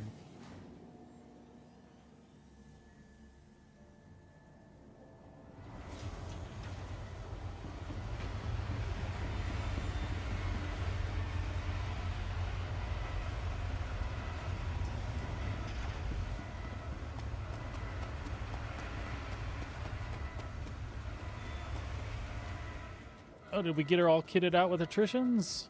We did. We did not. Oh, because, shit. The Ardors are back in Area 18. So we will take the Hornet. Welcome to the ASOP vehicle. Your vehicle has been moved to our storage. Shit, exactly. Were you looking forward to some F8 action? We're just gonna, it's the same as F8 -1.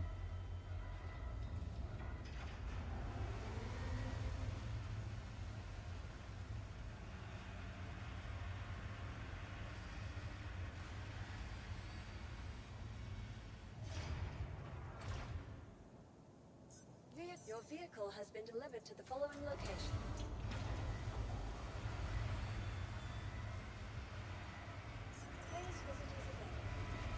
F8 -1. That's all it is.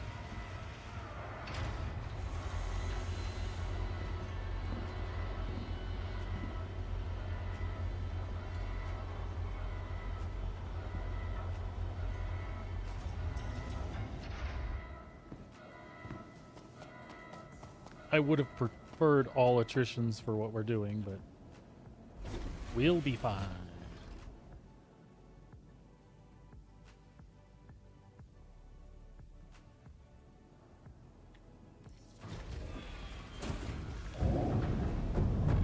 Anvil Aerospace. All systems online.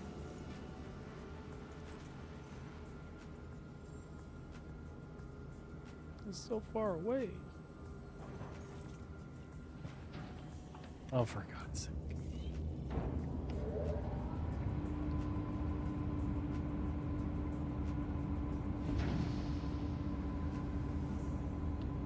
Look at that. She's all decked out, and we even turned the life support back on. Nope. Just I said turn the life support back on. Does it actually not take a pip? We're fine. Everything's good. Takeoff complete. Landing gear up. Raising landing modules. Landing gear raised. There go to Corsair.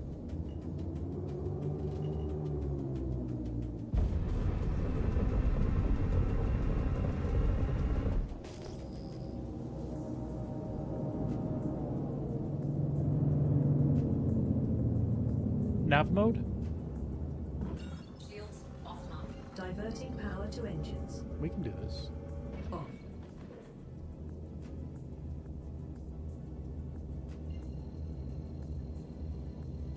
Yeah, yellow's not obstructed. The capital ship is. Quantum drive is now off.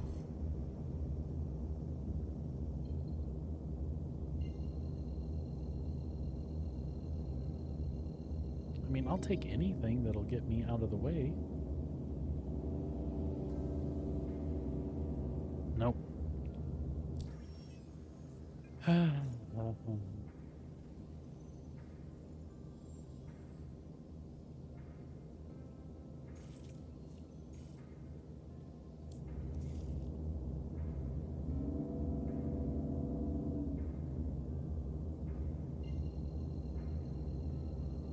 I'm not sure that it knows what the hell it's doing here.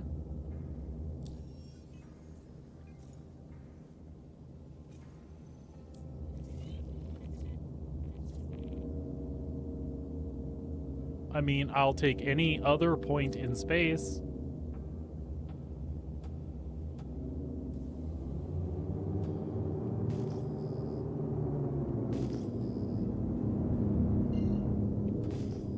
There we go.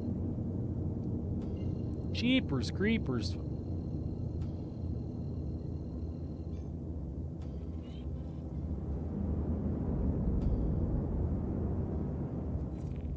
I just want to get to the mission site. Quantum drive is now on. Quantum drive is now. We should be okay now. Polaris ETA 20 seconds.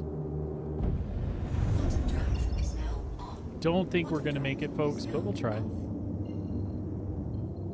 Quantum beacon.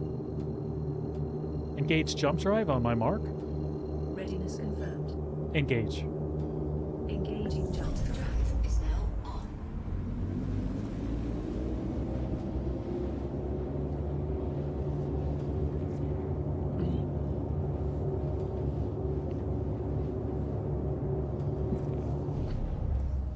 I don't think I'll ever understand why you people fight as hard as you do for the dregs of Pyro.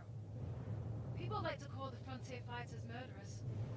But is it murder to kill to protect your home? Well, kind of. That's all we want to do. Murder's murder, right? Let anything stop us. Amelia talks a good game, but at the end of the day, the frontier fighters are just glorified murderers. I'm counting on you to shut them down, here and now. I've got faith in you. Just get it done. Wait, are those two twins? They look like twins.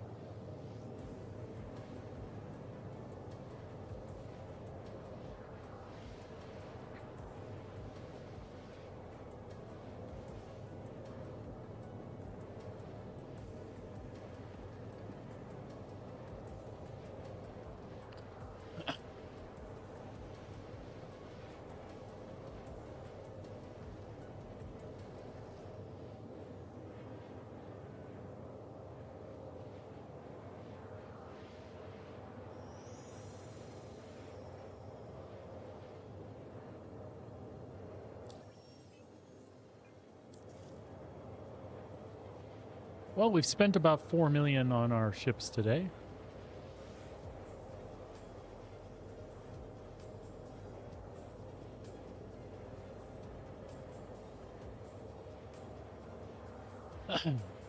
That's okay. That's about normal.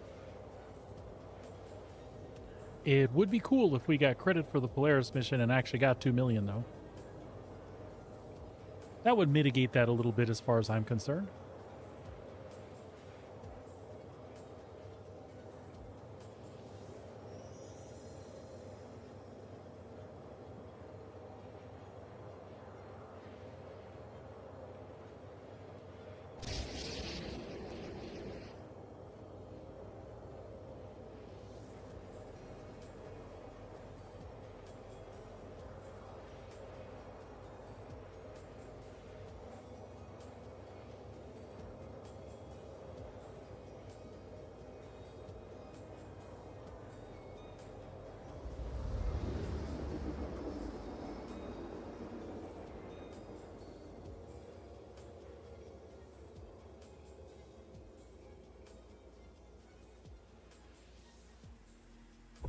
Quantum drive is now off.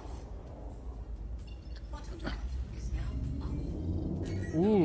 Ooh, frames. Yucky.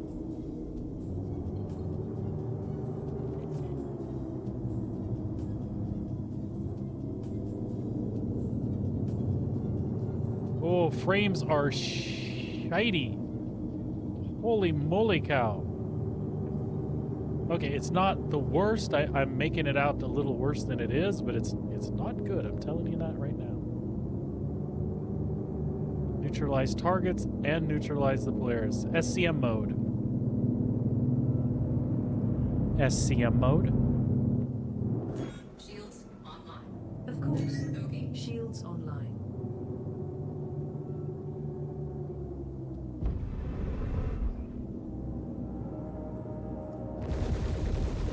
Check fire.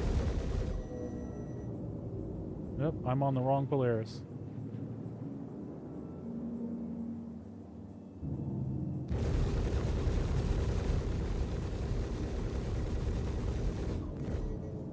I love the recoil on the guns, folks. It's way cooler than it used to be. Don't think that's the end of us. One Polaris doesn't change what needs doing. Like frontier fighters will see it through. Oh, I got the captain's chair. I bet it gave me the 2 million. The Polaris is down. Hell of a job, y'all.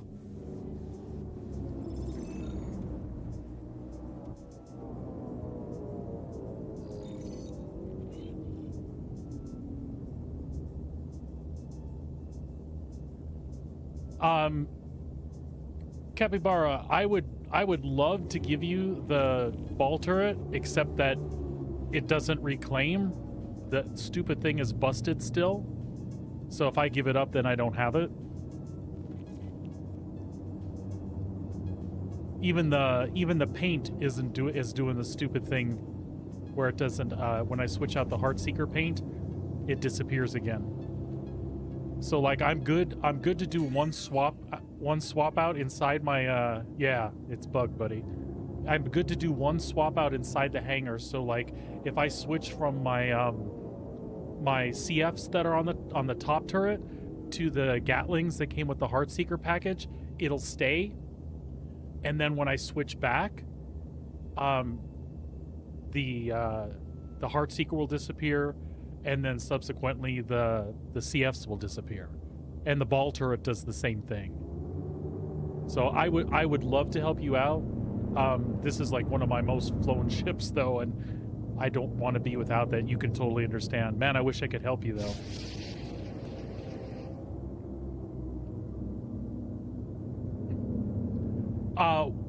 I was gonna say, I was wondering you won't be able to take it off the rented one though.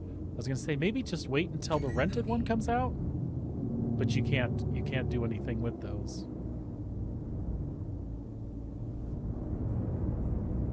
Well, I appreciate your understanding, bud. Believe it or not, there are actually people that'd be like, "Oh, come on, man, why won't you do that?" Because I want to fly with it too. All right, let's see if I got 2 million from that. I did not, and that is okay. I got the captain's chair, so I'm good with that. And 30 script, I think. But I did not get the money for that, which is not a problem. I didn't do anything. I kind of feel bad about getting the... I want to shoot some things down, though.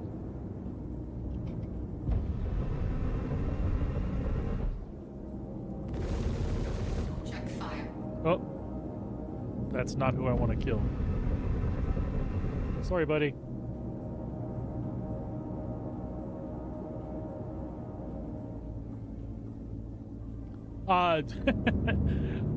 A lot of that was left over from the supply or die event. I had in the 70, 80 million range, somewhere around there. And some of that money was just still hanging around. But really, what I try to do is I go to Pyro. And when I'm not busy with stuff like this, I'll go to Pyro and I'll do the bounties for 111k. Because you can pound out 10 of those really quick because they're just kill one ship and move on to the next one. You could take out the stragglers if you want, but seriously, just go kill your target. 111k, you can do 10 of them for $1 million in like 35, 40 minutes. Just do that like every day before you go to do other stuff, if you can. And before you know it, you're sitting on tons of money.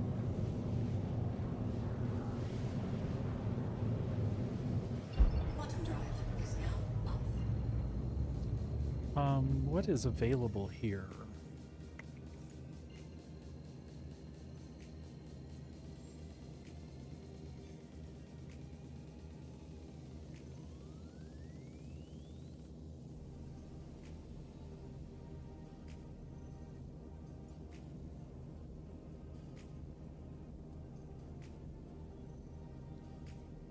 Something to do like ERTs and things with.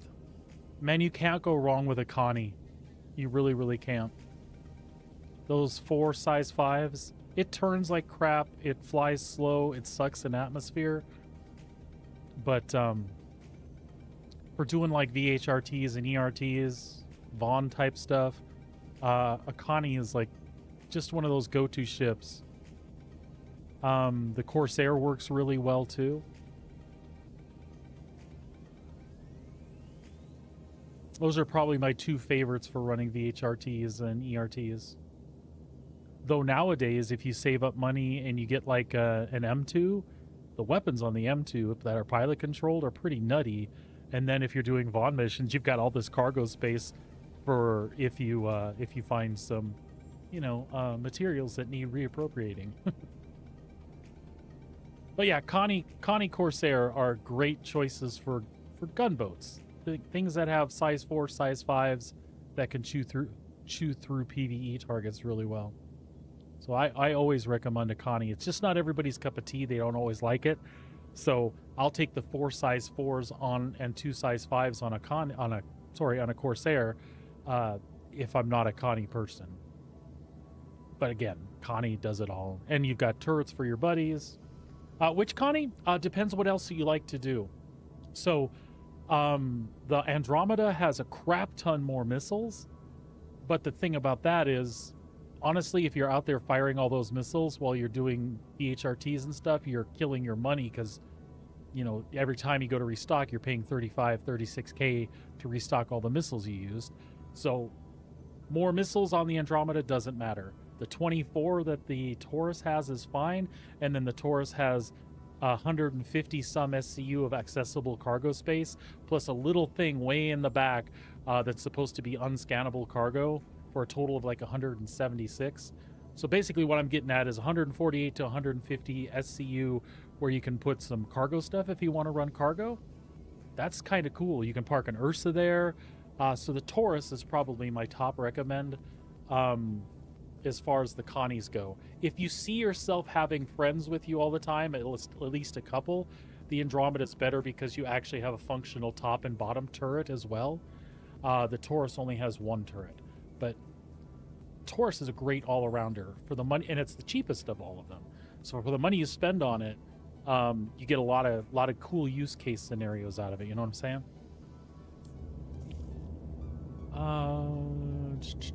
let's get back close to Hurston. Or Arcorp, we can go there too. Why don't we go close to home? Actually, because everybody is close to home is the answer to that. We don't want to do that right now.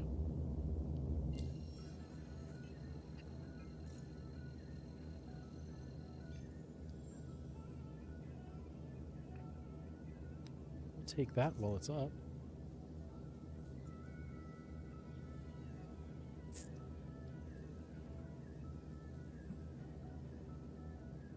Oh, you're very welcome. Always happy to answer questions. I am not the authority on everything there is to know, but I play a lot of Star Citizen. I've been a backer for 13 years, so I answer what I can.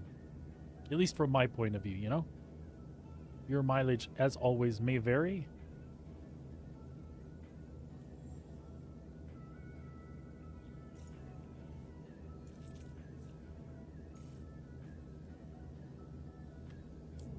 All right, let's go kick these out real quick.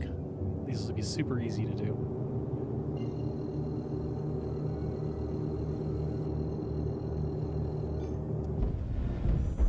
Quantum drive is now on.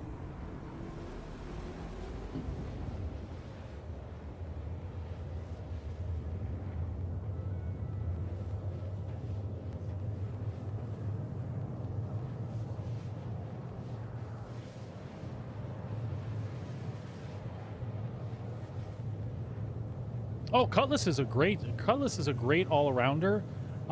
If you're a decent pilot, you can get VHRTs done in a Cutlass with no issue. ERTs are a little harder because the ships hit back harder. But man, it's a great versatile ship.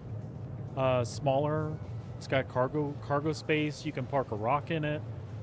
All kinds of cool things you can do with a Cutlass. Cutlass Black is one of the more balanced all-around ships. For people that are starting out, for sure.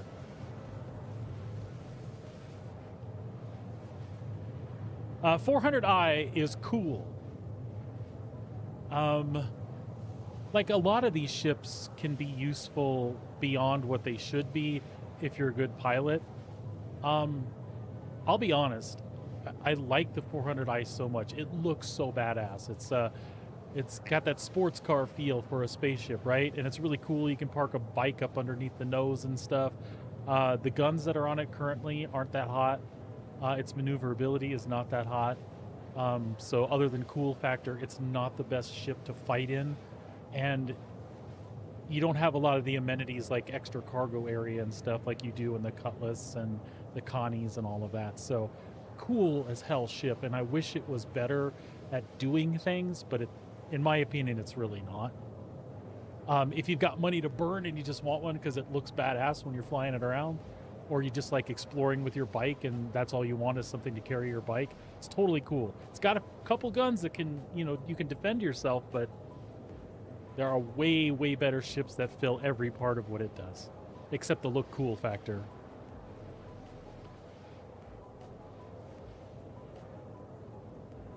And man, I love the way it looks. I wish it was just a little bit more combat capable. If it had a couple more guns on it, and they were all like a good size 3-4 area, I'd be really happy with it. It doesn't. It's just falls a little short.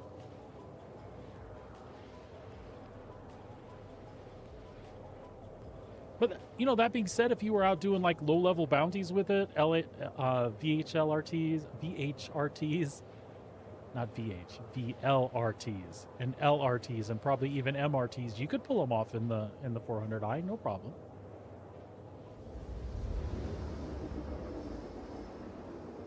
Well, that's the thing about free fly, right?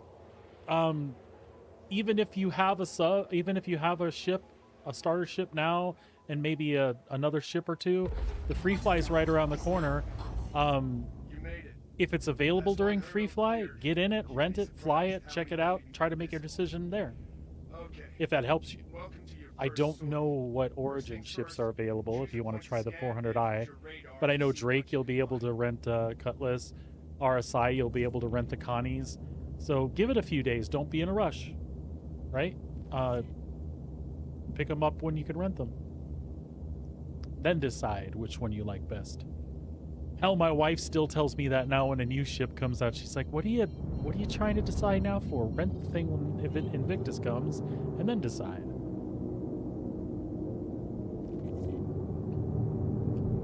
And don't worry, I always have a hard time deciding too. I want them all, and I want them now. SCM mode.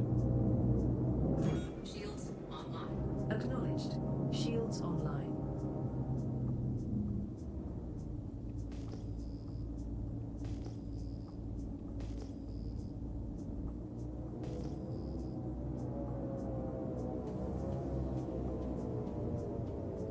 Let's try to scan this thing without smashing into it, yeah?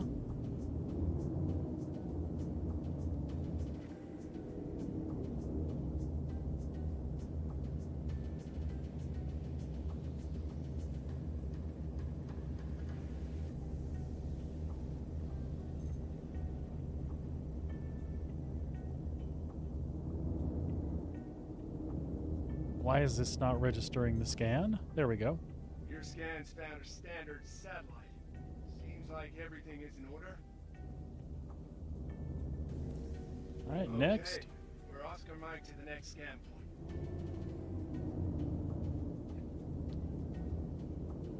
So in something like a Connie, you can do all the bounty and merc stuff. All the way up through the hardest ones. Now the hardest ones you might have to be careful, pick your target, aggro the target, kind of pull it away. But that's true of just about anything. The Connies can do most of that stuff. Those size 5s make a difference in PvE. If you're a good pilot, you can do all those same things in something like the Hornet here.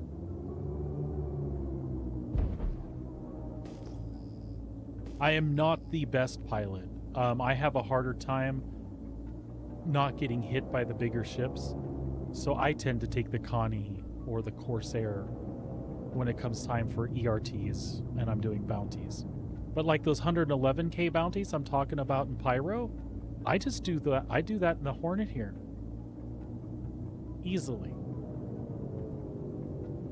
The worst of the ships I go up against there are like an MSR or say like a Redeemer or Retaliator, and I just keep an orbit around it, just like with this guy.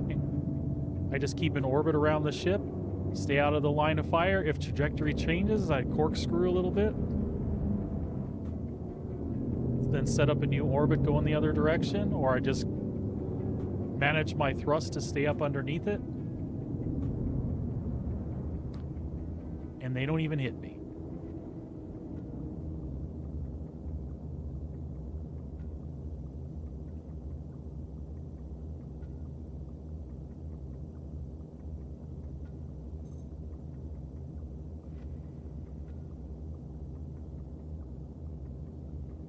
It's making me scan these twice to get like credit for it. There we go. Contact.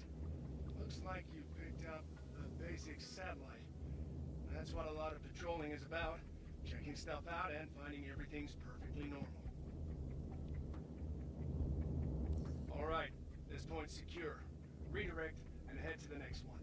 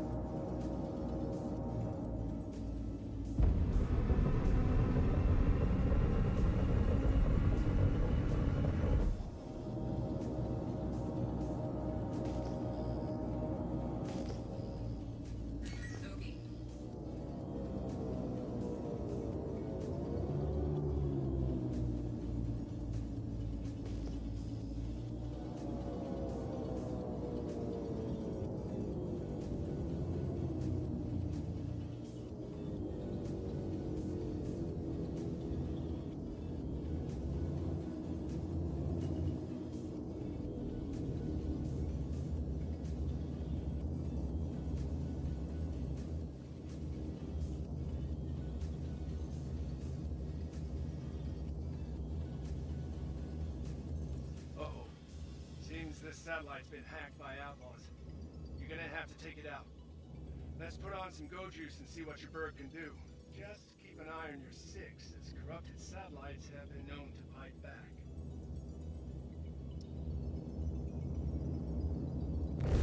Check fire. That's it. You successfully completed the first exercise. Hopefully you're feeling proud. You showed some real promise out there. Why don't you get some rest, and I'll see you when you're ready to move on to the next lesson. Yeah, we're ready to move on to the next lesson there, buddy.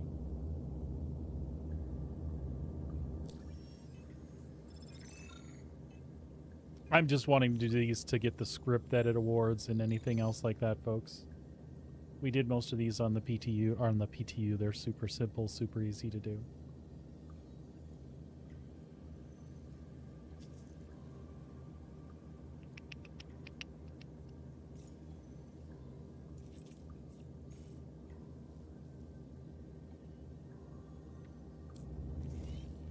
Welcome back, rookie. For your next patrol, we're going to be encountering some hostiles, and it's going to be up to you to neutralize the threat. Now, the pilots I got flying the bogies are former students of mine. Shields Be off. sure they're going to be putting on a good show for you. And don't worry about hurting them. They're flying special rigs to make the combat scenario seem as real as possible for you. So no need to hold anything back. Ready up? Grab your ship. I wasn't gonna hold anything back there, Gilly.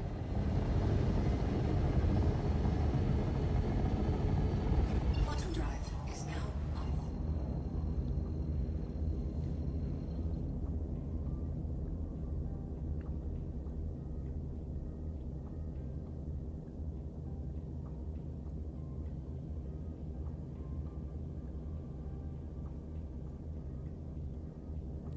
Now that you're here, we can get the party started. Not sure how much combat experience you have, but the main advice I like to give is to try to focus on moving while aiming. It's easy to get too focused on one at the expense of the other. Remember, you're a spaceship, not a glorified turret. You ready? Weapons free. Good luck. Did you see how fast those shields came up? All right, buddy. I apologize, but you're gonna die. Once we get in range.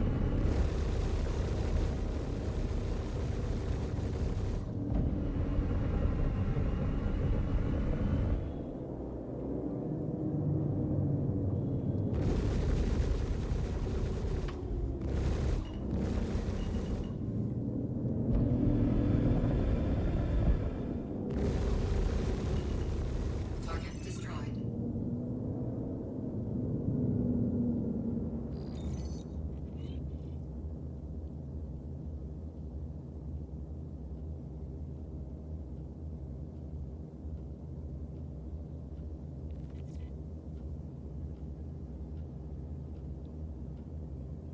All right, number 3.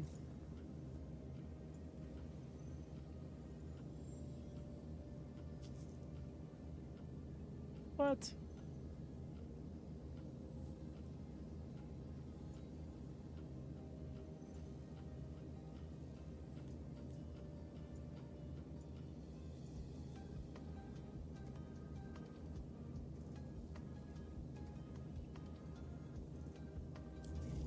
How is that one not available?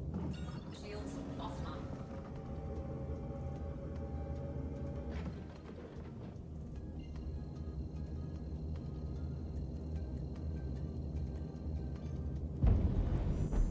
Quantum drive is now on.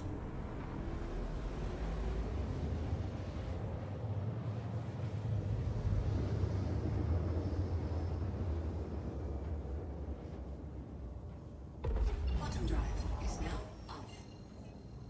Oh, by the way, the Hornet's feeling really good, folks, with the upgrades that we did today. Completely happy with the way it is acting and responding. I'm a little irritated at what's going on here, though. It's got nothing to do with the ship, though.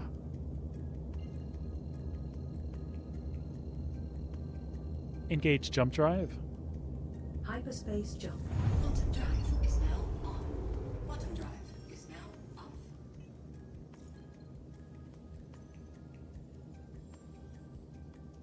Interesting. Well, we could...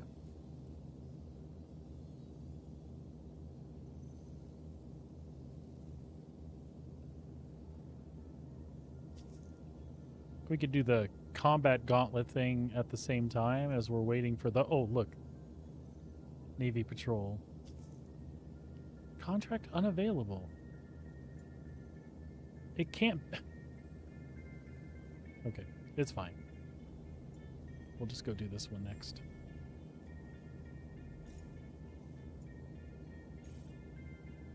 Look at that, right close by.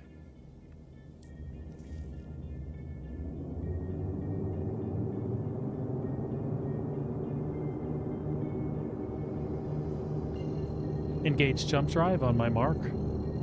Positioned for order. Engage. Hyperspace jump engaged. Quantum drive is now on. Quantum drive is now on. This thing, that is my IR sensor for my IR tracker. So I don't have a Toby, but I have an IR sensor that sits on my monitor and it tracks where this is at, so I can look around the cockpit.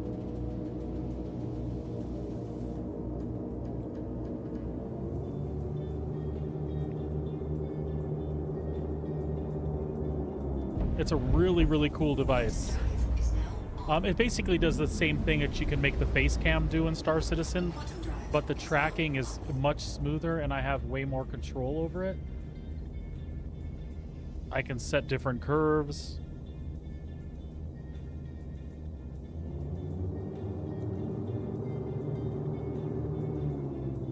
It's an older alternative to Toby as far as an eye tracker goes.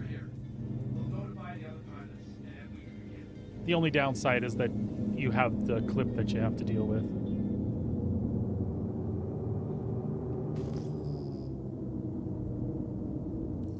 Hostiles inbound. Light them up. SCM. SCM mode. Okay. Shields online. Done. Shields online.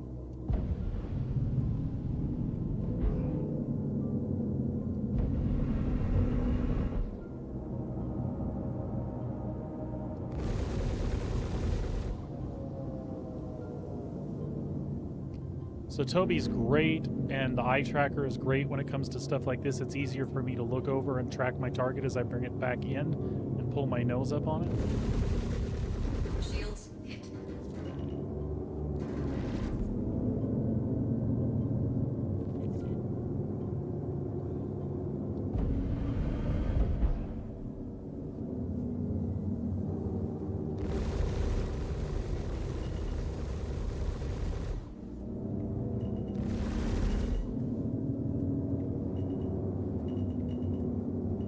Oh, and I hit an asteroid anyway.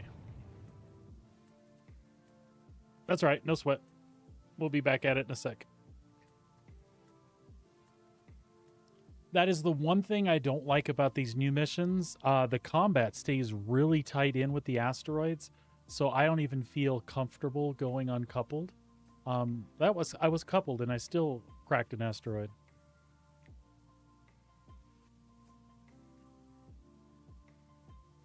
This is tracking my head movements, just like the camera does. The webcam that you can use, the face over IP that you can use inside Star Citizen, but this response is a lot smoother and less jittery. And like I said, just like a joystick, I can set up curves so that it'll one-for-one track with my head, or I can set up a curve that makes it smooth out a lot more. But it is my head movement that it's tracking via the 3 sensors here.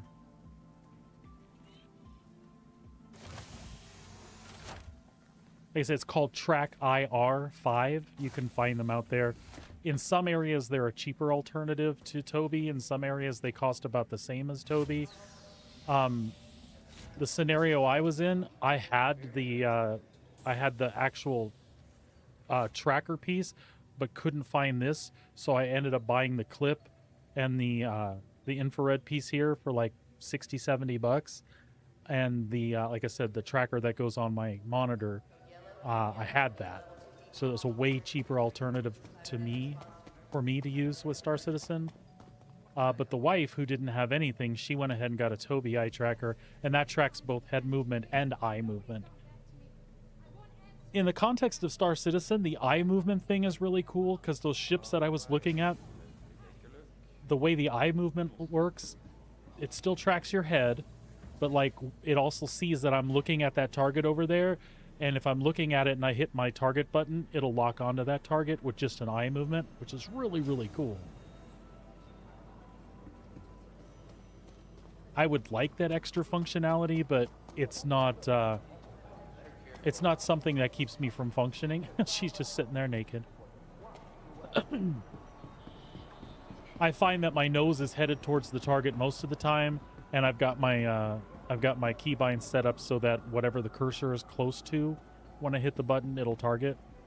And then I have on my hat switch, I have like next target or next closest target, which is the flick of the thumb. I can change what's targeted. So it is a real cool feature, but I find that I live without it just fine. So if this is cheaper and you're wanting something smoother, go for this. If you can afford a Tobii, you get a little extra functionality. You know how it is with these rigs and these setups. We all have different things that we can budget into our fun, right?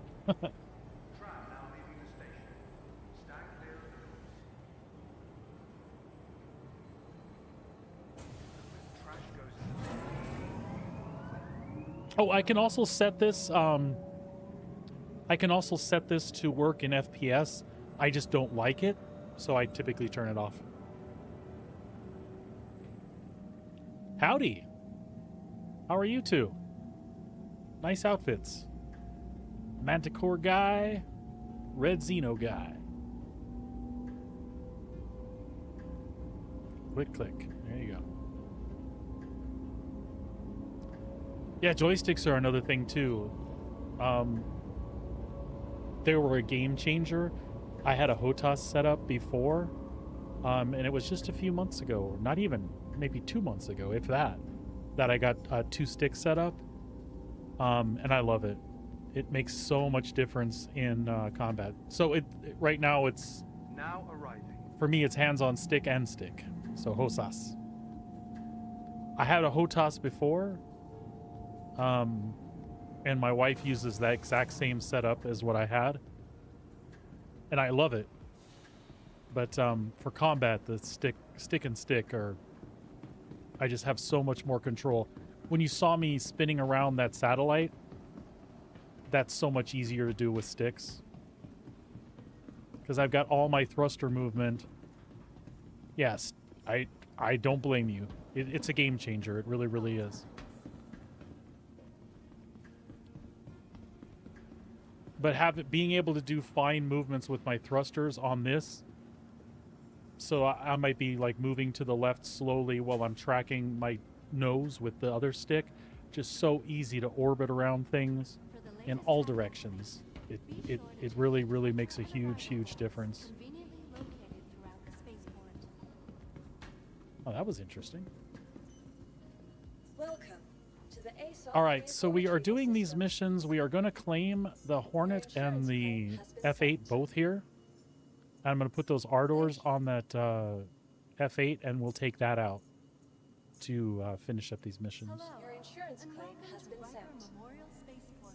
Thank you. Servicing the greater Area 18 metropolitan. So just bear with me like 5 minutes and we'll be back in the air. As a matter of fact, we'll recall all those ships back here for now. Get the Corsair. Your insurance claim has been sent.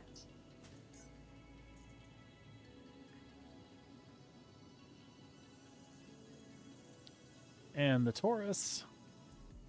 Your insurance claim has been sent. For the latest And the travel Valkyrie. be sure to check the departure and arrival boards. Your Conveniently insurance located claim has throughout been the sent. spaceport. There, and we'll just run the rest of everything outside of Area 18 for now. Please visit us again.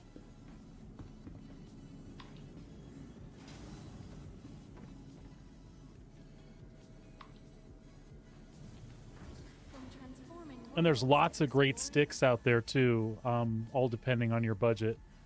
but depending on what you can afford, I honestly recommend just about all of them. Like the cheapest price point entry to get 2 sticks and get up and rolling would be like the old T16000s from Thrustmaster. They're kind of lightweight, they're plastic, they feel that way in my opinion. But they'll get you everything you need for, you know, cheap. If you can afford more than that, a lot of people recommend VKB. In my country, in Canada, I had trouble getting those at a decent price point because of shipping. So I ended up looking at Winwing, WINWING, Winwing. And I found pretty much the same sticks as what VKB manufactures, but they were available to me here in Canada for a fraction of the price, and I love them. But they're not cheap. And yeah, like you said, things to think about. You can play this game. Some of the best pilots I know use mouse and keyboard or a single stick and the mouse. I would say most people use dual stick, and then there's a bunch of people that are good at HOTAS, stick and throttle. So like all of those are viable. Like you can be a top pilot with mouse and keyboard because they are out there.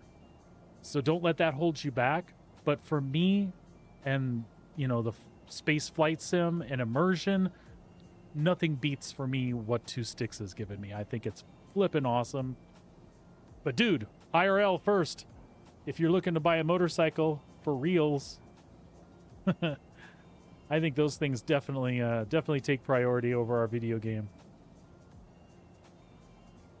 Welcome to the ASOC Vehicle Retrieval System.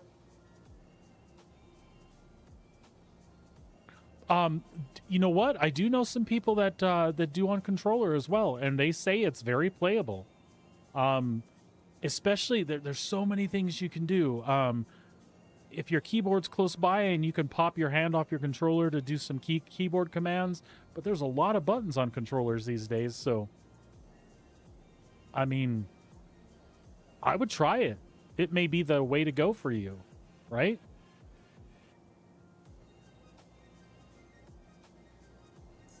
Plus, save you money. Goodbye.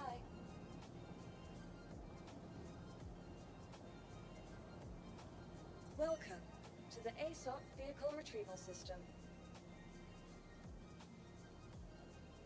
Folks, just a quick reminder, Star Citizen is running in the background. It does not cost you a thing to use.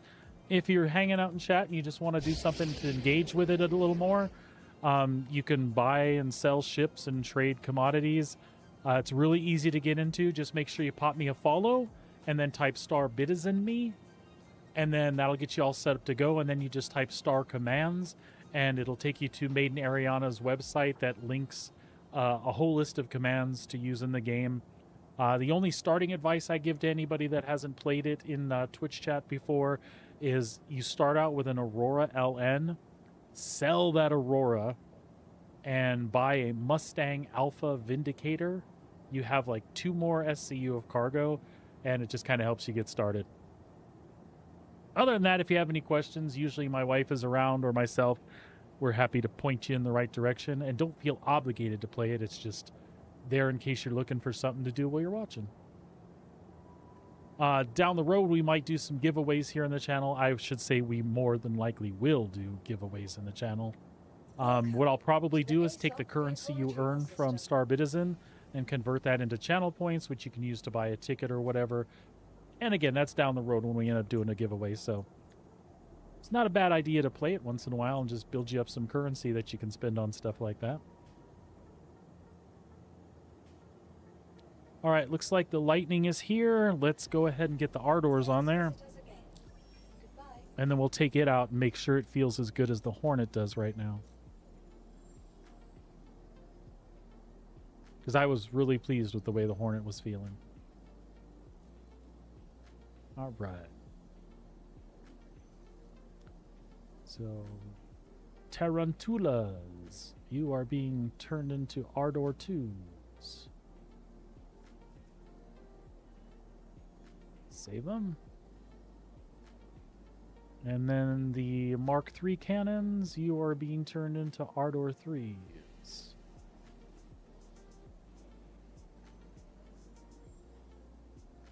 All right, should be good to go.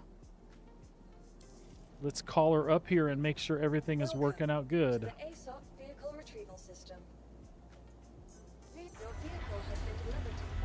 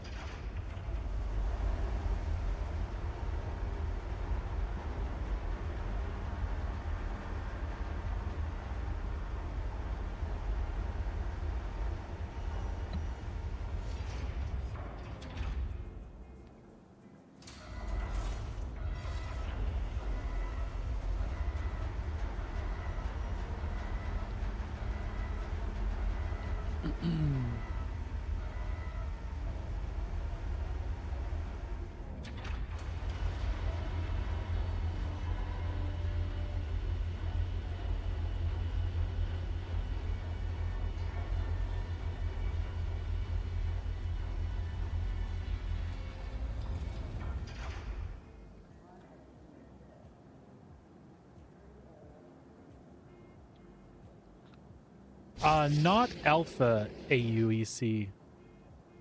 UEC, yes, but I think they may have stopped selling that, and that's for when the game actually goes live. But I don't think they know what those values are going to be anymore, so I'm not even sure if they're still selling it. But alpha AUEC, no. You can through third parties, but just like in any other MMO, even though this is an alpha, I wouldn't recommend that. It's one of those things that's bannable. But there are third-party sites that sell that stuff. Ah, crap. This is going to look stupid because the two Ardors there. Yes, folks, I am picky like that. Actually, you know what? That's a 2 and a 4. That's a 2 and a 3. Never mind. It looks good. Looks good.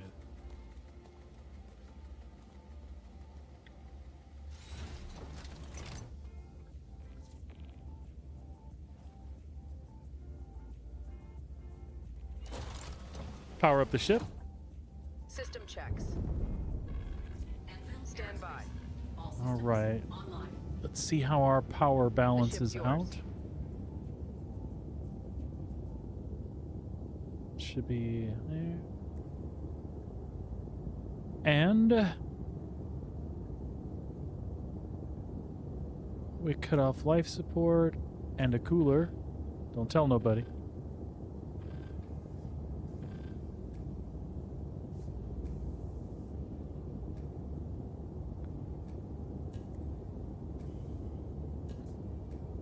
I think that looks good. I think we miscalculated something someplace, but that may not be true because we don't necessarily need that regen. I could go like this and I would be super happy. We only need that last pip maybe when we're moving away from something, we're disengaging, right? We can throw that last pip into shields and regen faster as we're moving away and then back in when we re-engage. And again, it's not important that all of these are maxed out, because you can always make shifts while you're flying.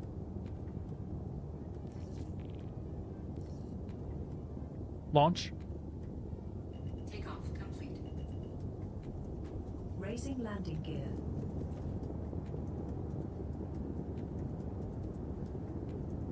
Handing you the con.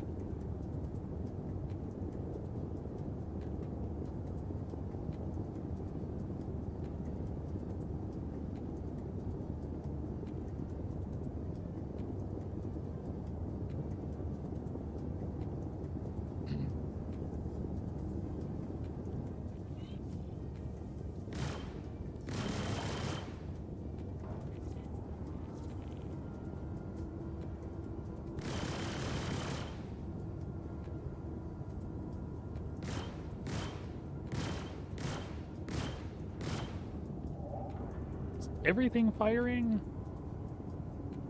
Yes. 1, 2, 3, 6. Yep, they're all firing.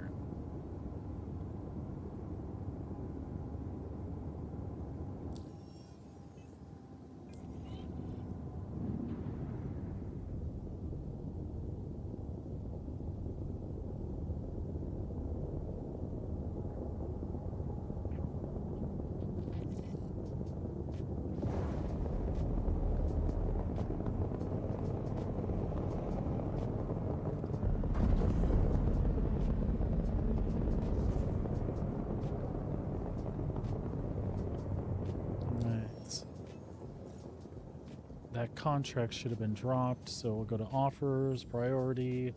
That's still not right. So we'll take the combat. There we go.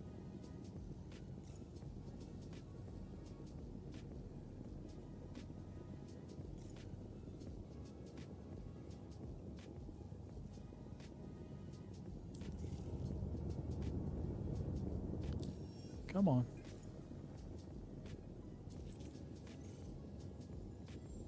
Perfect.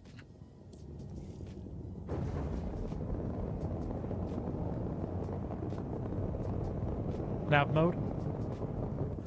Shields offline. Max engines. Off.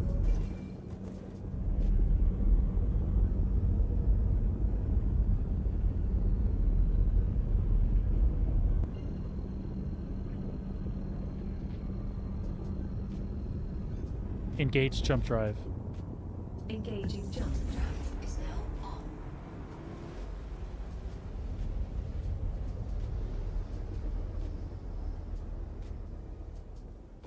Bottom drive is now off. Let's get these guys away from the damn asteroids.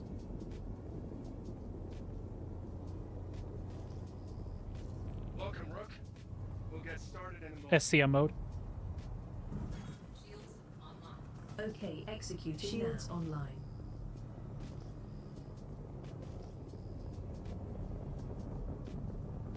Contact. Ready up.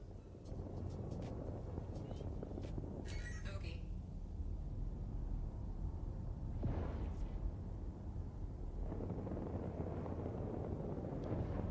There we go.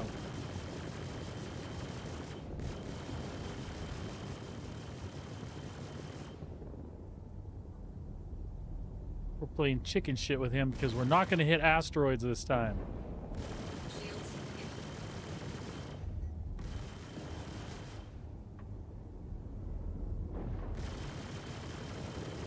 Target destroyed. All targets neutralized. Catch your breath. The next one is on its way.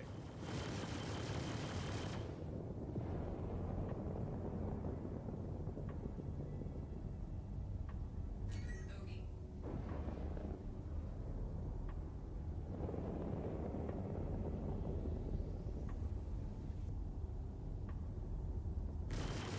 The hell's he shooting at?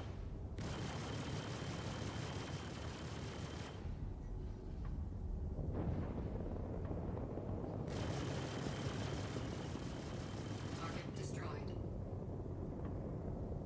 Clear up, but I got more coming your way.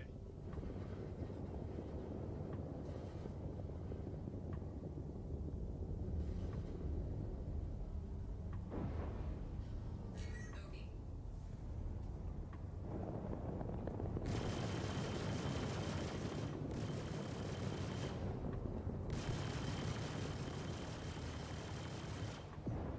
Shields hit.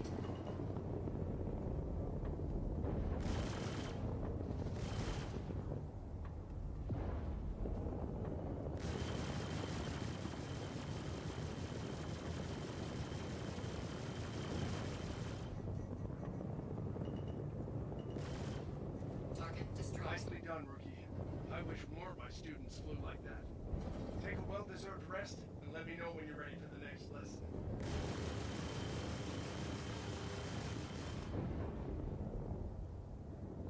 All right.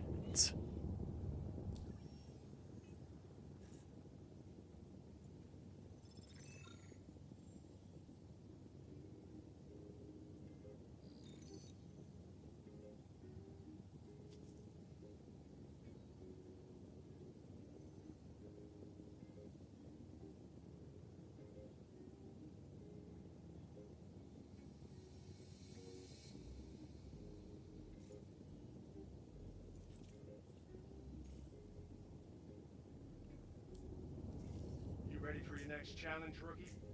Now that you've proved you Nav can mode. handle going mano a mano, we're going to see how you do Power to going against engines. multiple ships at the same Off. time. Not only that, but this time you're going against ships made for dogfighting. We're talking about a whole other challenge rating on this. I think you can handle it, though. out, and I'll see you at the training site when you're ready. Is now off.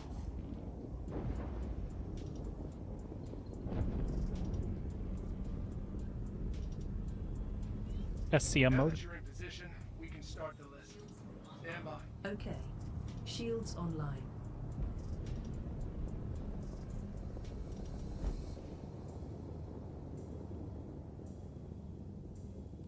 Got hostiles heading to your position.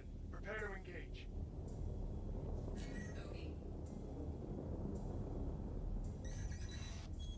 OE. Oh. Missiles, yeah?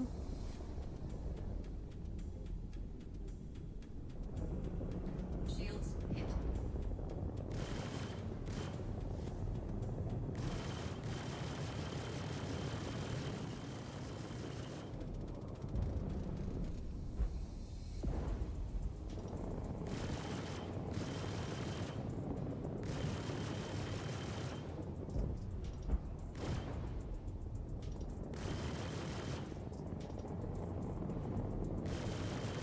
Target destroyed.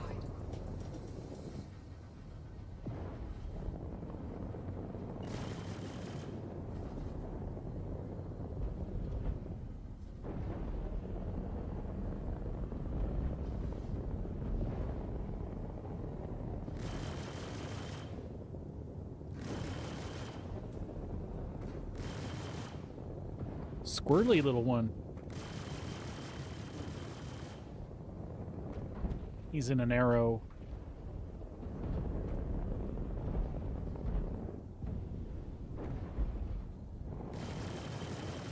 Shields hit.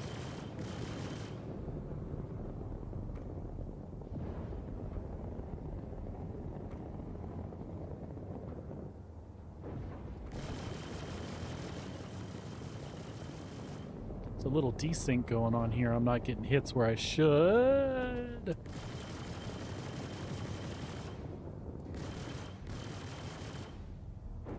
We're keeping his shields down anyway. It's fine.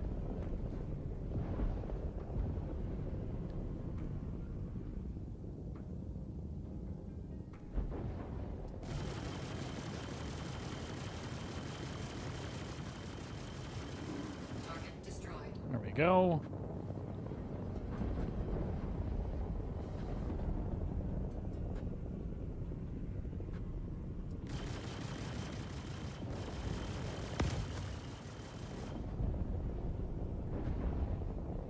You lost a wing there, pal.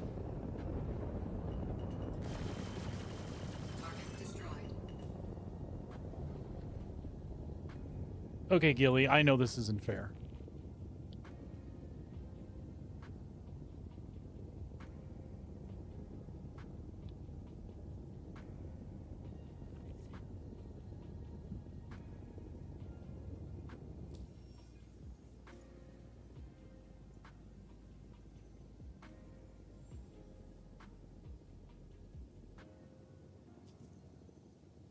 There we go.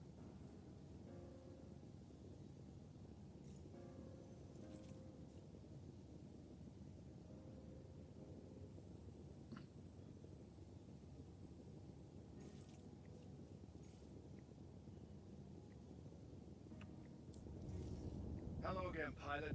Great to have you for the last Nap part mode? of this Navy Patrol training exercise. This is going to be a fun one. I arranged for you to train against a ship in distress. It'll be up to you to defend it while dealing with hostile threats. Since you handled yourself so well in the last lesson, I told him not to hold back on you this time. So be ready. Thanks, Gilly. Once you arrive at the training site.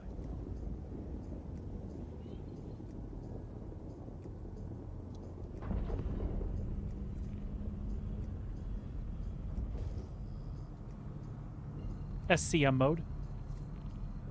Shields online. Mayday, mayday! Outlaws are attacking my ship! OE.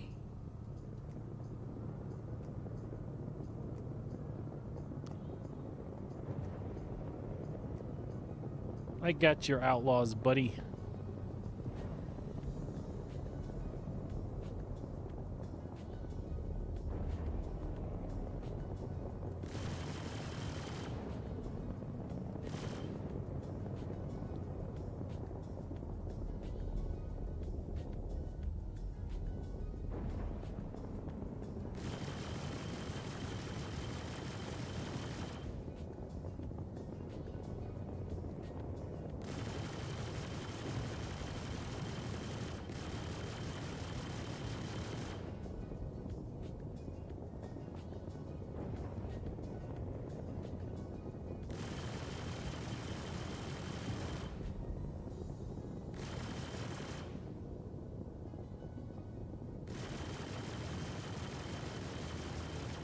Heading out. Destroyed. Take care. Well, I'll be. You passed with flying colors, rookie.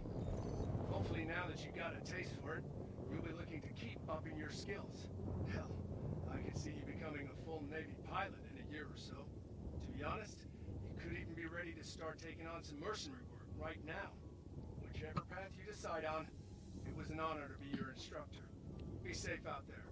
This is Flight Instructor Gilly, signing off. Later, Gilly.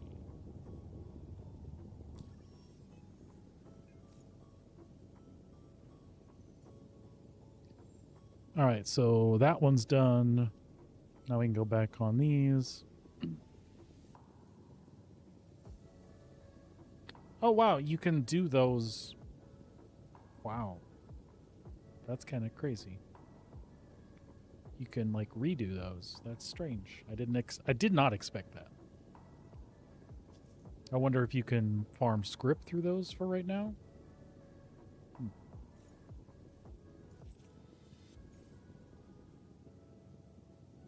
Probably quicker than you can picking it up around the Invictus halls, right? Welcome back, Rook. I've got a more tactical lesson for you this time. Nav We know mode. you can fight multiple ships at once, but now we're going to dive Boosting into power to calculations engines. that separate an average combat pilot from a great one. I'm talking about target priority, choosing which ship to shoot when. It can make all the difference when you find yourself up against a mixed squad. Head to the training site. Give you some hands-on experience. Quantum drive is now off.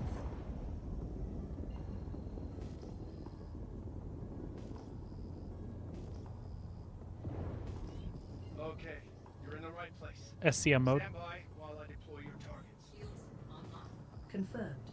Shields online. Should we stop and get my drink?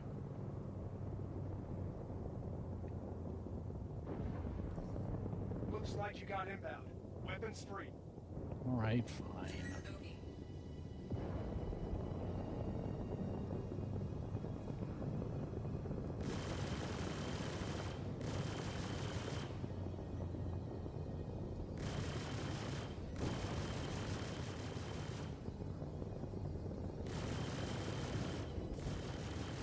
Shields hit.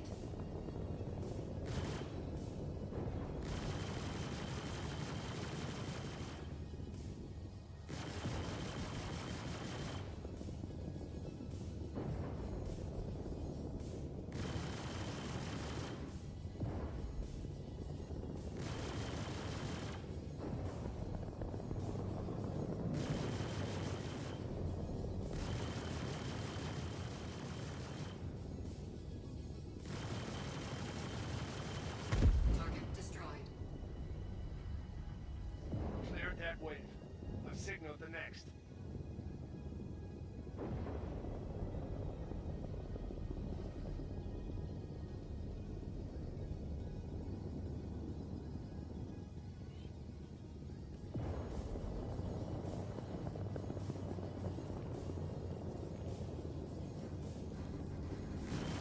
Shields hit.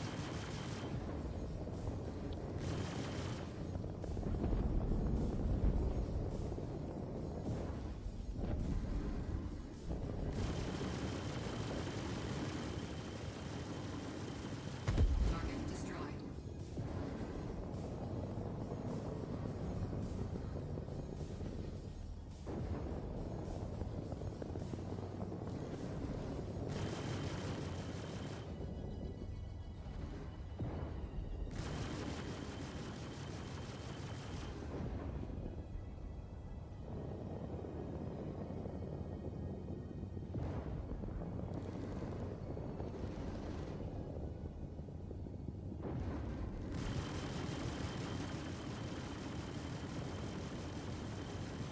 Target destroyed.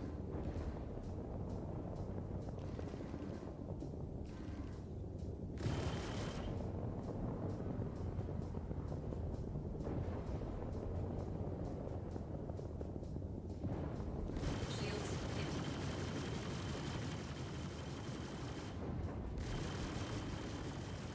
Target destroyed. Congrats on completing a another part of your course. You impressed the other pilots out there today. I'll see you when you're ready to continue your training. Well, I'm ready to continue my training anytime. However, I believe I have some Cruise Dark sitting in my corpse here. And I would like to recover it, please. Lights on. Lights on.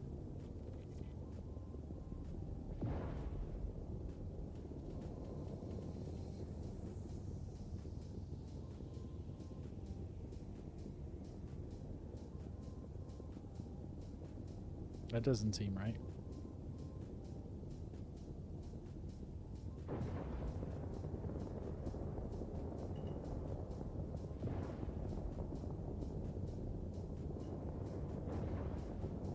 I don't see me anywhere.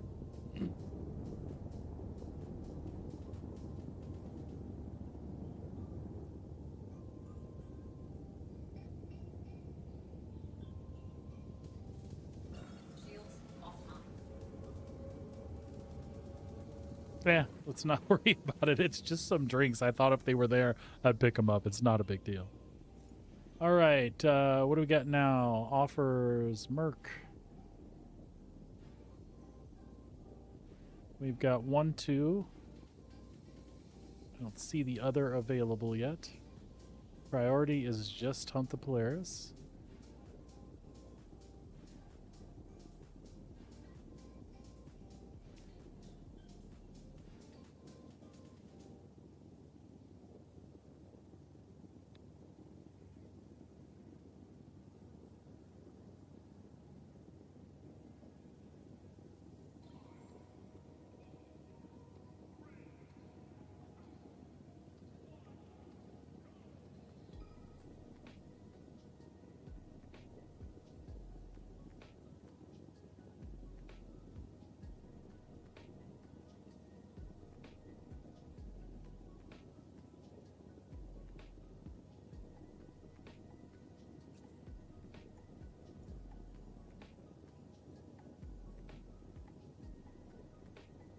Here we go. Number 4.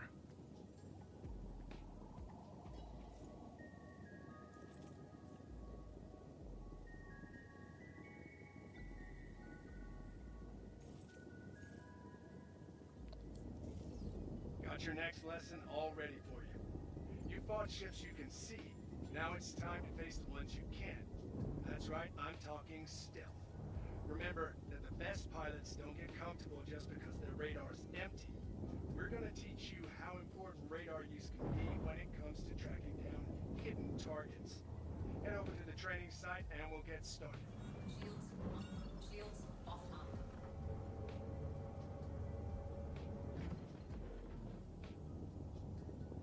Why for you know, let me go there.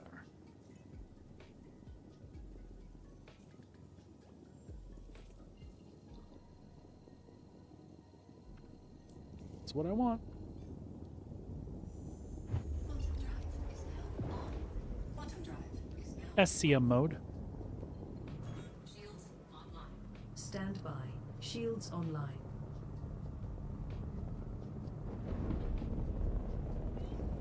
Welcome to the training site. Get settled, and I'll let everyone know to start.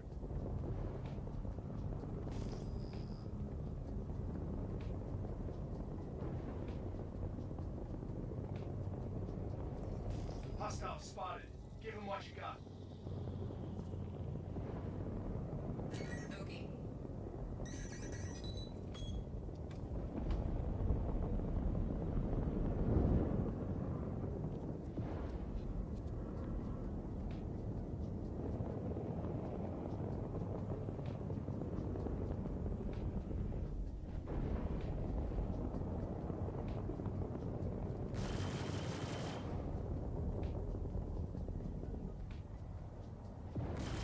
Shields hit.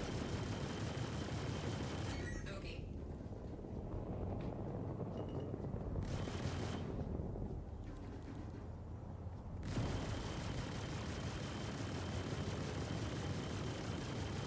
Come on, get him, get him.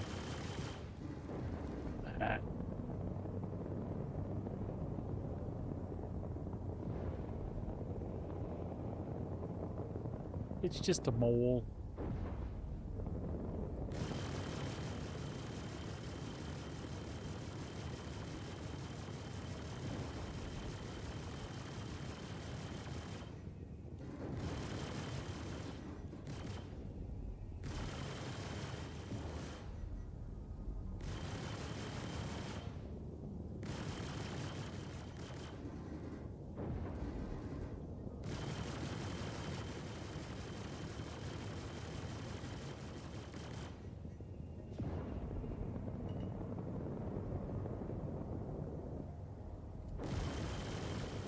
Shields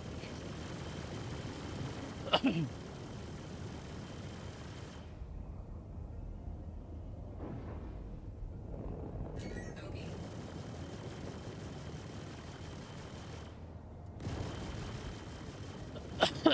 Bogey. Excuse me.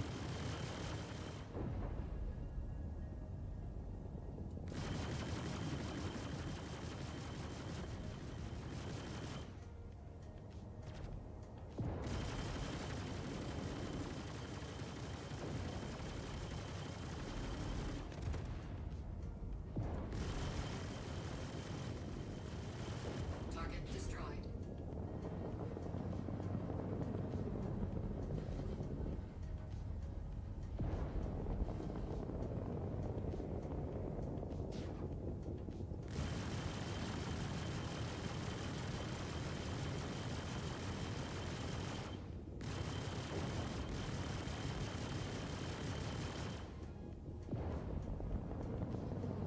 Bogey.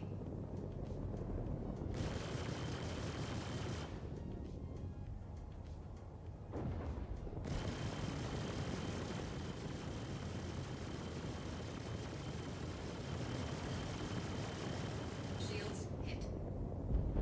Target destroyed.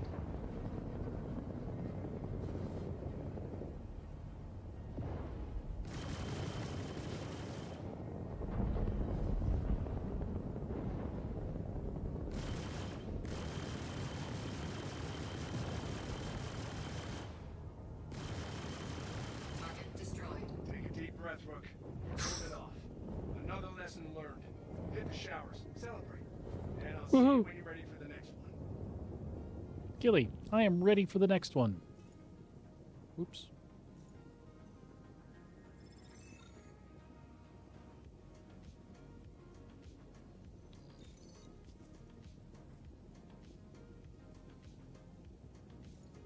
Actually making good money on these.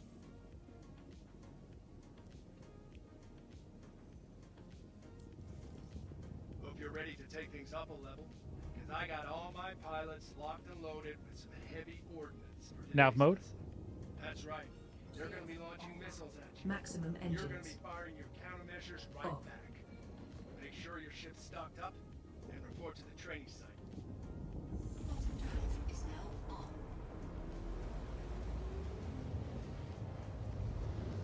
Making lots of script too, which is good because it takes 50 script to turn in for a Wicklow favor.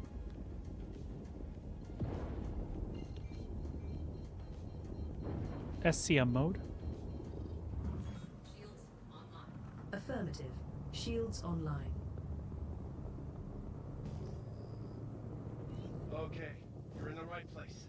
Stand by while I deploy your targets. This is the worst part about these missions is that these asteroid clusters are blech. Hostiles inbound. Light them up. Bogey. Was that a Star Lancer?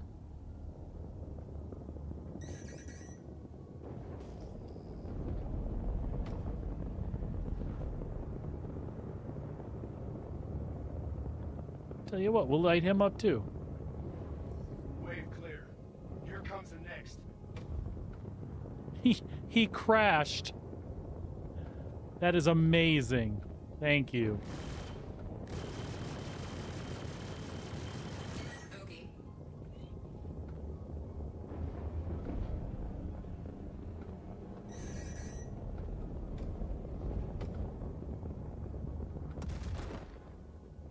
Who else is here? Oh, goodness gracious. Okay.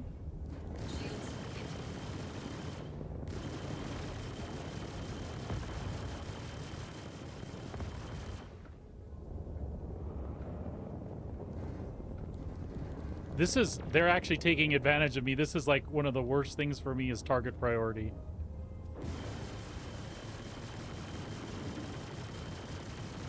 Come on, breathe, breathe, breathe, breathe. You can do this.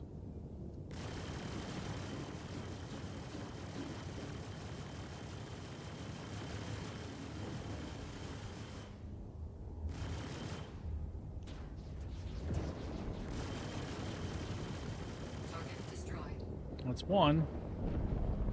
Makes life a little easier. We'll take you out, and then we got the Star Lancer left.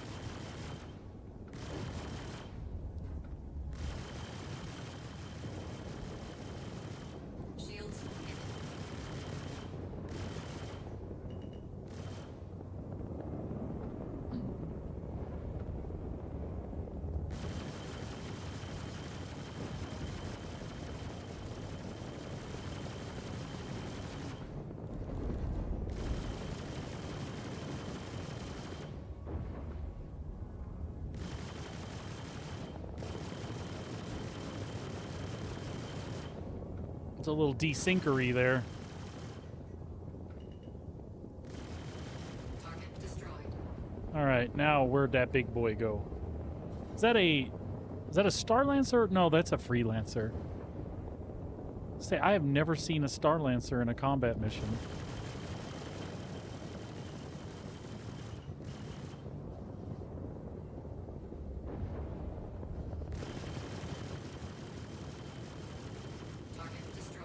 There we go. Another lesson in the books. Hopefully you can feel yourself improving, because I'm definitely seeing it on my side. I recommend a bit of downtime, and then we can get back at it. Rest up, and I'll see you soon.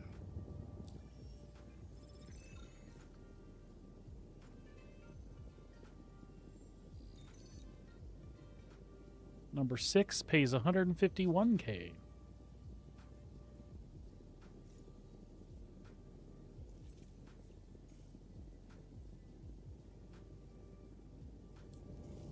Nice to see you again, Rook. Nav mode. Call you that for much longer at the rate you're learning. For your next Increasing power lesson, to engines. I've got some multi-crew ships ready to take you home. Not only will you need to avoid turret fire, but these larger ships have multi-faceted shields.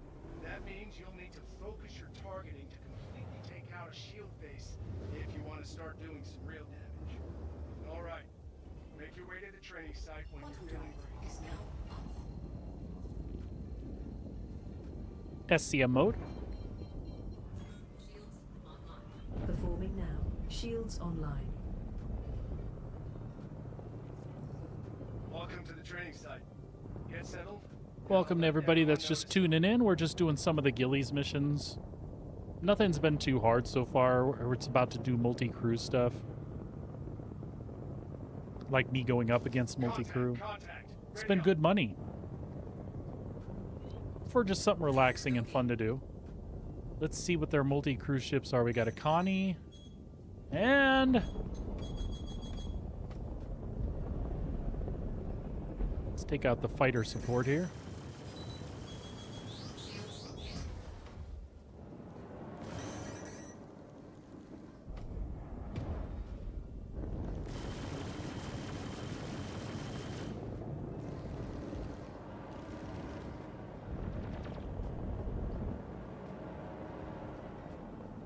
Alright, we may need some missiles.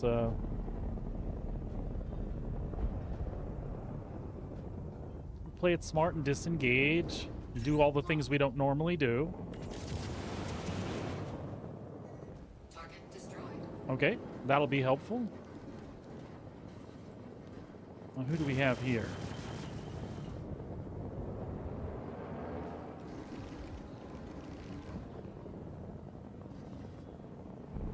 Gonna get out of range of that Connie.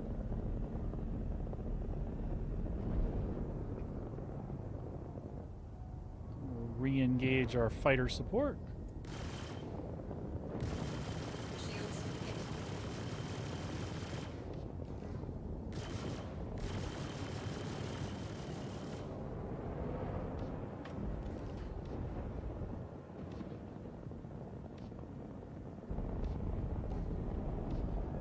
see if we can get a lock on this Gladius.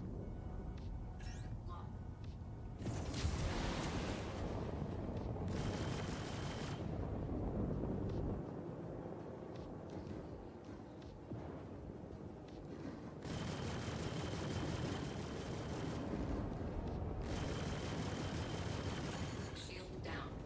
Uh-oh. Target destroyed.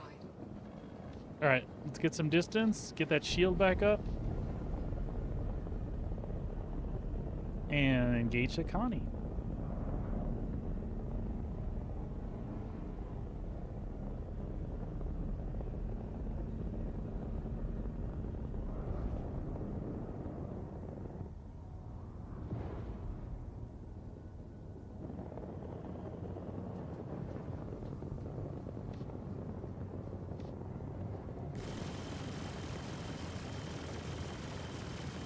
Shields hit.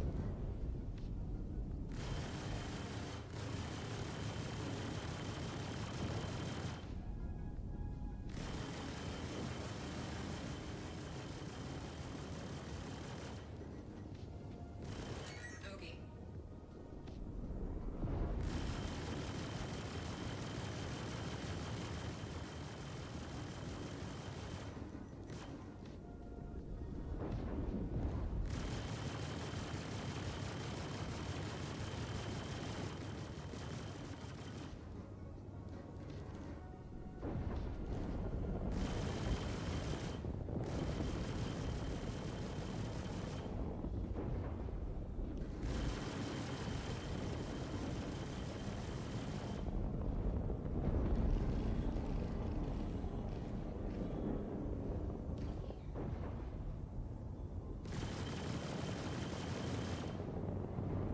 Shields hit.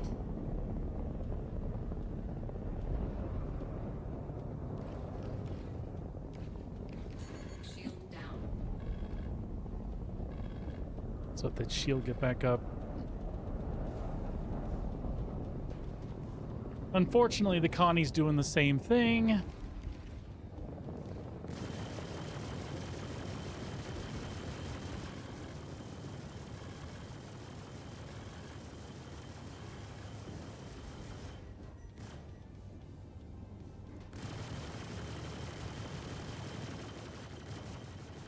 Bogey.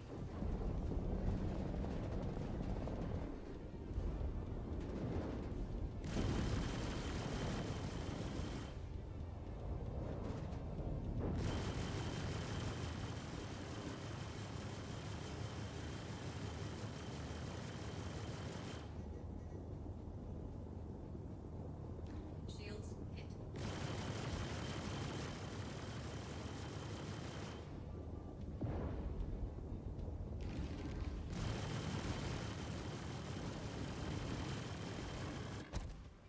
Oh, shit. Well, that's all right.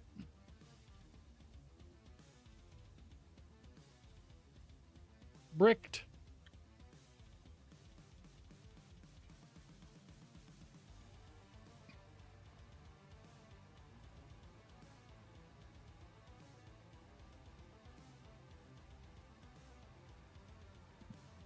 Ugh.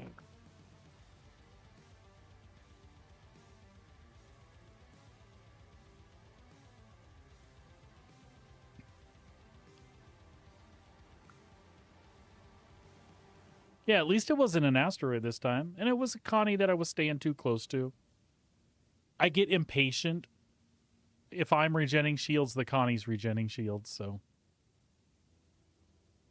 We're just going to exit to menu on this one. We'll let it do its thing. I should have kiddos coming home pretty soon, but we'll stay going for a few moments yet. I'm afraid it is going to put me back in the Versi part of there. I don't think it's going to put me back at Area 18 because I think I was engaged in combat still. We'll see, though. If not, we'll backspace and come back out. We might bring a bigger ship just to make that go quicker.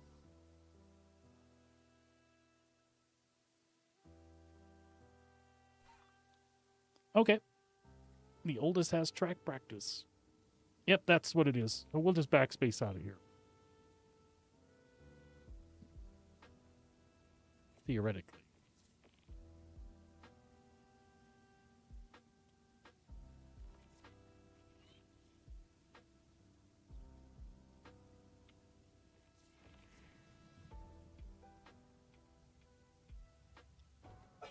There we go.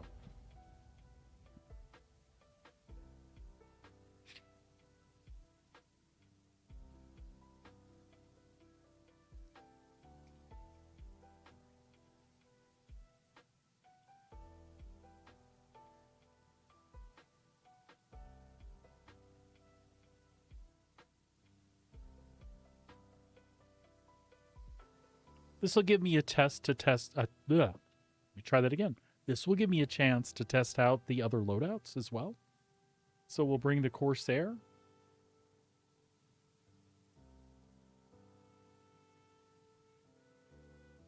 Did you get another email or call today, dear?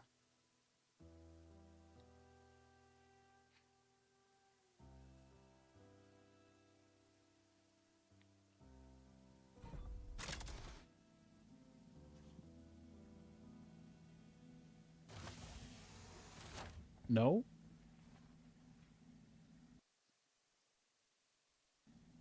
That just crashed us to desktop. We've had that happen before. It's like some handling stuff when it's reloading out of a med bed. If I had given it another moment while I laid there and not started that animation, it probably would have been okay.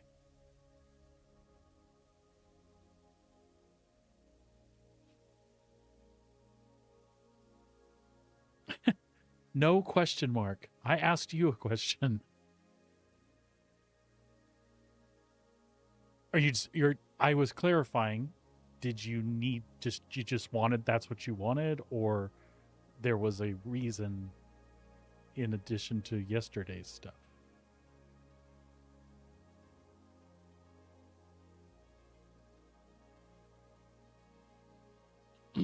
Oh, okay. Gotcha.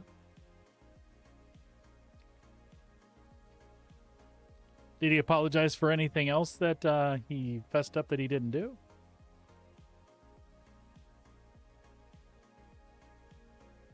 All right, you might message me that because I don't know that I know what you're talking about off the top of my head.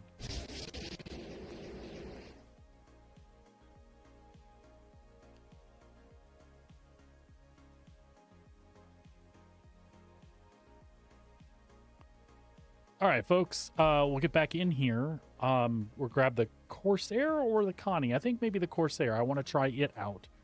And we'll see if we can go take... It's just going to be harder because if it resets that, I'm going to have to take fighters out with the big ship. But honestly, the F8 turns about the same in some cases, so shouldn't be a big deal.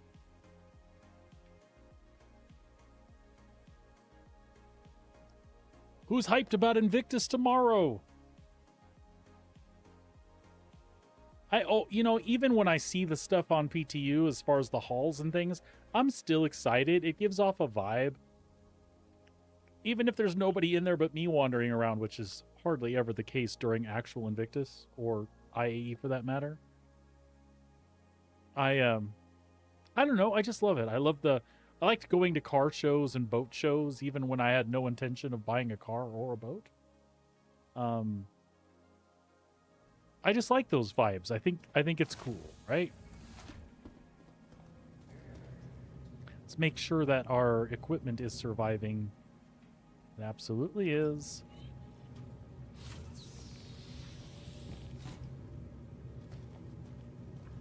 Okay.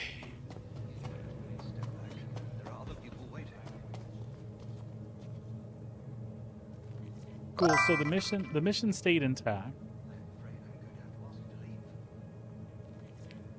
I mean, I think so. Terzoil, I really do think so. I think the HP. And the reason I think is because when I walked up to it with the wife last night, and I saw the paint job on it and went, oh, I see. That's why I really think it's going to be available. I don't know how excited I am personally about it. I'm excited for the orgs that have the amount of people that'll use it. I think it's really cool. I would prefer one of the spruced up versions, like the ones we see in Squadron 42. But it's still cool. It's neat to have a multi-ship hangared vehicle. My wife's not a big fan. I don't think she likes the direction that capital ships are going currently in the game, or the fact that they're being released, or the fact that the ones that are being released that are being called capital ships, she doesn't feel like they're that epic of scope yet. And we talked about it. You know, there are others in the plans. The Perseus is a big one. Capital ship eater right there, right? Javelin, EMM, all kinds of Kraken, all kinds of other things that are way bigger in scope than what's out there so far.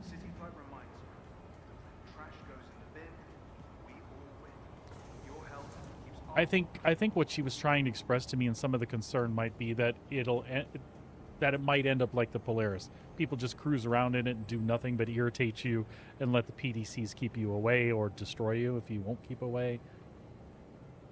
Stand clear. Doors are now closing. But all of that stuff aside, I still think it's like really cool. Do you know that I did not know that there was a dedicated MPUV hangar in it?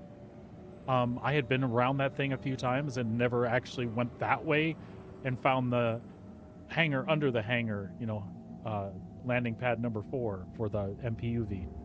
I thought that was kind of cool.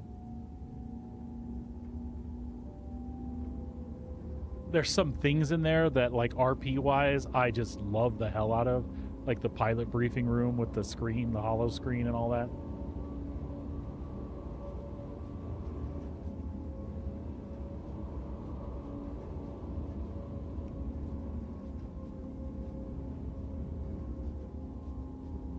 So, I agree with you, Sabrina, but outside of PTU, which we know doesn't get the concurrent players that PU gets, if it's ready to go, I mean, get it in so we can see how it plays with numbers. Because, to be honest, it was an FU when they first put it back in the PTU this last cycle. And then they did some optimization and changed some things, and it got better. It really got better. So what's left to do? Put it in the PU and see what is it that we have to change, do, improve to make these big ships in volume stop tanking portions of the game. And I think the only way they can do that is by getting it out there. So from that perspective, I don't think it's such a bad thing to get it out there. And again, that particular model has been in the game for a long time. If nothing else, for the sake of the backers that have paid the money for that, get it in their hands now, and let's figure it out from there. I would say that, Sabrina, except that the Idris has been on sale forever at these events. A money grab that, now that it's available, there's people that have thought about it and haven't done it, will actually do it. Yeah, maybe. But Hello, and welcome to Riker Memorial Spaceport. Would you be having the same complaint about the Merchantman coming out? The Banu ship that people have been promised for 13 years? That's basically a big merchant vessel with shops and shit in it. People pledged for that so long ago.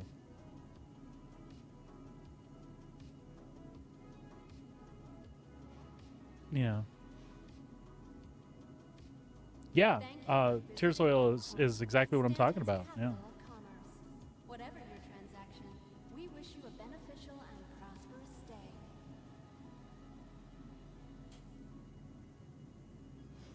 Yeah, there are many that feel the same way we do about paying for pixels. Like I don't, JPEGs more specifically. Because a JPEG is the ship that doesn't exist. It's just a picture of it, which is pixels. But my ship right here, this one that I'm pointing at, that's pixels in a game. But yeah, ships that don't exist. So there are a lot of people that are like, oh, now that it exists, I'm going to spend the money. But listen, these things are on limited sale. Every major event, they always sell out. Always. So, if anything, I think some people are going to be upset because it's going to go on limited sale. And people that want it aren't going to be able to get it this time around.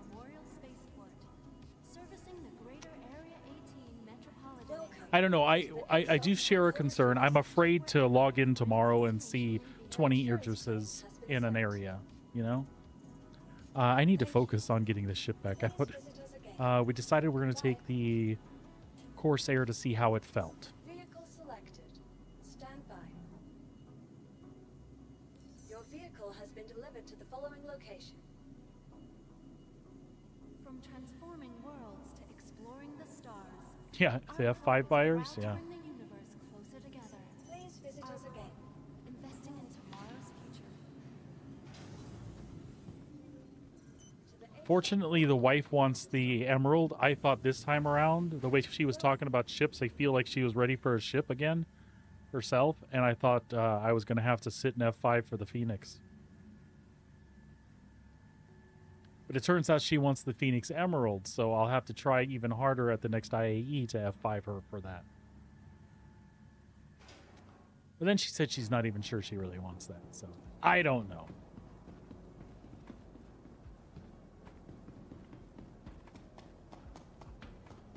Yep. Bunch of people around smacking F5 trying to get one. And they're going to do it, even if it doesn't go on physical sale.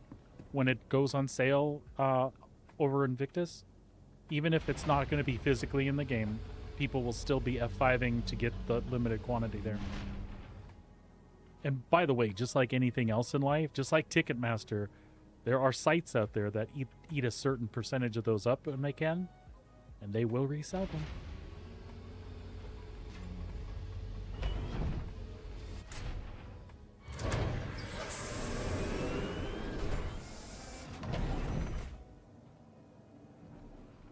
All right, let's see how this thing feels with the attrition and see how quickly I can take out that Corsair or get blown to smithereens.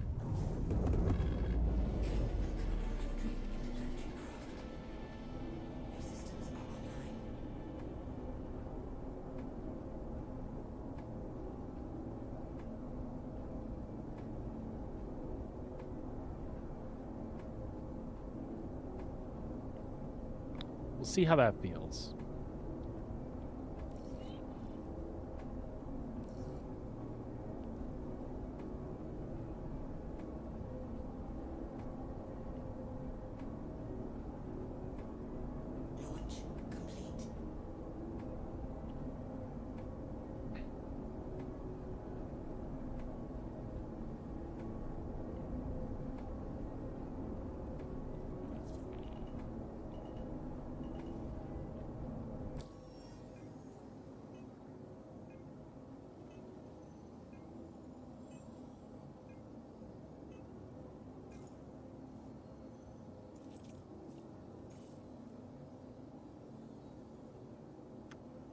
All right. Well, if we can get out of the hangar now.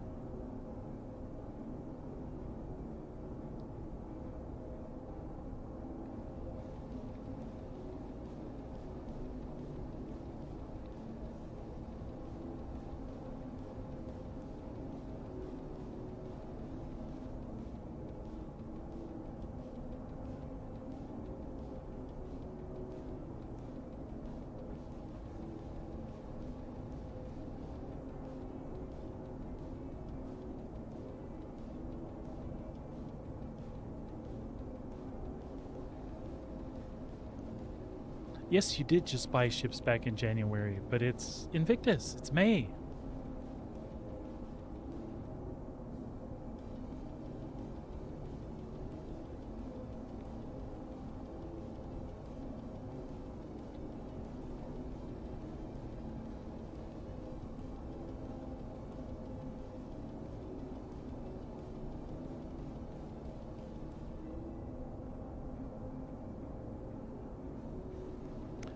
By the way, folks, the recoil on things like the CF repeaters feels so cool. It of course does not do that for attritions.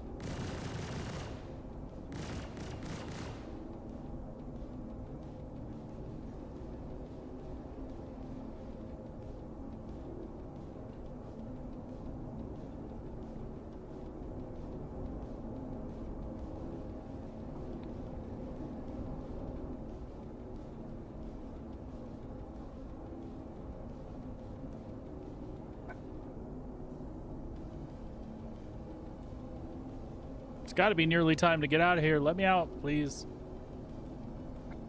I got places to go. Minxie, chill. It's just the boy. Folks, I might have to mute myself and step out for just a moment. We'll see if the boy comes down right away. What do you want me to have him do until you get home, Reed?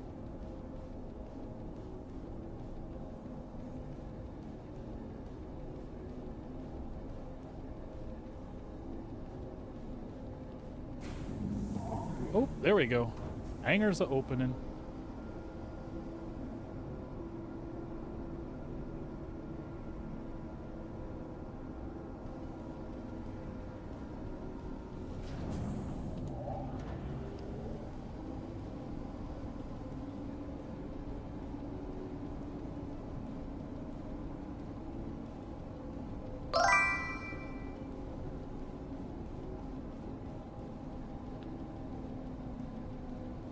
I was kind of hoping he would log on, Misery. Not only is it the Corsair, but it is the mega awesome purple one. For the record. And I love Claw dearly. He's become a good close friend quickly, and I respect the dude, and he's a lot of fun. All of you guys over there in the regulators, by the way. You guys have been really cool and welcoming, and I have a lot of fun with y'all. I like this ship. It's one of the few that's not all samey on all sides. It's asymmetrical. Yeah, some people think it's weird and a little bit long, but have you looked at some of the other spaceships we drive? They're all weird. From a, you know, modern day perspective anyway. Plus, if you're gonna go purple, this is the purple to have. It's dark and shiny and awesome. Go read, sir, until your mama gets home. And hello, and welcome home.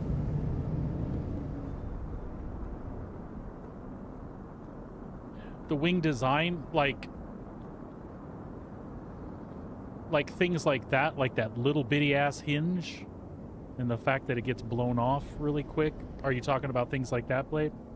Or just you don't dig the asymmetrical look? Because I love that part, but I will agree with you that these little bitches are slapped on with door hinges, and it looks cool, but functionally those things get knocked the hell off, and that makes it not an enjoyable experience. As a matter of fact, that's what we're going to do. We're going to go get our wings knocked off. And then I'll bring the Taurus and get its nacelles knocked off, etc., etc. Shield system offline.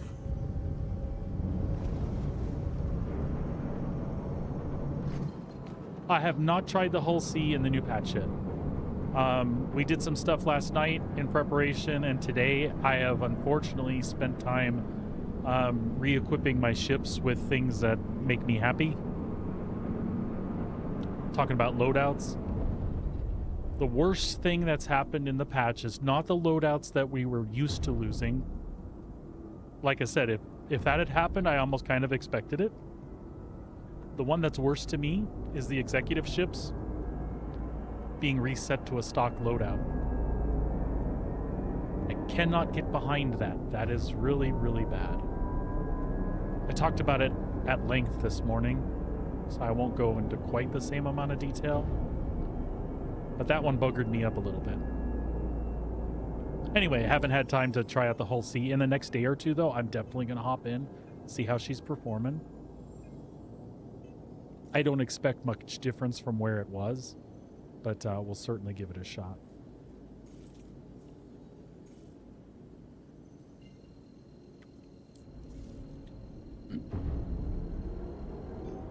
Engage jump drive. Engaging drive. Quantum drive is now on.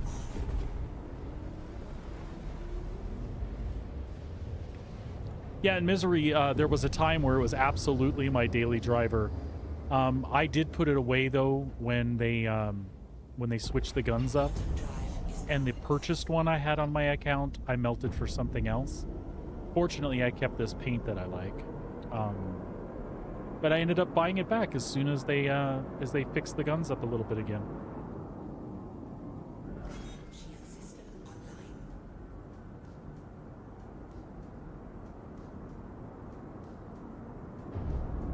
Oh, really? Huh. That's something I'll have to pay attention to and play around with, bud.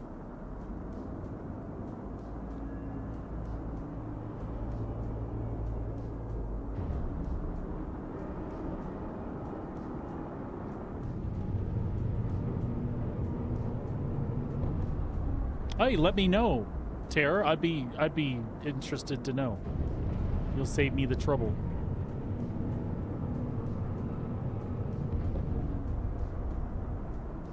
Misery, have you talked to the other guys in the regulators yet? Do you know if everybody had? Is it everyone? Is there anyone that has a exec ship where the exec loadout stayed intact?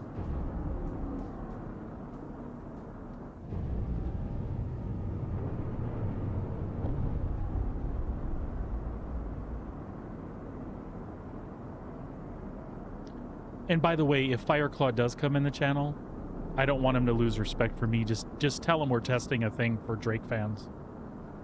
I'm a Drake fan. Oh, I forgot. It's not Drake that he hates. It's just the Corsair specifically.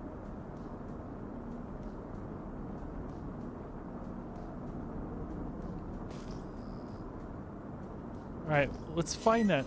Yeah, that guy. First off, we're going to soften him up from way out here. I don't even care. We're going to give him some arresters up the butt.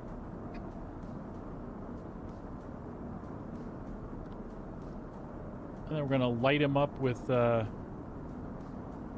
some goodness.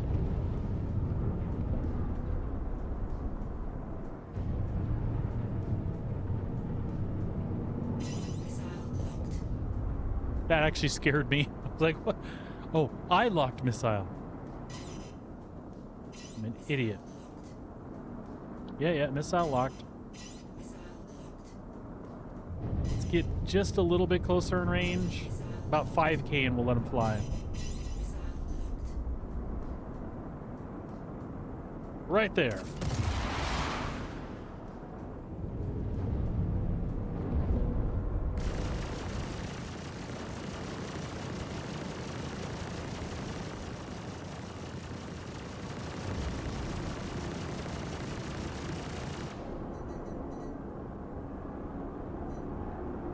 How's that feel, huh? Told you not to pick on my F8, but you wouldn't listen.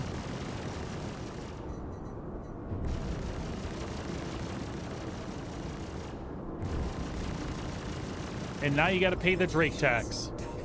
Hey, by the way, Corsair's feeling good.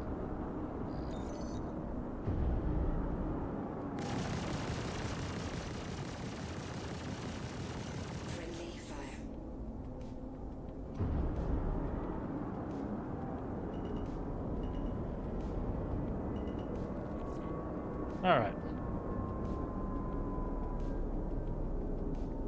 So, doing these Merc missions that are a continuation on the Gillies stuff has been good money so far. That one paid 151K. The one before it was 109, 107. I think it was 70 and 50 below that.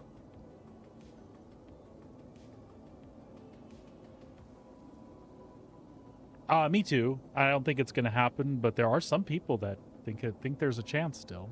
I'm not one of them, but 200K for scenario number 7. So I am slowly making back part of the 4 million that I spent on ship parts today. And again, this is the third ship I've tested that I've re-outfitted without CZ parts, and I'm pretty happy. For me, the big thing about CZ parts was when you saw me earlier today looking at Urkel, there's a lot of military choices that keep the component health up high, and the base level of the things that it does isn't so bad. But on the damage front and the extra shielding front, bang for the buck was really good. So I miss the military components being available for that.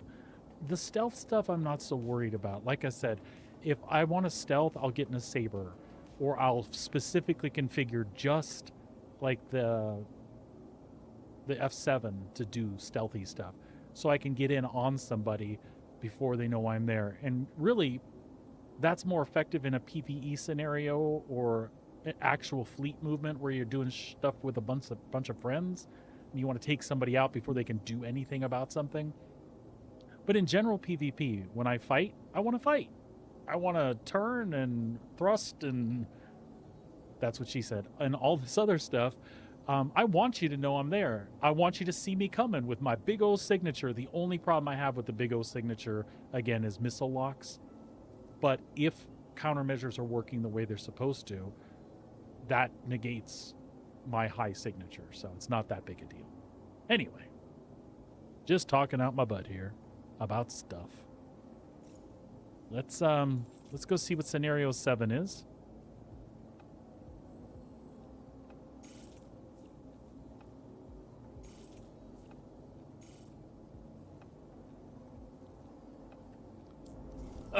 Hope you're excited, rookie. This is the lesson where you get to take on a Corvette, complete with escort ships. This is something that even full-blown naval pilots don't take lightly. So I want you to choose your ship carefully. Hell, I've known some students to go ahead and bring a few friends as backup. Just don't show up to the training site unless you're really ready. Okay, so apparently they're going to put me up against a hammerhead, I'm guessing. That's what we would consider a Corvette, right? And the escorts, we'll see. I have a feeling they'll take me apart by myself. But we don't care.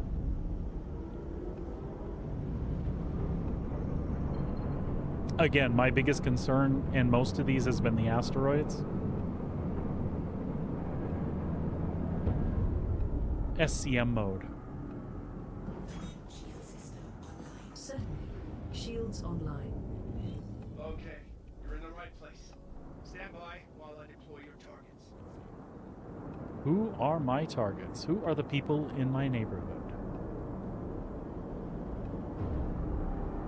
Mr. Gilly. Got hostiles heading to your position. Prepare to engage. All right. All right. That we can deal with.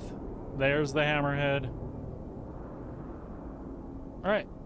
So what we need is your fighter support first.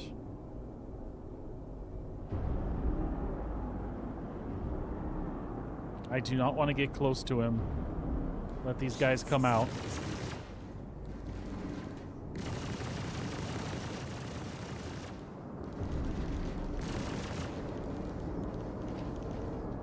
Seriously?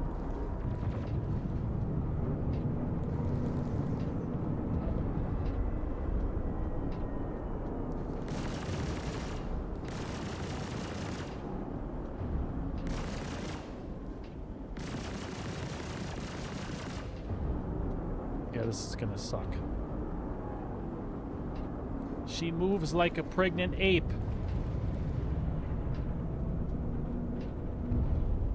With 2 club feet.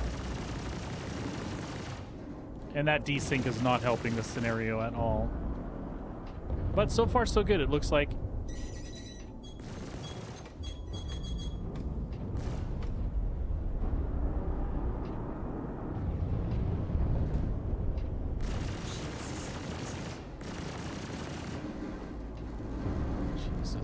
Christ. That's what I'm afraid of. It gets me moving too close to that hammerhead. And then we get lit up. Ooh, that was a lot of damage.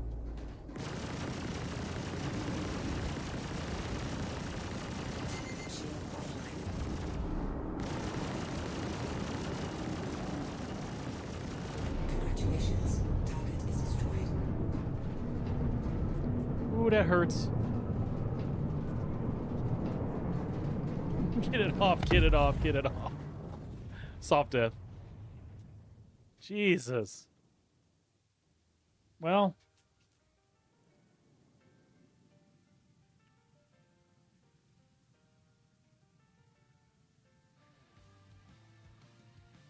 We took one down. And consequently, the wings are still attached.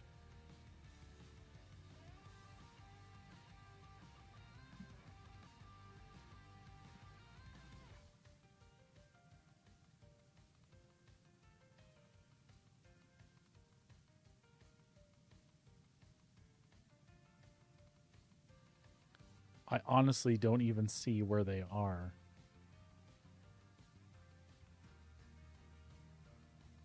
I feel like I got punked.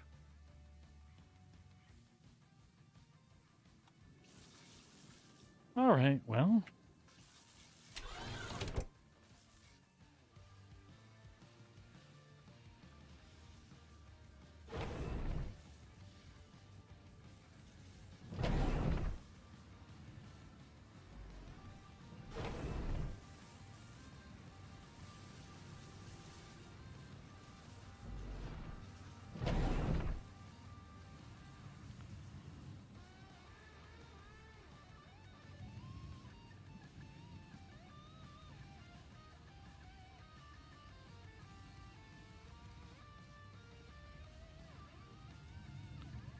We're just trying to set up a screenshot here, folks.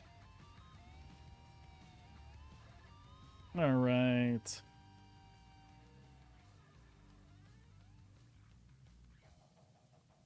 Cause I'm the green Manalishi with the two-pronged crown.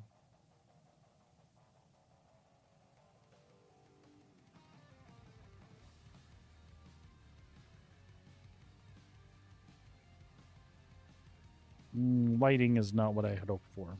Oh well. All right, folks, that's going to do it for me for today. I appreciate it so much that you all tuned in. I hope you had a good day. For those of you that were new to the channel today, thank you so much for dropping by. I'm glad you hung out. I had an absolute pleasure answering your questions. Today was a great day for that. While I was busy outfitting ships after the patch, you got to see how SP Viewer or Urkel would get used and the kind of decisions I made for the builds that I was going for with the ships as far as components. I hope that was informative to you. I hope you get something out of that.